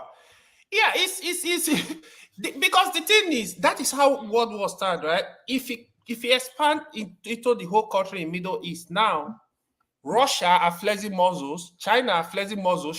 China, they want to attack Taiwan. That is still going on. Yes, sir. If America get into war in Middle East, China will use the opportunity to attack Taiwan. They will make sure they get the job done in a few months. Get rid of the government. 2 weeks. And Russia, they are stand by. Russia, they telling them stop bombing Houthis rebel in Yemen. You need to stop. A lot of things going on in the world people are not aware of. It's actually scary. It's scary time. If you I think the world has been a little bit negligent, and I think people don't think at this level enough, because that's why I keep reminding people of the conversation I had with an American. I said, if Americans, the British, won the First and Second World War, these people have been known to use nuclear weapons. They pose the greatest danger in the world in terms of being rational, like the way Jagon just said. Why is the British not negotiating? Why would they negotiate? They've been gaining from wars. They've been winning all the time, and they won First and Second World War. They reshaped the world to their own image, and you want them to concede that for free? They are not. What don't just happen, you have right? to give them solid reasons. So, and I feel like the world has not taken that into account the way they deal with the West enough. You know what I said to them? I said, you guys need war counseling, because in the way the world is going right now, they need war counseling, because in the way the world is going right now, you need to share power. And I understand fully, bro, that your instinct is not to, because you've won so many times. How can you want to share power? And this is what we are experiencing now. And North Korea are not smiling with South Korea. They are threatening too. Yeah. So a lot is going on. Like America are even accusing China of giving weapons to Houthis rebel to stop all the ship in the Red Sea. So now they're telling China on the ground, they say, hey, you need to tell them to stop. So Houthis don't want to stop, except you stop the war in Gaza. It's a lot going on. That Gaza one is deliberate. The Americans kept it going because this is the first time America has shown that they know if this war ends like this, America is going to seem as a terrible, terrible nation. This is not like Saddam Hussein. It's not like you just went in there and slaughtered 14,000 children, destroyed the whole town, and you backed them to the hilt. And that war ends like that. So you can see that the main plan is to expand it in the first place. That's why they were willing to just send their ships down to the Houthis, start exchanging with the Houthis very quickly. They are just looking to an excuse to attack Iran. These crazy people, and what they think they are going to get away with it. If I was Iran, I will follow the Singapore principle. I will become a poison shrimp for them. By the time I'm done with them, I will make sure you are not a superpower anymore. I will kill and destroy all your assets. Whatever you like do with me, but when I'm done with you, China will just walk into America and take it. And that would be the approach I would take, because it's just wickedness. What they are doing is just, you are minding your business. They won't let you rest. They put sanction on you for 40 years. They won't let you rest. You go and start killing people. For what reason? Because you just want power, ultimate power constantly. Next time you will fail not to get that power if you come through me. And this is why they don't want to go through North Korea, because they know North Korea has that same plan. North Korea's plan is you come for us. North Korea is ready to die. They will kill so many things, that is their original plan. And I think that when you have that kind of plan, they fear you, because they know you are not there to negotiate. You are there to do damage, and they will have to come at you with everything they've got, which will expend a lot of their resources. While the Chinese, the Russians are there, and when they do that calculation, they'll back off. Bro, North Korea have missiles that can get into America now. They don't play around. If I was not going, this in Iran, I would be so cross right now, because what they are doing in that region is horrible. They just came and started a war. They just started for no justifiable reason. And since last year, do you know that Israelis have been ratcheting up the pressure on the West Bank? They've been killing more and more of them before the Hamas thing even happened. It's like That's a continuous thing. Yeah. It's always been a tactics. And then he went to the UN 2 weeks before Hamas attacked. He showed the map of Israel without the West Bank and Gaza. It's like their plan is to completely take over the entire territory. It's just crazy. You're looking for trouble, and when you see the trouble, if I was Iran, I would give it to them. After many years of preparation, I will give all the trouble that they want. If it's just to bring them down a notch. Because this is not going to end. They are going to come after Iran. They are going to come after China. They are going to come after. They already came after Russia. They just keep looking for trouble, and I understand why. Because they are power. They are the superpower of the world. What do you want them to do? They are not going to back down until somebody stops them. They build a war. They build a war around Russia right now, and if they are successful, that's a really strong war. They build it around Russia. Russia will punch through. If they keep pushing, that might cause real war between NATO and Russia. That starts at the end. See, listen, we are all done. We don't want to think about how this war is going to play out. It's not going to be a conventional war. Nuclear is definitely. And do you know how many people are going to die? Why do they keep saying that? I'm not anyone now you think they're gonna be giving flower? It's nuclear, man. Where you think we're going? Nuclear. It's nuclear. It's not conventional. I don't know why people think I'm sorry. Let me. I don't know why they think I'm anti-American. I'm not anti-American. I'm American-centric. It's like I Israel believe now. I believe you are anti-American. That's why you're wishing us Trump. See, exactly. So it's like Israel now. My sensibility is to support Israel, but there are certain things you do. You have to be criticized. Come on, because by default, I'm more on the side of the Israelis than the Arabs. Look at what Arabs have done on the continent. I'm more on the side of the Israelis. But you can't just go and start slaughtering people and you expect me to support you. And I am on the side of the English-speaking side of the world, generally. If you ask me to pick, if America was on our side, the British was on our side, they were funding us, we were becoming nuclear powers, and they asked me to pick between them and the East, I would pick the Western region. That's the part of the West. We speak their language. We tend to have links. Africa has colonized them. They've come and colonized us. It's not exactly. We're not that distant from. Did you say Africa colonized them? What do you think the Moors went there to do? To throw flowers? They colonized them. They messed them up they messed them up in Europe too. That's why Africa was part of the problem. We always forget that Africa did similar stuff to them. So, no, we didn't. No, we didn't do similar stuff to them. It's not the same. It's not the same. But we did go there and rule. We went there. Okay, so this is why it's not the same, Joe. And this is why of course it's not going to be the same. You wanted to set up colonies like Nigeria, like they did to us. So this is why, like, when people criticize the Falanis, I always say you have no idea how civilized and advanced they are, because they were parts of the troops with the Almohads and the Almoravids dynasty that went across the Gibraltar to when the Moors went there to rule certain parts of Western Europe, so parts of Portugal. That's why you see them with this skin color, the Mediterranean look, parts of Spain, parts of France, and some parts of Italy. So we didn't go we meaning Africans, we did not go there as like conquerors, but we had influence in that area. Yes, we did rule for almost 800 years. And this is something I think a lot of people always mistaken. And to divert a little bit, this is what I always tell people, that our ancestors have always been in contact with the European. We've always been in contact with his faith, with his creed, with his religion, which is Christianity, as we know it today. We were in contact with them, but our ancestors refused to imbibe their beliefs. So we did not accept what they believed in. And this is just to divert, I'll come back to the whole topic. And then we came, when we got pushed back to Africa, they came through the Atlantic and enslaved us, and of course gave us their own version of what a lot of us practice today. But that being said,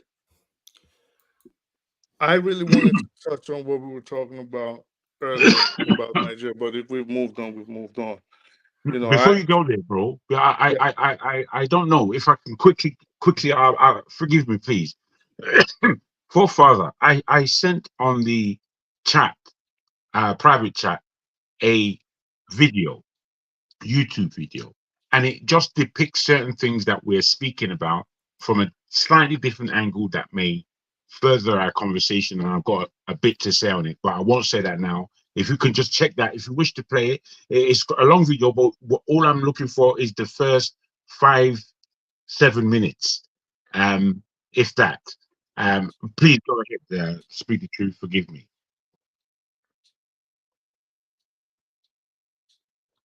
You're muted. Yeah, sorry, I'll try to play it. I'm not sure people would like to sit for 5 minutes watching. Yeah, maybe it's not as long as that, but it's quite important to our conversation. I know we're not, it's Sunday and we're not going on forever to tonight. All right, let me just play it then. Thank you for that. Immediately act to protect Palestinian lives. Now, it's a powerful verdict, and it's one that puts both Israel and its Western backers to shame. For example, when South Africa first brought the case against Israel, this was the view of the US Secretary of State, Antony Blinken. We believe the submission against Israel to the International Court of Justice distracts the world from all of these important efforts. And moreover, the charge of genocide is meritless. The charge of genocide is meritless, right? Very, very dismissive. You know, some people interpreted that as being a bit racist. You know, you're just saying, oh, these South African lawyers, they're just, you know, giving this pile of papers. It doesn't make any sense. It's completely meritless, ridiculous, so dismissive. Now, the International Court of Justice haven't ruled that Israel is guilty of genocide. That's for the merit part of the case. So that will be much further down the line. But in this preliminary phase of the case, one thing they have definitively said is that this is not meritless. They have said South Africa is putting forward important arguments. They've given important evidence, which means that there's a plausible case that genocide has been committed by Israel. That is the opposite of a meritless case, the opposite of a meritless case. So the United States here should feel absolutely humiliated. They're not alone, of course. The role of the US Secretary of State is the same as that of the Foreign Secretary in the UK. And 2 weeks ago, our Foreign Secretary took a similar stance to Blinken. Do you agree with the South Africans that Israel has a case to answer before the International Court of Justice? No, I absolutely don't. I think the South African action is wrong. I think it's unhelpful. I think it shouldn't be happening. Now, of course, you know, I'm not a lawyer, but they are talking here about genocide. They're taking this case on the basis of genocide. And, you know, to prove that, you've got to prove that there was intent. Now, you know, I take the view that Israel is acting in self-defense after the appalling attack on the 7th of October. But even if you take a different view to my view, to look at Israel, a democracy, a country with the rule of law, a country with armed forces that are committed to obeying the rule of law, to say that they have, that country, that leadership, that armed forces, that they have the intent to commit genocide, I think that is nonsense. I think that's wrong. But you can't know that. You can only judge on the basis of what they've done. Yeah, you can judge. You can judge though on the basis of what they have done and how they've acted and why they're acting. And to say there's an intent to commit genocide, I do believe that's right.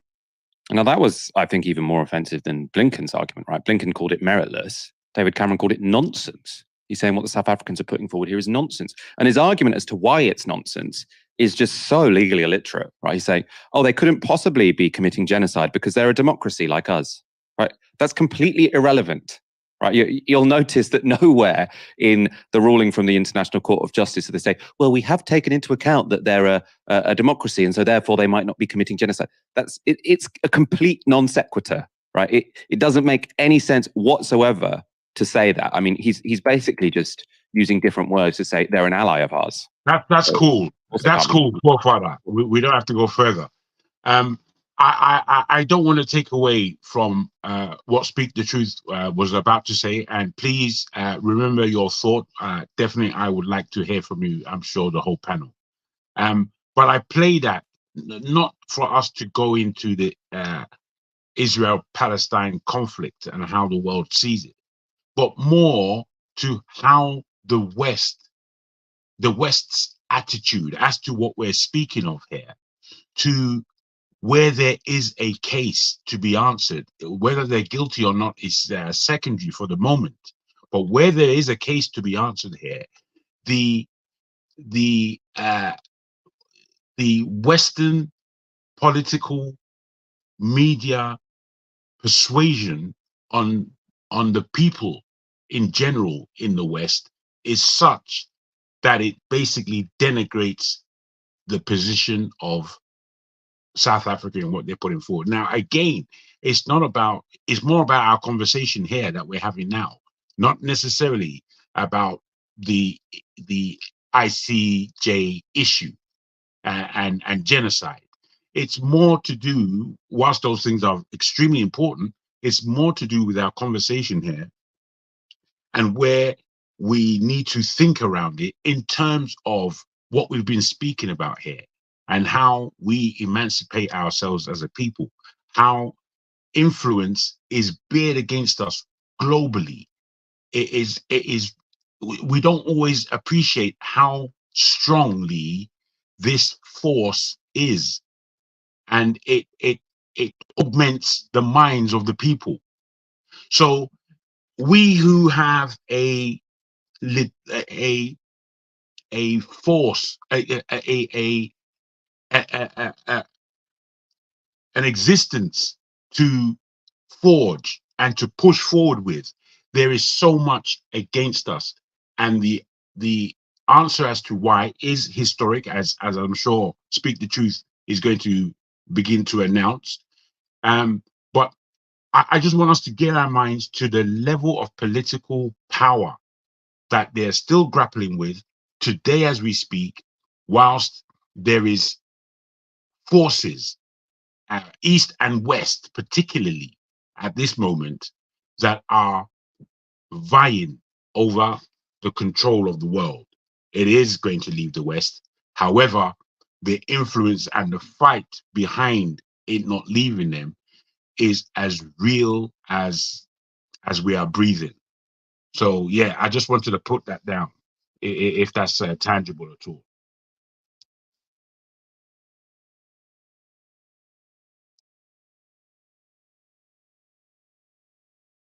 Who is muted?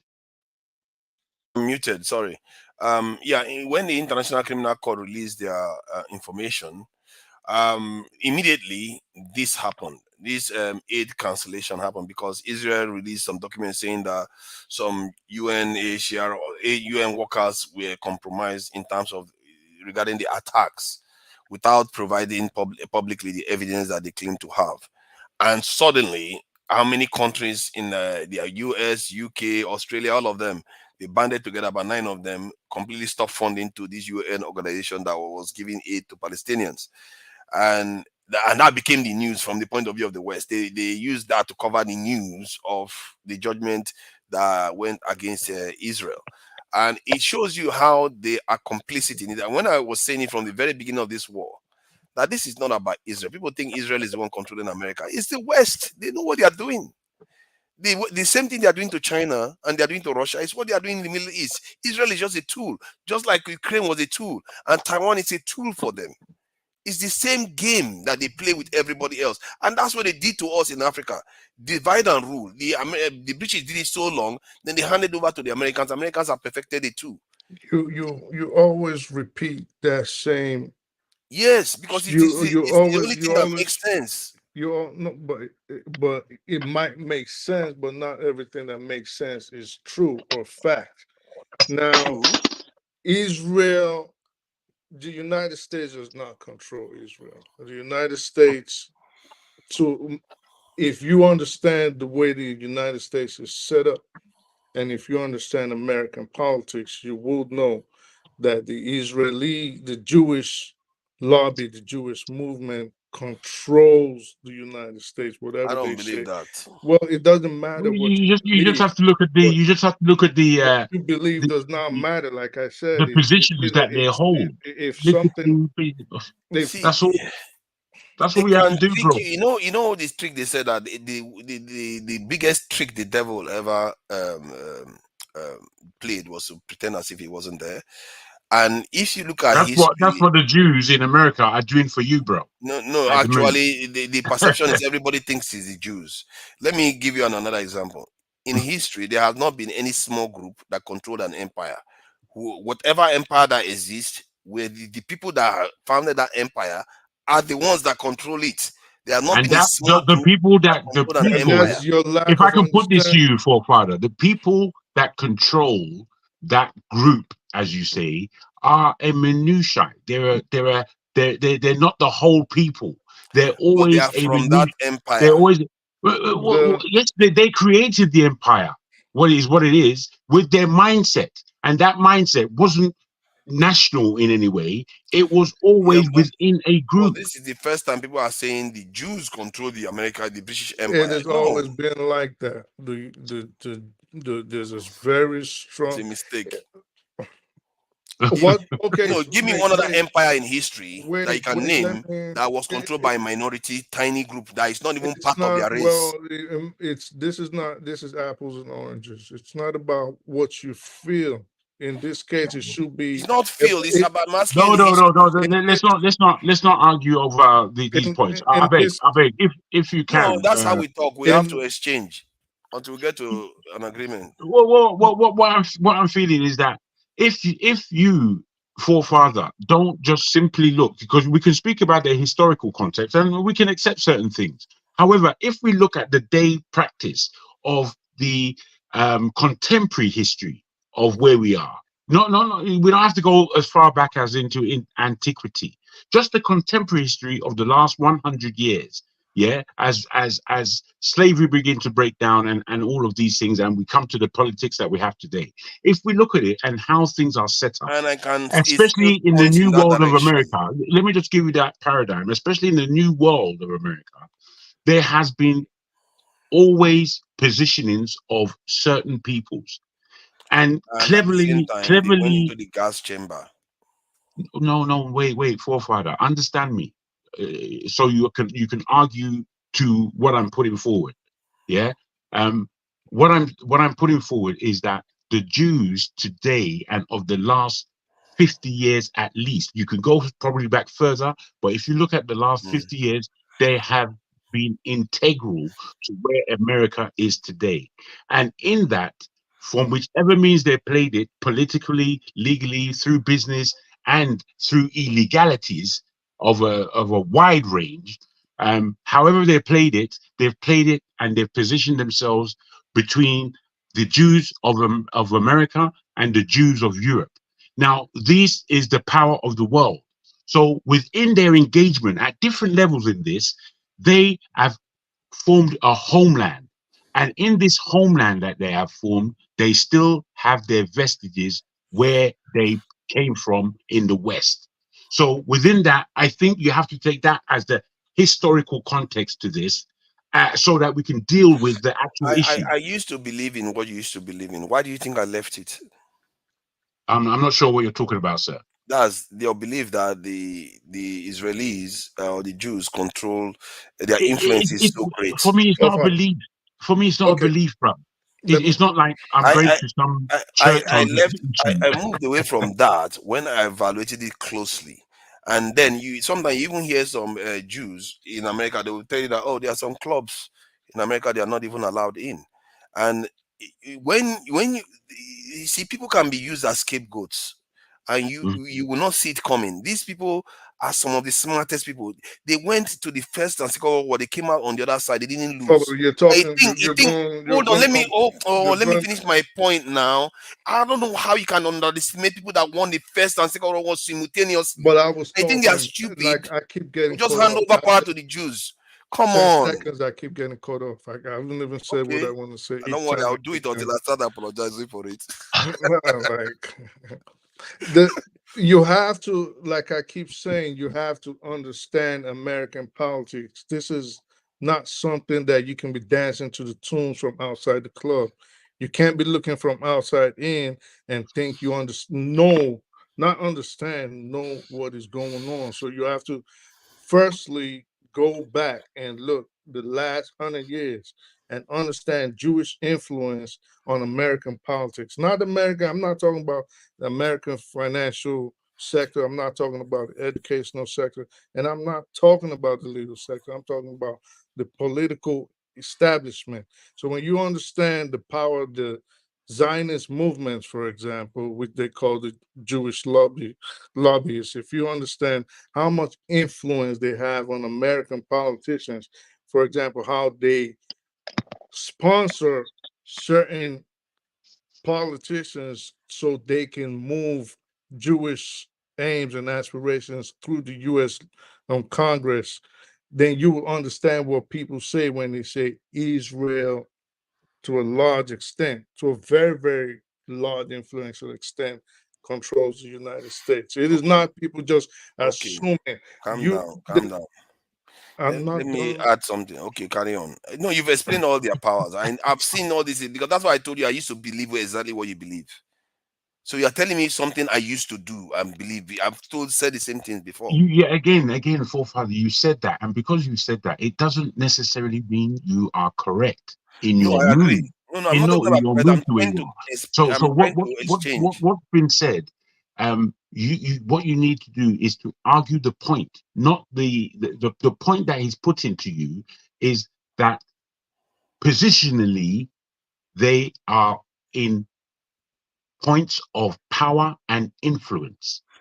Yeah, and but I'm trying to show him the reason why I moved away from that position. Yes, okay. Then apart from why you moved away, where it is that you actually are, what are you arguing to? Because you said it, but I have not understood exactly necessarily your argument. That's what I'm trying to, because everything he said, I've said it before. And I've seen it in practice. It was mind-blowing to watch it happen. How the AIPAC, the power that they wield, to watch Clinton when they were negotiating with Arafat to be so one-sided towards the Jews. It didn't make sense to me. Like, how did this powerful country not able to tell this country what to do? Until my mind started moving towards geopolitics, and I started seeing more clearly how these things arrange themselves. And because you have to ask yourself critical questions. How do they arrange themselves? Yes, please.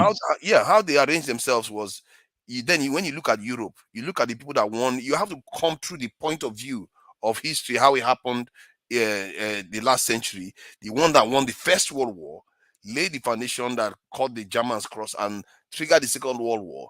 And the people, the real victims of that Second World War were the Jews. They really took it in the neck, and the Russians.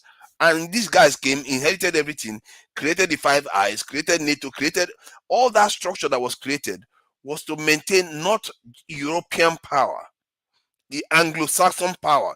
And once you start understanding that structure, you're beginning to see when they say the Five Eyes, do you see the Israelis there? No, you don't see them there. They're not even part of NATO. But when it comes to doing stuff in the Middle East, the Israelis are the ones at the forefront. Like, they are telling us everything to do. Israel is telling us, but yet everything Israel does and everything they go and do with Israel is to the benefit of America anyway. America is not losing from anything Israel is doing in the Middle East. It's keeping the Middle East in check. Even Biden said it himself, that if they didn't have Israel there, they will have to invent one. That should tell you Because Israel is an Israel instrument is for them. America. It's Do not you necessarily an realize? argument. You It's are not. underestimating Oyibo man, man. People Do underestimated them. you realize that a lot of the so-called Israelis, the ones that are not from Belarus or Ukraine or Russia, a lot of them are from the United States, specifically Brooklyn, New York, Williamsburg, Crown Heights, a lot of places where Jews have historically been when they migrated into the United States. So if you understand that, you will understand why Israel itself is the United States. Like that synagogue where they found the tunnel on Eastern Parkway, that synagogue right there is so influential. That little synagogue in Crown Heights is so influential that every Israeli president that comes to the United States usually visits there. So you can't differentiate and not understand how. Let me give you something. Let me tell you something. Have you ever seen that video where a lady was screaming like, "Jacob, you cannot steal my house"? And Jacob was like, he was a Jew. He's like, if I don't steal the house, someone else is going to come steal it. Like, I need it. It's my right. I have to That was in steal. Jerusalem or where? Have you seen the video? I think I've seen something like that, It but was I'm a not clip. sure. Yeah, it was I know in that clip. Shin or something. I forget. Okay, But that's in any East event, Jerusalem then. whoever Jacob was a Brooklynite. He was from the United States. So I'm just saying, like, if you understand the demographic, and outside of that, that's even personal. If you go look, because American funding of politics is public knowledge. So go look at the people that donate to these politicians and look at what organizations they belong to and look at the lobbyists. This is not something about, oh, well, I feel. Your feelings don't matter in this situation. It's not what I feel. Oh, I used to think like this. The facts are there. The facts are laid bare. Just go check it out. Look at it. Look who sponsors which politician, who sponsors politicians that make certain demands for bills and the lobbyists. Basically, go look at where There the lobbyists hasn't been one empire in history that was controlled by a minority that was That's not. not what I'm These are saying. And these are I'm saying And that no, first I'm of all, trying these to. are sweeping. These are sweeping remarks that you first that's I'm continue to making sweeping repeat. remarks because there has not Well, been I'm saying evidence. that. If you I'm have saying that evidence to not contrary, to. you I'm can just saying share that it. as an observation, whereby you're still not really I'm telling us or listening, but tackling the I'm issue. trying to so that you can understand. You can understand the game that is being played. There is a bigger game here. if To you say want to that move the it, Oyibo man is stupid, if that you want to move, whereby the no. Israelis can just Forefather, control no. them. Forefather, no. if you want to Forefather, move, no. It's not. It's not like that. What we're trying to boil it down to is that in your way of coming to this argument, it doesn't clarify why you've changed your mind, one, and why you object so vehemently as to where we're coming from, when it still stands I that don't object they vehemently. are their position. It still stands that positionally and in thought process, why would I and my family and my community want to fight inside a war when I can organize the greater masses that are within this land to fight that war for me? Are you with me? This is just how ideas can come into reality. And we as human beings have to appreciate that. If you look at any microcosm of this, if you look at a company, the way a company operates, it was the brainchild of a few or one. And these people now control this entity called a company. And the people that work for that company are glad for their job, but they're not really at the powers of control. They're working in that job. So you have to understand that it is a mindset that is in control. And there are mindsets that are at power in the world generally. The people necessarily don't have a blind idea as to what's going on the top. No, that I So understand. I'm just saying that do you see pattern do you see a pattern in terms of global power structures and how the people that wield the power itself? Have you seen a pattern that is there today and how it was 50 years ago, 100 years ago, 200 years ago? Go back in time and watch the pattern. That will mean what you are describing right now is extremely unusual, extremely unlikely. What is unlikely for Father? If every organization, if you've ever worked with any group, I don't care what kind of organization, you just think about it. Think of any kind of organization in your head. There's always people at the top pushing the buttons. There's a select few that run everything and they just call the shots, give the orders to everybody else, and they just fall back and they just look at all the pieces fall into play. So for you to say never in history has any empire been run by a small group of people, I don't know what that are not part of that group. That are not part of that race. It's like, no, let me give you an example. It's like Romans being run by Greeks, or the British being run by the French, or something like that. They are often part of similar group of people that are the ones running the empire. Israelis, as we know them today, the Jewish lobbyists, as we know them today, are Americans. These ones that we're speaking about, they are Americans. But the point is, as we all know, they never had a homeland. So why would you think they would come from outside? If anything, they went to Israel, that land, and created it. But to think that the Jewish lobbyists or Jewish groups do not have a very solid, strong influence in the affairs of the United States and its policies is just a lack of understanding. No, I didn't say that. I said it's not because they don't have influence. They do have influence, but the people that are in charge, the people that are truly in charge, still remain the same. They are the people that owned almost more than half of the world, the British Empire, the people that won the First and Second World War. It wasn't the British that won them. It wasn't the Jews that won those things. The blood that was shed were spearheaded by these Anglo-Saxons. They are the ones that founded Australia, New Zealand, Canada, and you think, oh my God, okay, it's okay. No, finish your sentence because again, and you think these people that have accomplished so much are so stupid to concede that much power to a tiny group of people, because this group of people came from heaven. The people that Hitler put in, the people that Hitler put in gas chambers that they almost wiped out in Europe. Are you serious? They didn't concede. Even Jews will tell you that these are the conspiracy people talk about them all the time. Like they make them look like they are super powerful when they are just fighting to survive like everyone else. They are fighting for the desert land. Okay, for crying out loud. So America, like I said, this is not about conspiracy theory. I don't deal with conspiracy theory or propaganda. This is very simple. If we're discussing policies. So if you want to see who pushes certain policies, you look at the politicians, right? That move topics in Congress, move topics on the floor of the Senate, that push for certain bills to be made. You go look at them. Then what do you do after that? You go look at, for example, who sponsors them, whoever sponsors you influences what you say and the policies you push for, right? So everything is open. So just go take a look. That's all I'm saying. That's where it's very simple. It's not about conspiracy theory. It's not because they sponsor this thing. It's the countries that are in charge. It's not that they sponsor them.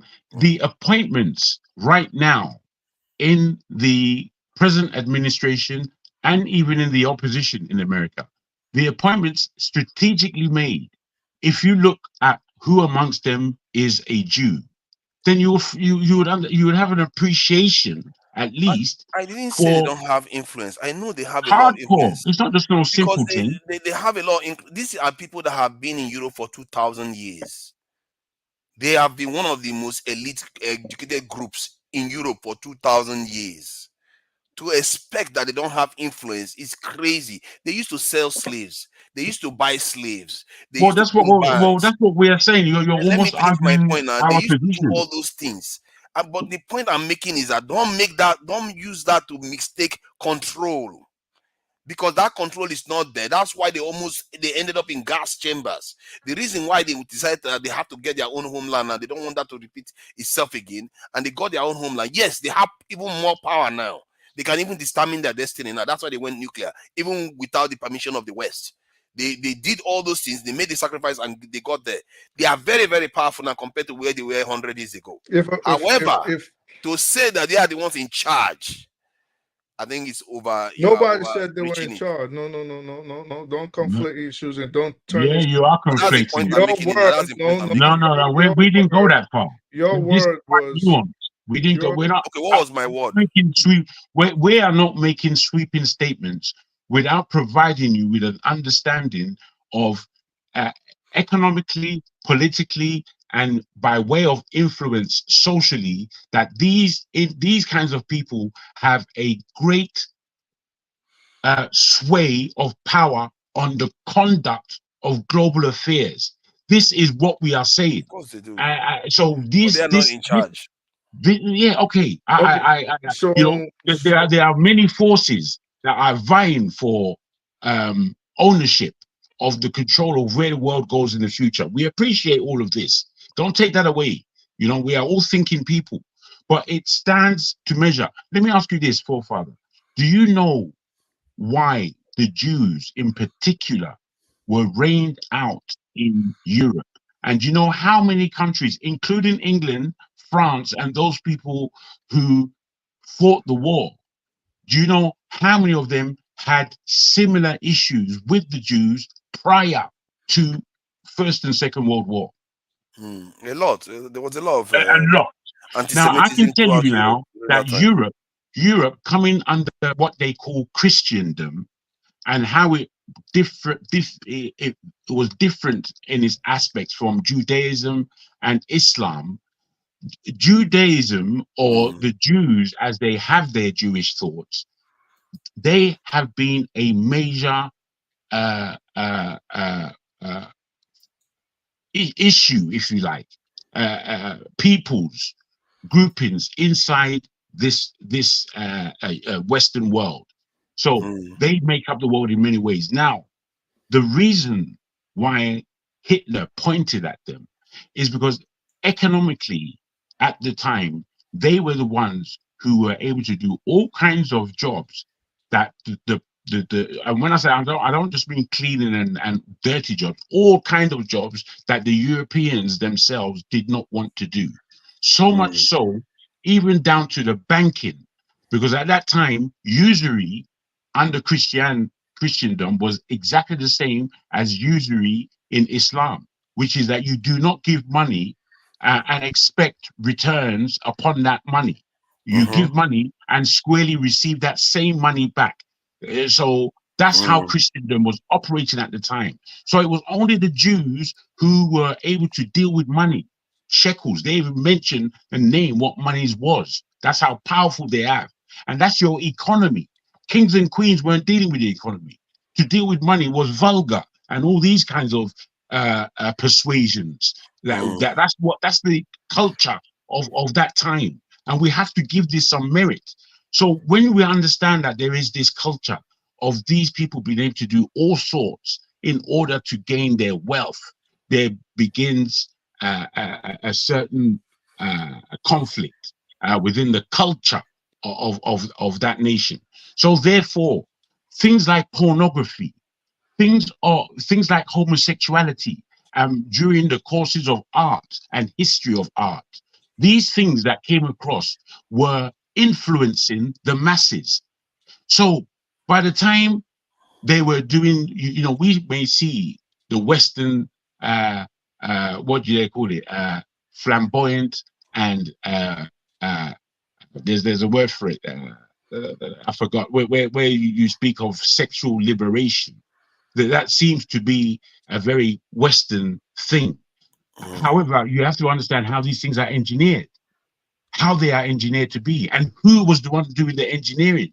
So when it comes to things like pornography and where we are in the world today, where we are accepting all kinds of things, this is why, if you look at the history, Hitler himself targeted the Jews, because the way that they were in control of the German minds was abhorrent to many of the Western European arrangement, as it were. So this now, you have to now that the survival of what they call Jewish people in the West, in the Western world, and indeed going into different areas of the world, has always been in their mind. So as far as the Jews are concerned, if you look deeply enough, they are forcing their agenda within the wider scheme of things, and they are making sure that they are nearing whoever is on the winning side, and within that winning side, they will make influence within that society, and that's what I will put forward. I think, according to Fumi, the history, we are very much aware of it, and one is not going to be surprised if a group of people, even from when before they left Jerusalem and the Middle East, they were educated. They were educated, and they spread all over Europe. They are not going to lose their education. Part of their culture is to get that education too. So they became educated, and even if they kept their number didn't grow because of the issues they kept having with different places they went to, they remained educated. That's why when modern technology came along the scene, I must say, they were often at the forefront. Yes, but I must say it's not as simple as educated. You see, what they come with as Jewish people is a culture that is quite an expansive one. They have lived, apparently, given their history, through the ages, and they are still here with us today, as much as a minority as they may seem. You understand? Within how we are in contemporary times.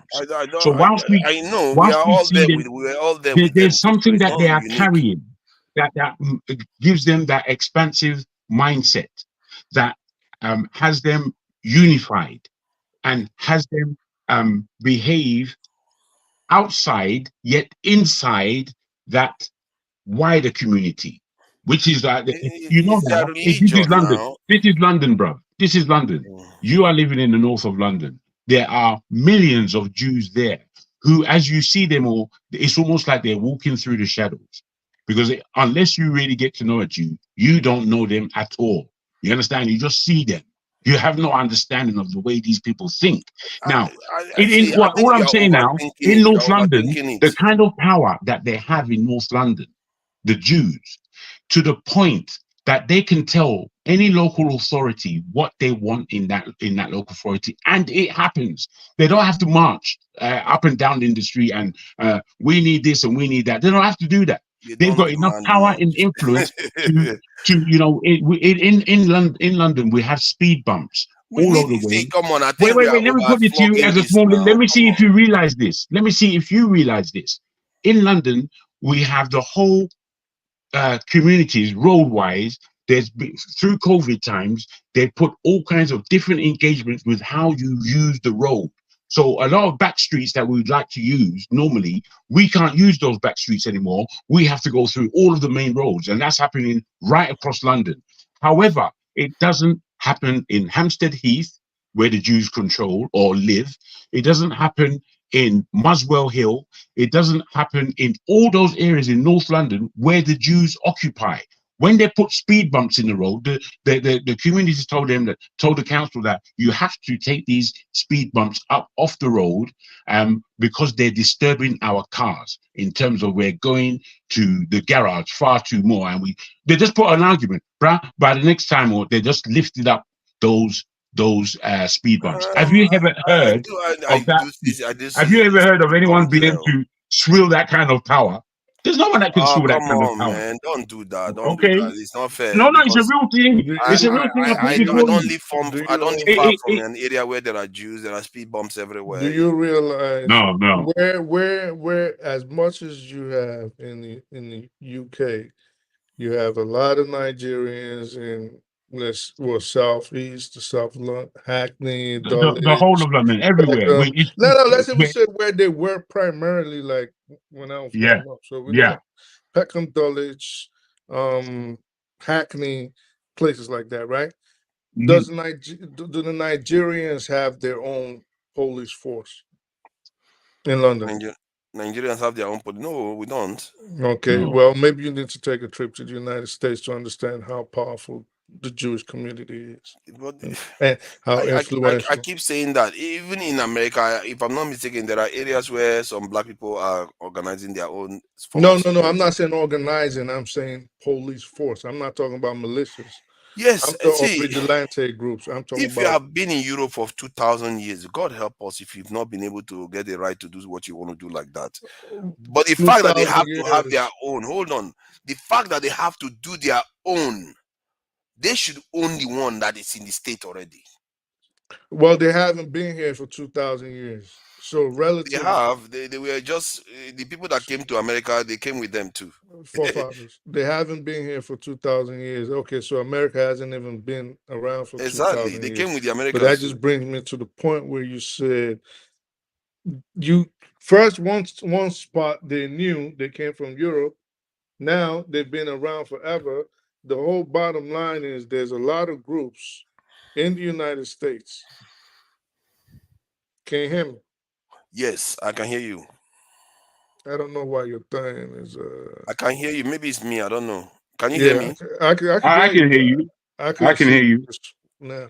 So for you to all right. So someone just said they got their own unit within the Metropolitan Police Force. Yeah, that's how influential they are. But not even beating it over the head. That wasn't. If you think they don't have any influence, that's fine. You know the fact. I know they have influence, but you two have acknowledged that it doesn't mean that they are in charge. So I never said that. Okay, so you think they are in charge of? No, he didn't say that. He didn't. What he's saying, he doesn't say that they're in charge. That was at the crux of our discussion. No, that wasn't. When I was saying that they are not in charge. Okay, so this is what we were saying. You said America controls Israel. Yes. And I'm saying we can juxtapose and street that on its head and say, I believe the Israelis have more influence over the United States. They control the United States. If they tell, if Israel tells America, right, look at every war America has been in the last 20 years. That's what you just got to look at. Just look at something like that. Let's even extend it a little bit. Let me say this to you. Let me finish. Let me add before you reply. Don't say 5 words. Everybody wants to finish. No, I want to enter in it before you speak, so you would include mine in whatever you got to say. Because it will just more or less follow what I Speak the Truth is saying, and I want you to consider this. Okay, let's try to keep it concise so that we can go. Yes, I will. Here. No problem at all. Let me put this to you. What constitutes influence in your mind? Real quick, is a quick question so I can forge my ideals. Sorry, go what forward. Constitutes what? What constitutes what? Influence. What constitutes influence in your mind the way the world is today? Is to get people to do what you want. That's what constitutes influence. And how would that be forged? Okay, would it be fair for me to suggest that through entertainment, media, music, that these are major influences within the global society today? Yes. Okay. Now, given that, who are the major people with ownership within that industry circle in itself that you know? Hollywood in itself, how was that created? All the music that comes out of America for ages, who it was largely behind that, with the proximity that they had with several communities, very much underlining the Black community. So within all the churches, the synagogue and the church from back in the day had relationships, or through leading all the way up to the emancipation of the so-called slaves, to them getting their own vote, the Black people getting their own vote in the United States. Who was behind all of this level of influence? From what I gathered, the Jews were very much involved. I don't know. Okay. But they were very much involved. Now to say that there is not a level of power within that influence that have guided the whole of the West, most particularly the USA, is to be foreign from what you are looking at. You are looking at something and saying that I'm not looking at that. Okay, Even though now I'm looking let's at that. bring this home now. If you look at it very quickly, it's like saying Nollywood and Afrobeats control Nigeria. No. No. You're just sword fencing. See, That's sword no, fencing. I'm not As sword opposed, fencing. I'm trying to give you no, real as opposed to comparisons taking, to let you as know that opposed, even if you control those things, it doesn't mean you are in power. That's what I'm trying to let you understand. well, does influence have power? Is what I'm trying to tell you. There's influence is influence, but it's not the same as power. No, influence has power. What are you talking about? 10 years What are you ago, talking about? 10 years ago, okay, 99.9% of the world would have gone with whatever narrative the Israeli government gave the world about what happened after October 7th. If they told the world that they only killed 10,000 Hamas fighters in all those hospitals in Al-Shifa and all the people they killed in northern Gaza and how they've been killing people in the West Bank and Hebron that are not related to Gaza, most of the world will have believed, which is what he's saying. Why would the world believe? Because a certain group controlled what came out to mainstream media. So once they could control mainstream media, unlike what we have today, where people on the ground can pick up their phone, we don't have to listen to CNN. Why does everybody not listen to CNN, MSNBC, and Co today? Because we've realized that a lot of what they were trying to tell us were lies. So they'll come and say, well, 10,000 babies were beheaded and women were raped and this would happen, and everybody says, show us proof, because the people of Gaza are saying this is what's happening and we're seeing it in real time. So that goes to what he's saying. When you can control something like the media, you have power. You see, the thing is, if you are in somewhere, you have to look at the people that are controlling things through the people that are controlling, especially in terms of the security forces, the people in charge of it. They tend to be the ones that control everything. And if you look at the security forces in the world, the Jews, they can't physically even be there, even if they wanted to, because they don't even have the numbers. And the forces, the people controlling all the key strategic technologies, the weapons and everything, is in the hands of the Europeans in the West. In the East, you see it with the Chinese and the Indians. So if I look at, when I look at Jews, forgive me for saying this, when I look at Jews, I was one of those people that used to believe those things. Then when I just took off all those media stuff and all those things, and I looked at them. I just looked at them as a human being. I said, what are these people? What is there so special about them? Which part are you talking about? Let me finish my point. Let me finish the point I'm making so you understand. If you're going off track. I'm trying to let you understand that. Yeah, you turn it to me now. You turn it to me now. You're welcome. You're welcome. You're turning to me now. Yeah, but there's no point to finish. This is what I don't understand, how people reach arguments. It's either you talk, if we're talking about governmental influence, say I was to come in right now when you was talking and I was to listen to what you were saying, I would think this is a Jew bashing session, that they're saying, well, Jews are this and Jews are that, and it's all conspiracy theory, but that's not what we're saying. So focus on I'm not saying that. I'm just trying to contextualize my reasoning so you understand where I'm coming from. No, so focus on the topic, which is what you said about, because you are saying stuff that you cannot necessarily substantiate. Okay, so focus on the topic, which is you saying, right, in terms of substantiation, which that's been done on this side of the argument. So the substantiation of the fact that Jews historically, at least contemporarily historically, if we're to give that we have witnessed and lived through these times, that they are globally world players. And given that wasn't what he said. That wasn't what no. This is what I'm putting forward. And given that you interrupted me now, you said let me finish. Let me finish my point. I want to start talking now. You two of you decide to stop it's constituted. No, you said something. I said something, and then it's like going. Then I wanted to start talking. Then you started now. interrupting me. I knew it. You guys said, "No, let me finish. Let me finish." I let you guys finish. Then when I was start talking, then you That's started all. interrupting me again. Me, I was listening.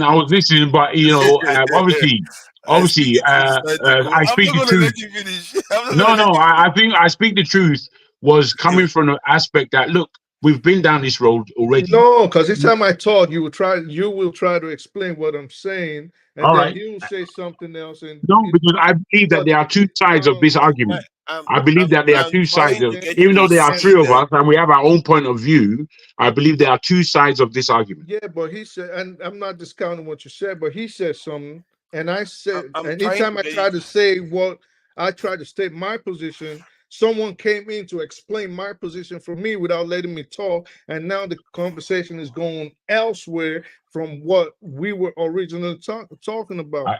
Okay, now can I say what I wanted to say then? So you start trying to understand how to look at people, not necessarily based on the narrative. From my point of view anyway, that's how I looked at it. Because sometimes when I look at things, I try to re-examine my stuff. Like just like yesterday when I was talking to you, and you were telling me I was interrupting you. I try to re-examine it a little bit because you have to do this. You can't just take what people are saying and because what you are seeing with your eyes, whether it makes sense. Because sometimes people will say stuff and what you're seeing in your eyes makes sense, but you have to look at it more holistically, then you will see a bigger picture. Okay, my point is that when I looked at Jewish people and I thought, okay, these are just people probably looking to survive this world, and then they got a lot of money and they found a homeland and they have a lot of influence. Yes, they do. But if you hear them talk too, there are certain things, signals you get from people, you get an idea that, hey, no, that doesn't sound right. These people don't sound like they are the ones in charge here. You will never hear an Englishman say that. An English rich man tell you that there's a club they wouldn't let him into.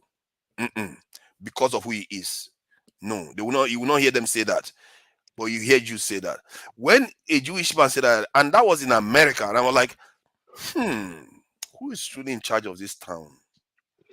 I thought they owned everything. Then that was for me. That was the first signal. Then and you look at the land they are fighting over.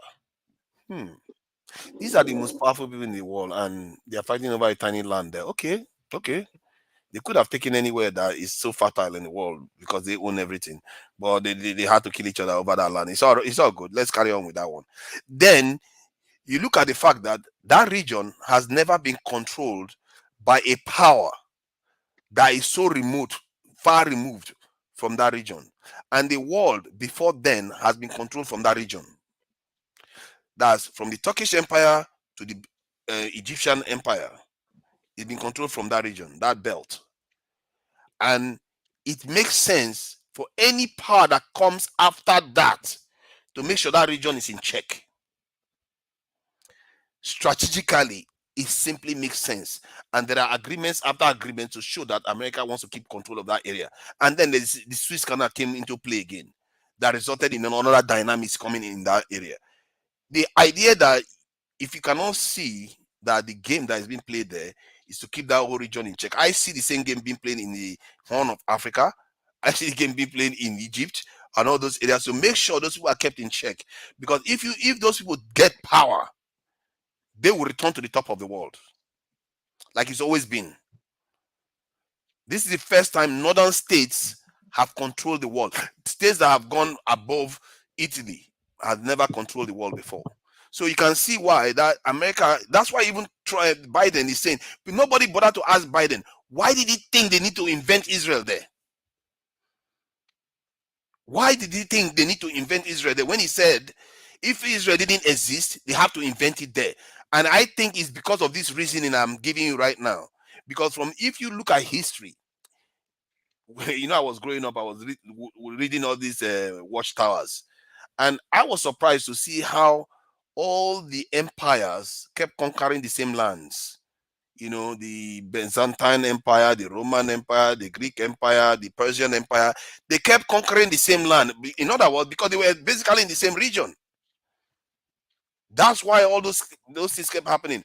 And this is the first time you will see somebody like the British and the English from the northern part of the world coming to control that region. And to control that region, you need to be present there. And if you're not present there, you have to have a strong ally there. And the next best thing to a strong ally is somebody that you literally planted in that area, which is Israel right now.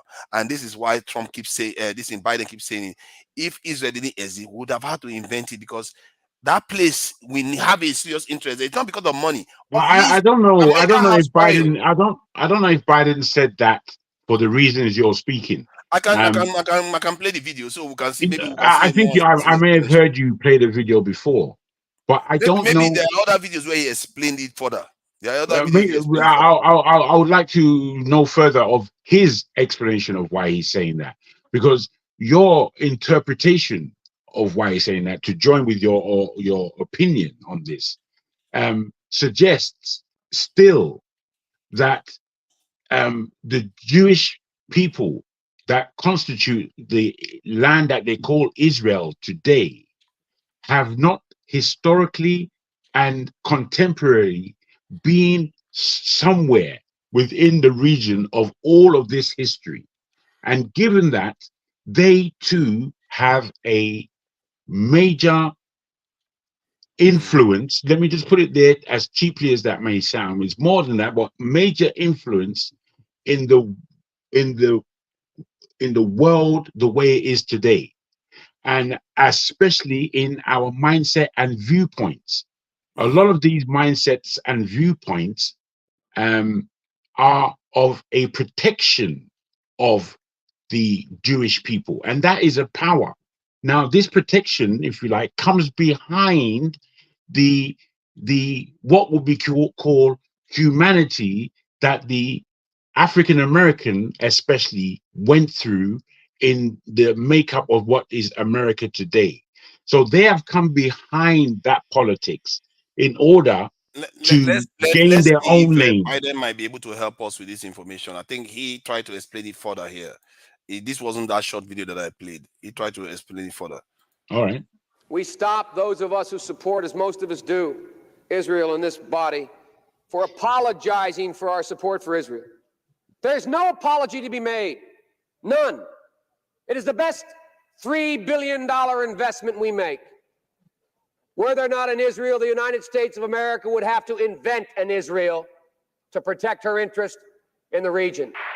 The United States would have to go out and invent an Israel. The second part is, people should understand by now, this should be crystal clear, that Israel is the single greatest strength America has in the Middle East. I always say to my friends when they say those things to you, I say, imagine our circumstance in the world were there no Israel. How many battleships would there be? How many troops would be stationed? You know, I used to say early on when I was a kid, I'd say, when I was a young senator, I'd say, if I were a Jew, I'd be a Zionist. I am a Zionist. You don't have to be a Jew to be a Zionist. Progress occurs in the Middle East when everyone knows there's simply no space between the United States and Israel. There is no space between the United States and Israel when it comes to Israel's security. There is only one nation in the world that has unequivocally, without hesitation, and consistently confronted the efforts to delegitimize Israel. At every point in our administration, at every juncture, we've stood up on behalf of the legitimacy of the state of Israel. The security of Israel and the United States is inextricably tied, and we will never, ever, ever abandon Israel out of our own self-interest. You see, he said that himself, out of our own self-interest. He said, this is exactly what I've been saying. I didn't have to listen to him to know this. No. Exactly Can I put this to you? Not just as a matter of sword fencing, I hope, but whilst you can see it the way you've just said from what Biden has put forward, you could also see it, in fact, that the mind that speaks to us through Biden is not necessarily his own. And I don't mean that he's speaking without consciousness. I'm saying that the ideas and the position that he takes has been put forward to him in many cases as a pitch, a sale whereby the Jewish corpus has put forward a position where they have legitimized themselves and told the Anglo-Saxon, if you like, Yeah, that is in within. their interest to give them that place. Yeah, Yes, I get what you are saying. you That understand. it could have been a plant, but in the end, you can still tell who is in charge. And I tell you, these people, that these Anglo-Saxons are not. They've never been known to be anybody's fools. And you can't. And when No he way, goes no. on to tell you, With me, he tells you in his own words. bros, my brother. Okay, let me give you another example. Let me give you one example that is going to Let me take you away from this argument no. Let me just to another, to quickly to a quick. 15 seconds, Okay. man. See, this example is that who does it favor more? If America pulls back, America will be fine. But if America removes support for Israel, Israel will be vulnerable. That tells you who is calling the shot. If America says, I don't care about Israel anymore, I'm going my way, they'll be fine. They'll be just fine. But Israel cannot do the same as they are doing now without America. As without them, I agree with you in various ways. And what I'm putting to you is that I want Oyinbo, where we know be Oyinbo. When I was living in Spain, we didn't even see them. We used to call them, you people aren't even the real Oyinbo, the real white man. The real white man is in Germany, Switzerland, northern France, these kind of England, Denmark. Naim be the correct Oyinbo. You understand? As we lived in Southern Europe. However, the matter still remains, not that they don't have guile, the European, or influence and courage and power and history and intelligence. No way, man. You can't take that off the why would we take that off the board? That is not, that's the very thing that we fight constantly. I'm in England. I know who the power is here. You understand? So we don't take that off the table for half a second. So that again is not an argument. What we are putting to you is that there is a major influence from the smallest group of people you can imagine on the world's climate, politically, socially, and economically. So this is what we're putting forward to you. So for them to have created a home out of their downward trend in Europe. It was the Europeans that was killing them. It was the Europeans that was prosecuting that, and it was the Europeans doing this to them now. From that position to have the influence that they have in the world is a magnificent feat. You can't look at them as just being ordinary. They're more than ordinary. There is too much to learn from what they have done in the world for such a small group of people. So this is what we're saying cannot be taken for granted, and how far it goes into the future, we still must keep an eye on it. And I think that's the proposition that we are laying forward. I don't see the complication in that. Your mic. Learn from it is that it's similar to what the South Koreans, maybe the Japanese and Taiwanese have done too. They made themselves strategically important to the West in such a way that their fate are almost inextricably linked now. Where if you take out one of them, they've lost a lot of influence in specific regions. And my own analysis, he saw that I went back to when I was young reading Jehovah's Witness, and he said it himself. Do you know how many troops we will have to have in that region? Because he knows that that region is different. It's not your everyday region. It's different. You have to keep that place in check. And this is why if America is to maintain its power as it is right now, Israel has to remain there and has to be strong there. They don't have a choice about that. And in the same way, they try to keep Europe away from Russia. I don't know why they feel so strongly about it. It's really strange. Trump doesn't have that kind of hang-up. I think Trump will be different from Biden. Trump likes Israel And if you ask me, I would say Trump like Israel, not because he strategically cares too much about Israel. He cares about Israel because one, Israel doesn't like him. He can use Israel against Arabs that he doesn't like, that's the Muslims. And secondly, because Israelis have influence, and Trump likes his influence. He likes to shake hands with nice people and others. So that's one of the reasons why he's going to back them. But viscerally, Trump is more likely to work with Russia than even Israel or China. Definitely hates China and he hates Iran. So yeah, and you're going to see that if Trump takes over, watch, that's the pattern you're going to see. But that said, anyway, this is just one of those debates. I was exactly where you were all until I started asking myself critical questions about all these things, and to hear Trump saying it with his own mouth, Biden saying it with his own mouth, even went on to talk about the truths that they have to have there. Come on, man. Yeah, what else do you need? What else do you need? It just shows you that these people are using Israel, and the Israelis have been corrupted by the power they've been granted. They are not being careful about it, that these people can turn on you when they don't need you anymore. They turned on Saddam Hussein. They turned on Gaddafi. Don't think you are special. The day they don't need you in that region, and let's say China takes over and they don't care anymore, they will not care again. They will move on. Let me ask you this, forefather, as I'm listening to you.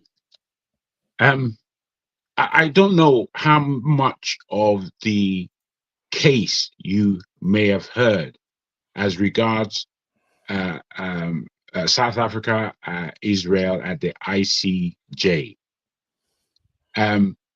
If you followed it, which I did, I followed the media furore around it, which was to kind of put it down beforehand, and the quiet before it actually took place, because we heard murmurings of it.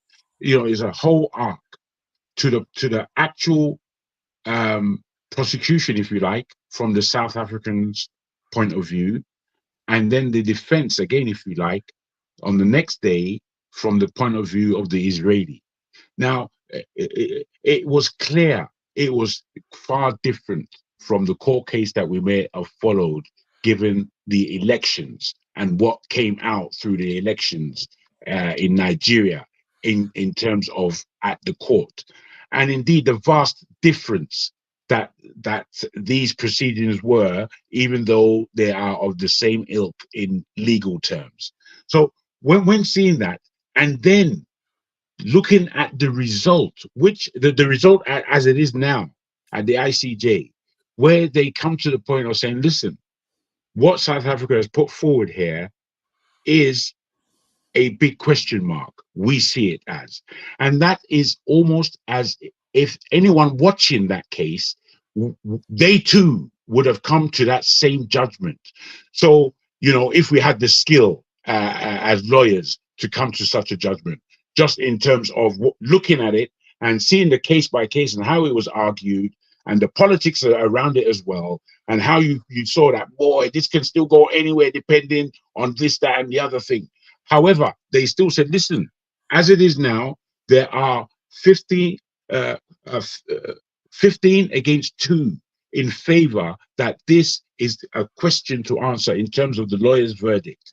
So when you saw that kind of clarity and it meshed with your own feeling and understanding of what was being argued at the time, once you see that, you have to ask yourself several questions in terms of influence and power, justice and law and order, and the security that you always like to underline. And there is no greater security than truth and justice. No greater security than that in terms of a civilized society. So when we look at these things and we are trying to argue points of power, position, and influence, then we have to again come back to ourselves as Nigerians and know that we ain't playing no fucking part in the game. And this is more to the reason as to why me that is against, if you like, the Zionist viewpoint on how the world should go. I still must pay attention to what they've been able to achieve as a people. And given this, you have to give kudos, if you like. I don't know if Oh you like. no, I have to. You have to respect the accomplishment. They Yes, accomplish a lot. absolutely. Better said than that. The way I was going to put it. That's exactly correct. And with this, I feel it's more the pain of attention as to how skillful you have to be if you are a minority voice. At least if you're not a minority necessarily in numbers, you are a minority voice in this world, which is a shame to us as African people. Then I think we miss a trick. We miss an understanding. We miss the power that it is that we're already pushing out there for free.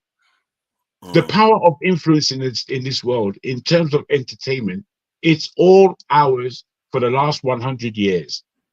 You could even go further back than that if you wish, but I'm just putting it in in contemporary terms of terms. entertainment, that is soft power, and Soft power often, is power. it doesn't Soft amount. power, It doesn't amount bros, to much. there's no but in it. Soft power is power. It's just how you monetize that and how you actually bring it into having or put it into the pool of hard power. Okay, you do have a point there. You do have a point there. If you can channel your soft power to becoming hard, yes. But if you leave it as soft power, Well, it's not that you've left it. As I said, we just give it away for free. That's yeah, I what agree with we you. I do. agree with you on that. You understand? We need to swap that for hard power. Yes, Swap I'm some of asking it us to for hard power. look at it as it lies. And You know, Nigeria sometimes does have some soft power now with all the Nigeria has a whole heap of soft power. An and we not tap individual Nigerian has soft power.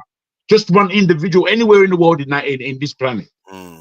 An individual Nigerian. Even Now, African Americans bro, have soft power too. They gave bro, most of their power away without necessarily getting much back this for it. is where we have to come to reasoning.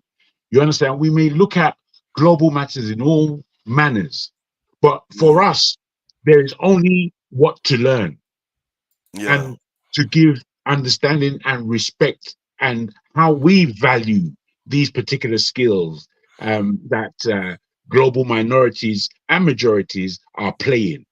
So we are learning, and in this learning, we have to put it into context and practice. You see, because what it is, as we are thinking, that I agree in the main with everybody here, that we are trying to pull into our own power. And unless we understand how we're going to do that and take the real lessons of what is being shown in the world and who is behind these particular lessons, I think we miss a trick in our own I movement. think by the time I don't know whether we are actually in Nigeria per se.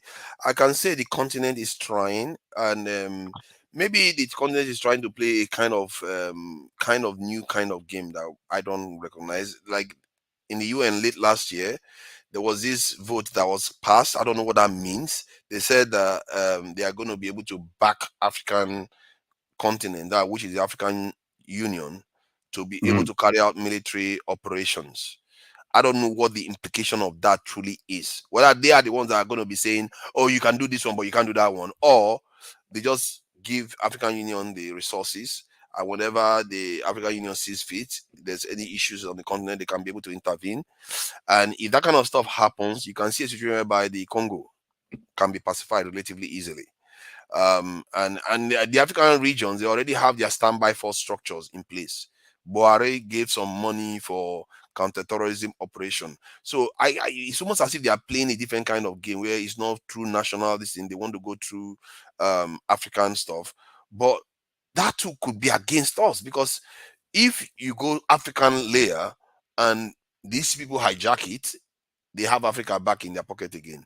They can do whatever they like. So it's just that what I find problematic is that the people don't even know about these things, and we are not even engaging to know details about what is going on. Because for all we know, they are basically planning and selling Africa bit by bit to the highest bidder in every corner. And we wake up one day, we'll find out that there's That's one the major force reality. that created to That is control the the whole reality. continent. Now the reality with that now, you know, they're selling us out, and that's always been our issue, is the sellouts, if you like. Now, don't necessarily like to use these kinds of terms. We are having it at the highest order in Africa, where our leaders are largely the ones selling us out. So cheap. Eh? I say for cheap. They sell us out for cheap. For cheap. For real. I mean, that's why going as you were talking. Then my thought went back to your conversation before I even came on, when somebody was, I think it was AY, speaking about how Nigeria economically and through whatever changes happens in terms of currency should hold West Africa, the ECOWAS region. That should be our power base. And furthermore, I would say the whole of the Francophone region of Africa, which is not the Arab states as they have gone on, in the north of Africa on their own trip as for now. I'm talking about the likes of Central African Republic, Chad, Gabon, and all these kind of countries that are outside of the ECOWAS region. And if we were able to do that, and I can see strategically how we can do it, and there was a forward when Buhari was putting forward the idea of the eco currency for West Africa, Nigeria would kick off. This I felt was a great move, but again, it was probably only one of the things that I saw Buhari really actively fight for and against, in terms of how France was influencing Ghana in having their own currency outside of Nigeria with the rest of the Francophone countries. I don't know if you followed that, but that was the complexity that was going on at the time. And now it's dead in the water. It's dead in the water. Nobody brings it up. Nobody speaks about it. And it's the ideal. It's the ideal. If I can define, it's that whether it is them or who brought it or somebody else, that singularly, the changing or the upgrading of what we understand as the day into what we can understand as the ECOWAS. There are many ways of doing it, given the way currency works in the world. That singular thing would be more powerful than the BRICS nations right now, because it's be able to be used and traded immediately within an economic group. And you can trade this currency globally as well on the markets as all currencies are traded, which will give it a big boost, especially with the African Americans. It's something that they will be able to buy as they're buying into Africa, and having a consciousness of their contribution into the Pan-African mindset in real terms. As I said, these are things I think about. And given this economic power, Bros, you really can influence. And South Africa, without that kind of economic power necessarily, through their own experience of apartheid, they have been able to wield some small power globally. Because they use the power of their experience and conviction to do what they needed to do. Nigeria could have used the power of their convictions to fix some of the things regarding the reparation movement, transatlantic slave trade, racism that's going on around the world. No, they didn't do it. Instead, they just sat around. And what I fear now is that West Africa is being taken apart. Mauritania left the West African Union, that's ECOWAS, I think a few years ago, 5-6 years ago. I'm not sure precisely when. I didn't even know they were in it, so that's quite interesting. They were part of West Africa. They moved to the North African. They say now Mali, Burkina Faso, Niger has peeled away again. Yes, and I fear that they're going to peel away to the north again, and because Morocco is promising them the responsibility of that, or the fault of that, lies squarely with Nigeria. Nigeria is a big problem. These are our leaders. They are some of the most useless bunch of leaders that we have. I've never seen this set of useless kind of leader. They are just playing slow motion game. I don't know what kind of game, and I need them to explain this. And this is why it's good for us to be talking to people on the ground. They need to explain the game these people are playing, because it looks like lie down and die game. That's what they are playing right now. And thank you for coming in. I think we will be running up now because it's getting to 10 hours. I would like to thank you, Jago, for coming. I agree with Fumi on this. We as Nigerians have accomplished and haven't accomplished anything at all. We are not a serious country. No, we are not a serious people. I hope she's not telling me that as though I don't know. We know this, so that's stuff I've been She's saying. talking about how Has to we be are a underlined. creditor at Dubai holding billions. This is the one that's why I think there's a Oh no, disconnect between the elite and the that people. one now why now real The why. But elites are not. that's The the way we elites are not. behave. That's They the are way we just not behave. us. And we're talking about dollars, or in Mm-hmm. comparison to what the naira is giving the common man on the street, and They are people total are not able to us. spend that in dollars. Yep. It's flagrant. I speak the truth. Thank you for coming in. Don't even try that triumph. You can come in backstage, I guess. You can have your conversation backstage. We will have to go and hustle. I do have to earn a living. And listen, I speak the truth. Thank you for coming in. Let me get the names out there. And AY, I see you there. Loco, I see you there. And Mr. Triumph, I thank you for joining us. EB, and I thank you for your what you are, your submissions, because this idea that we are blaming the white man, two things can be true at the same time. You can be totally a screw up. It doesn't mean that the white guy is not causing problem too for you. It's like an arsonist that comes to your house. They too are responsible. It's not because you are not responsible for your house. You are responsible for securing your house, but the arsonist is also to be blamed for the problems that they also help. That's why to get inside ruffle. Now, exactly. as there may be a major person to blame, now you get your own share of the blame. You see me? McEnelly, I think you are saying something about reckoning this thing over from the video. He said, I think it's a mutually beneficial relationship between Israel and the Americans. But you have to, the idea of the discussion was about who is the senior partner here. And I actually believe that because America has similar relationship with the South Koreans, Taiwanese, Japanese, they are the superpowers for a reason. Okay. Fumi O, I thank you for coming in. Although you always like to get on my last nerve, you really do get on my last nerve. She always likes to have a go at me, no matter how much sense I make. And now she's sharing the same opinion that I do. How dare you? How dare you say Nigerians have not accomplished anything? When I say it, she will have a go at me. Thank you for coming in, Fumi O. McAnelly, I thank you for coming in. Highbury 10, I see you there too. Man of Prestige is getting very, very angry these days, man. He came in today and had to go at me and disappeared. Man of Prestige, thank you for coming in. All the politics, oh my God, how did I miss you there? All the politics, thank you for coming into Blinken visited Tinubu off to France, and withdrawal of Mali and Niger, coincidence, I guess. That's interesting.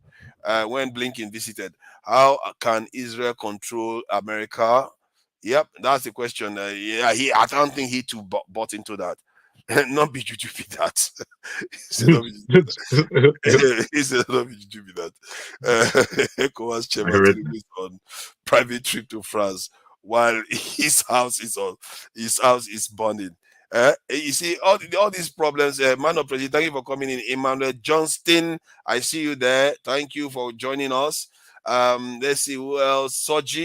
Soji Adamo, I thank you for coming in, and you're also on the panel contributing. That's a lot of contribution. Nigerians are in your debt. With good, all things are possible. With God, all things are possible. Thank you for coming in. All things are possible with God. Okay. In some circumstances, you find out that there are things God cannot do because He has told you. He has told you, I'm not going to intervene there. Shegu, oh, thank you for coming in. Shegu, thank you for coming. This idea that God can do everything, they don't listen to God. God can do everything. Oga, thank you for coming in. Oga, I see you there. You came to have a go at me and disappeared again. Equity, fairness, and justice. Thank you for coming in. I see you there. Ray Abua, thank you for coming. Ray Abua was quiet today, and he said some nice stuff before he disappeared again. Thank you for coming in, Ray Abua. I see you there. And Oyi Ofofoy. That name, I can't pronounce it at all. Okay, Oyi Ofall. Thank you for coming. You are just trying to you are trying to mess with people with that name, man. Wherever that oil for foi is, now whichever tribe where it come from, that's your own tribe. You don't escape from. That's why you don't pronounce the name. That name is heavy, man. It's very heavy. Eddie A, thank you for coming in. Eddie A, I see you there. A for real, I see you there too. And it's also on the panel. Kando, I see you there. Thank you for your contributions, and you are also on the panel. And Charles Ugbona, I see you there, Charles Ugbona. Thank you for coming in. Hez 969. I see you there, Hez 969. Thank you for coming in. And I've said Kando already. Boluwaga Laditi. I like that name. Boluwaga. It sounds easy. Yeah, that's a good one. OA. Thank you for coming in, OA. I hope it's not associated with the TV program OA that has been cancelled, right? That was an interesting, weird program. OA. Let's see who else is there. Let's see. I think I've called almost everyone. And then it's funny, the people that donate money, they don't do a lot of chatting. Ify King, I see you there. Tone, I see you there. Is on. I see you there. Boom Boom Ray, I see you there too. Tope O, I see you there. Thank you all for joining us. Let me shout go out and I recognize the ones that T is there too. Oh, yeah, Queen T. Thank you for coming in. Papi, thank you for the donation. It sounds like one of those this Hispanic name. Papi. Thank you for the donation, Papi. Alexander Gomez, I appreciate your donations, and I'm sure Dr. Damage appreciates it. Every time you're always here to support. And there is a Kando. Thank you for the donations. And Igbo Basics. Igbo Basics was here. I didn't know that. Thank you for the donation, Igbo Basics. And there is Kando there too. There is Alexander Gomez for the donations. Oscar Blackstone. Thank you for the donation, Oscar Blackstone. That was nice. Yeah. Thank you. Mazi Prince. Thank you for Mazi Prince. And Oscar Blackstone is back here again. And you have Kulata and Kulata. Thank you all for joining us. And we should be running up, but this. Bros, I must share my appreciation for the way you round things up before we get off air. The way electricity did it last time. Wait, we were just off air. He just did it blunt and cold. So yeah, man, get to shout you out for that.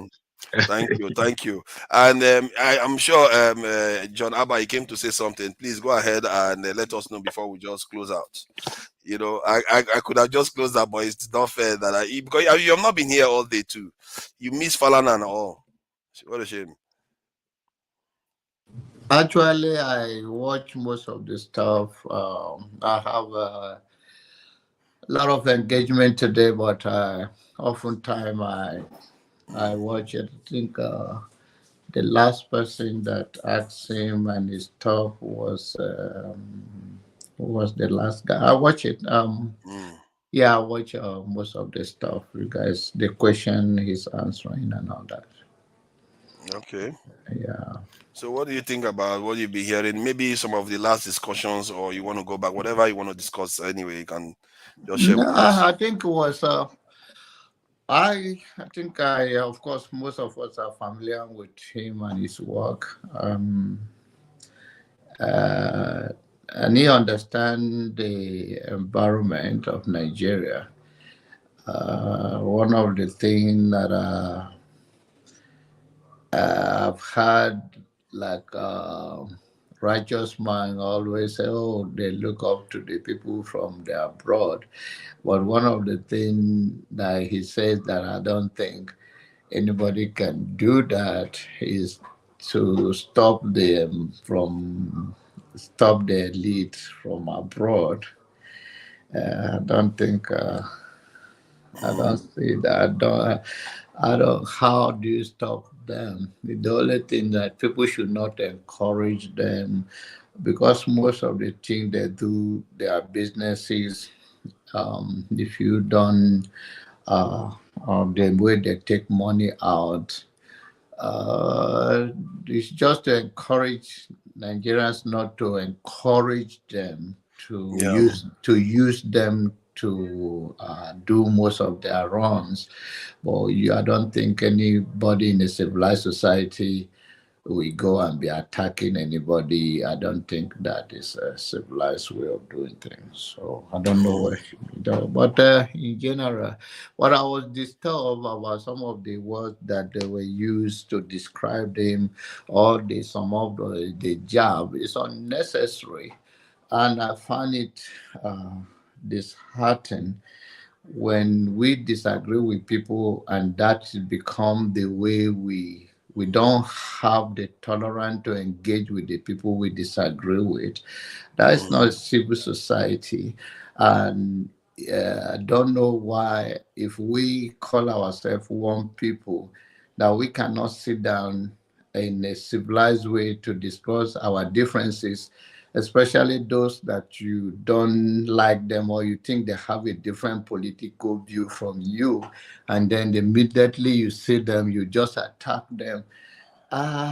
If you are my enemy, I'm your enemy. If you don't believe what I believe in, then we are all unbelievers to each other. so if you don't believe what I believe, I'm unbeliever to you. And so why can't we have that civil discussion without going into the name calling? And what disturbed me even the last meeting was to call, when we are talking about the FAN and the CBN, so they are marginaries.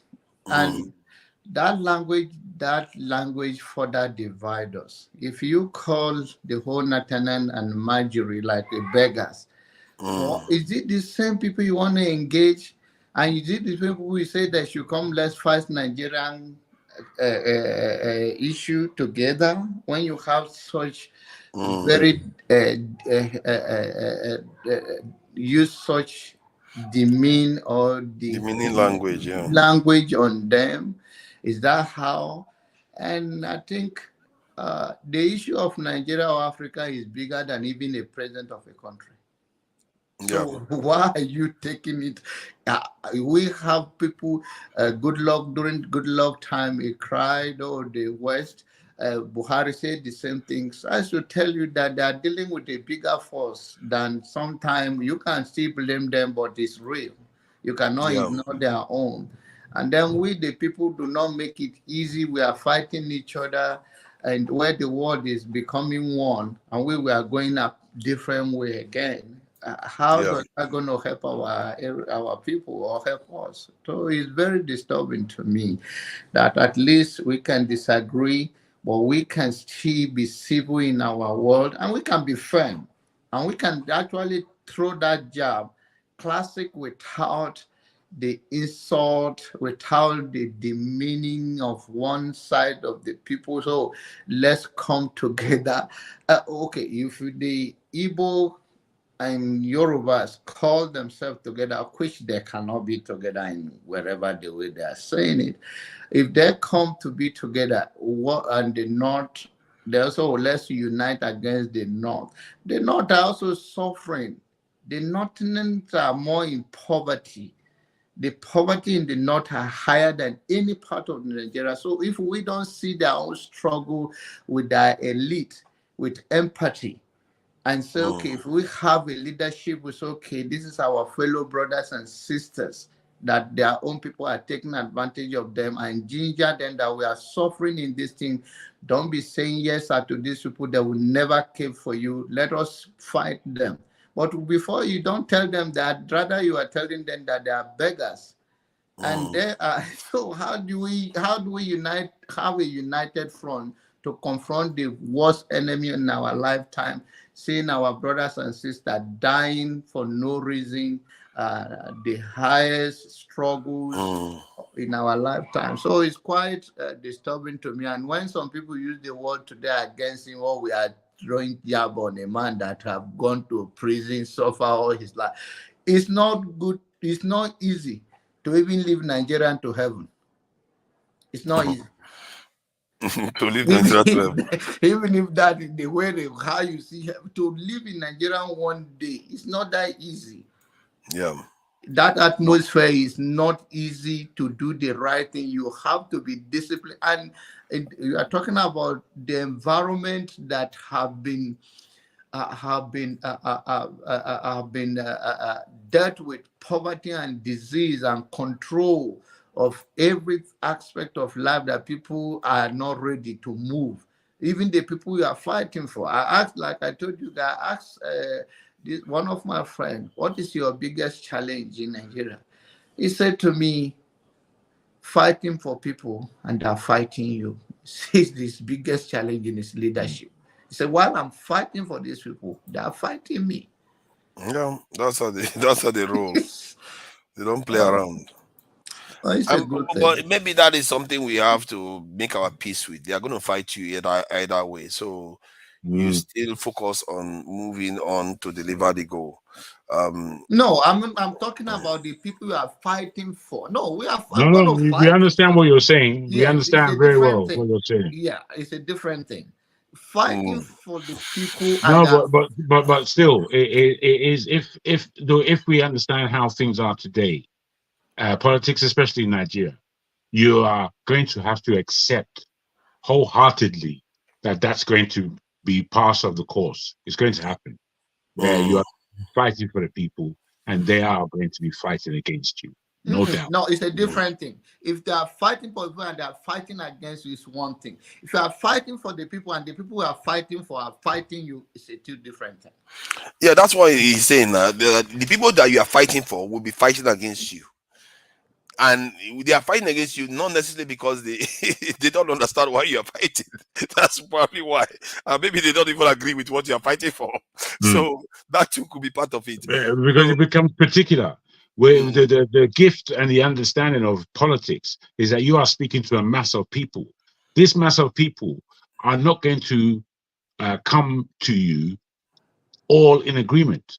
It is what you are able to put forward succinctly to them that the majority that you speak to will appreciate your standpoint and where you come from, even though they didn't begin with that point of view. But most definitely, there are still going to be those who are listening to you and at the same speed as everybody else is listening to, and they've got a different point of view entirely. And their point of view may be different because of personal circumstances. What you are putting forward may be just and right, but it doesn't suit me in terms of where I stand today. So these are the kinds of individuals, just one example of those who will be fighting against you, that you are fighting for. Yeah, I guess one has to make one peace with that. But I appreciate that because some people, like he said, they were using demeaning terms to describe Northerners when we are talking about working with them too. And I don't think that's something we'll have to learn to be disciplined about, not to be trying to alienate people while you need them.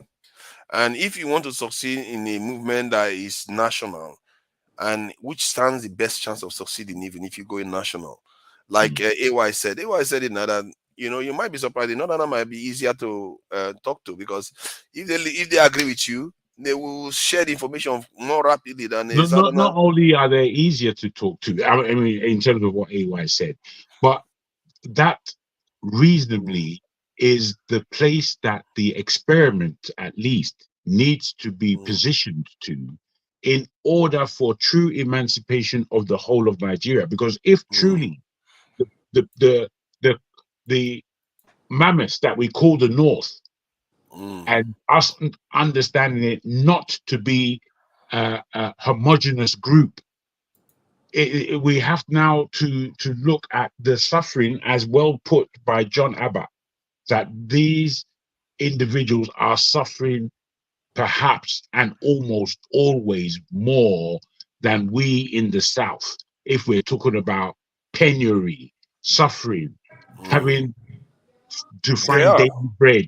These kind of basic aspects are least in large parts of the North than they are in the South, because there's a lot that we've been able to do for ourselves as individuals in terms of our training. And unfortunately, because of the oppression that the North comes with already, in terms of the feudal system that is still at play there, as opposed to the more civilianship. I know we're not civilians in Nigeria, yes, we're not necessarily citizens at the moment, but we understand that there's been different cultures and how closer to these cultures were to how the world works in terms of the West, than rural living. Thank you. If we could truly put on our agenda that the North needs to be spoken much more gently to see really what they feel, because it's difficult to understand what it is that they feel, as we have on this panel, and in people who are probably watching are more of the South. So we want to really want to hear the voices of opinions that range in the north of the country. I do. I want to appreciate it much more than I understand right now. And from them, Okay. All right then. Thank you all for coming. And Kando, Yes, I sir. appreciate Yes, sir. you for coming in too. And then we will have to carry on behind the scenes if anybody's wants to carry on chatting. And till next time, let's take advice from our beloved president. Not exactly. Just go through these baby steps of pain. Baby step of pain.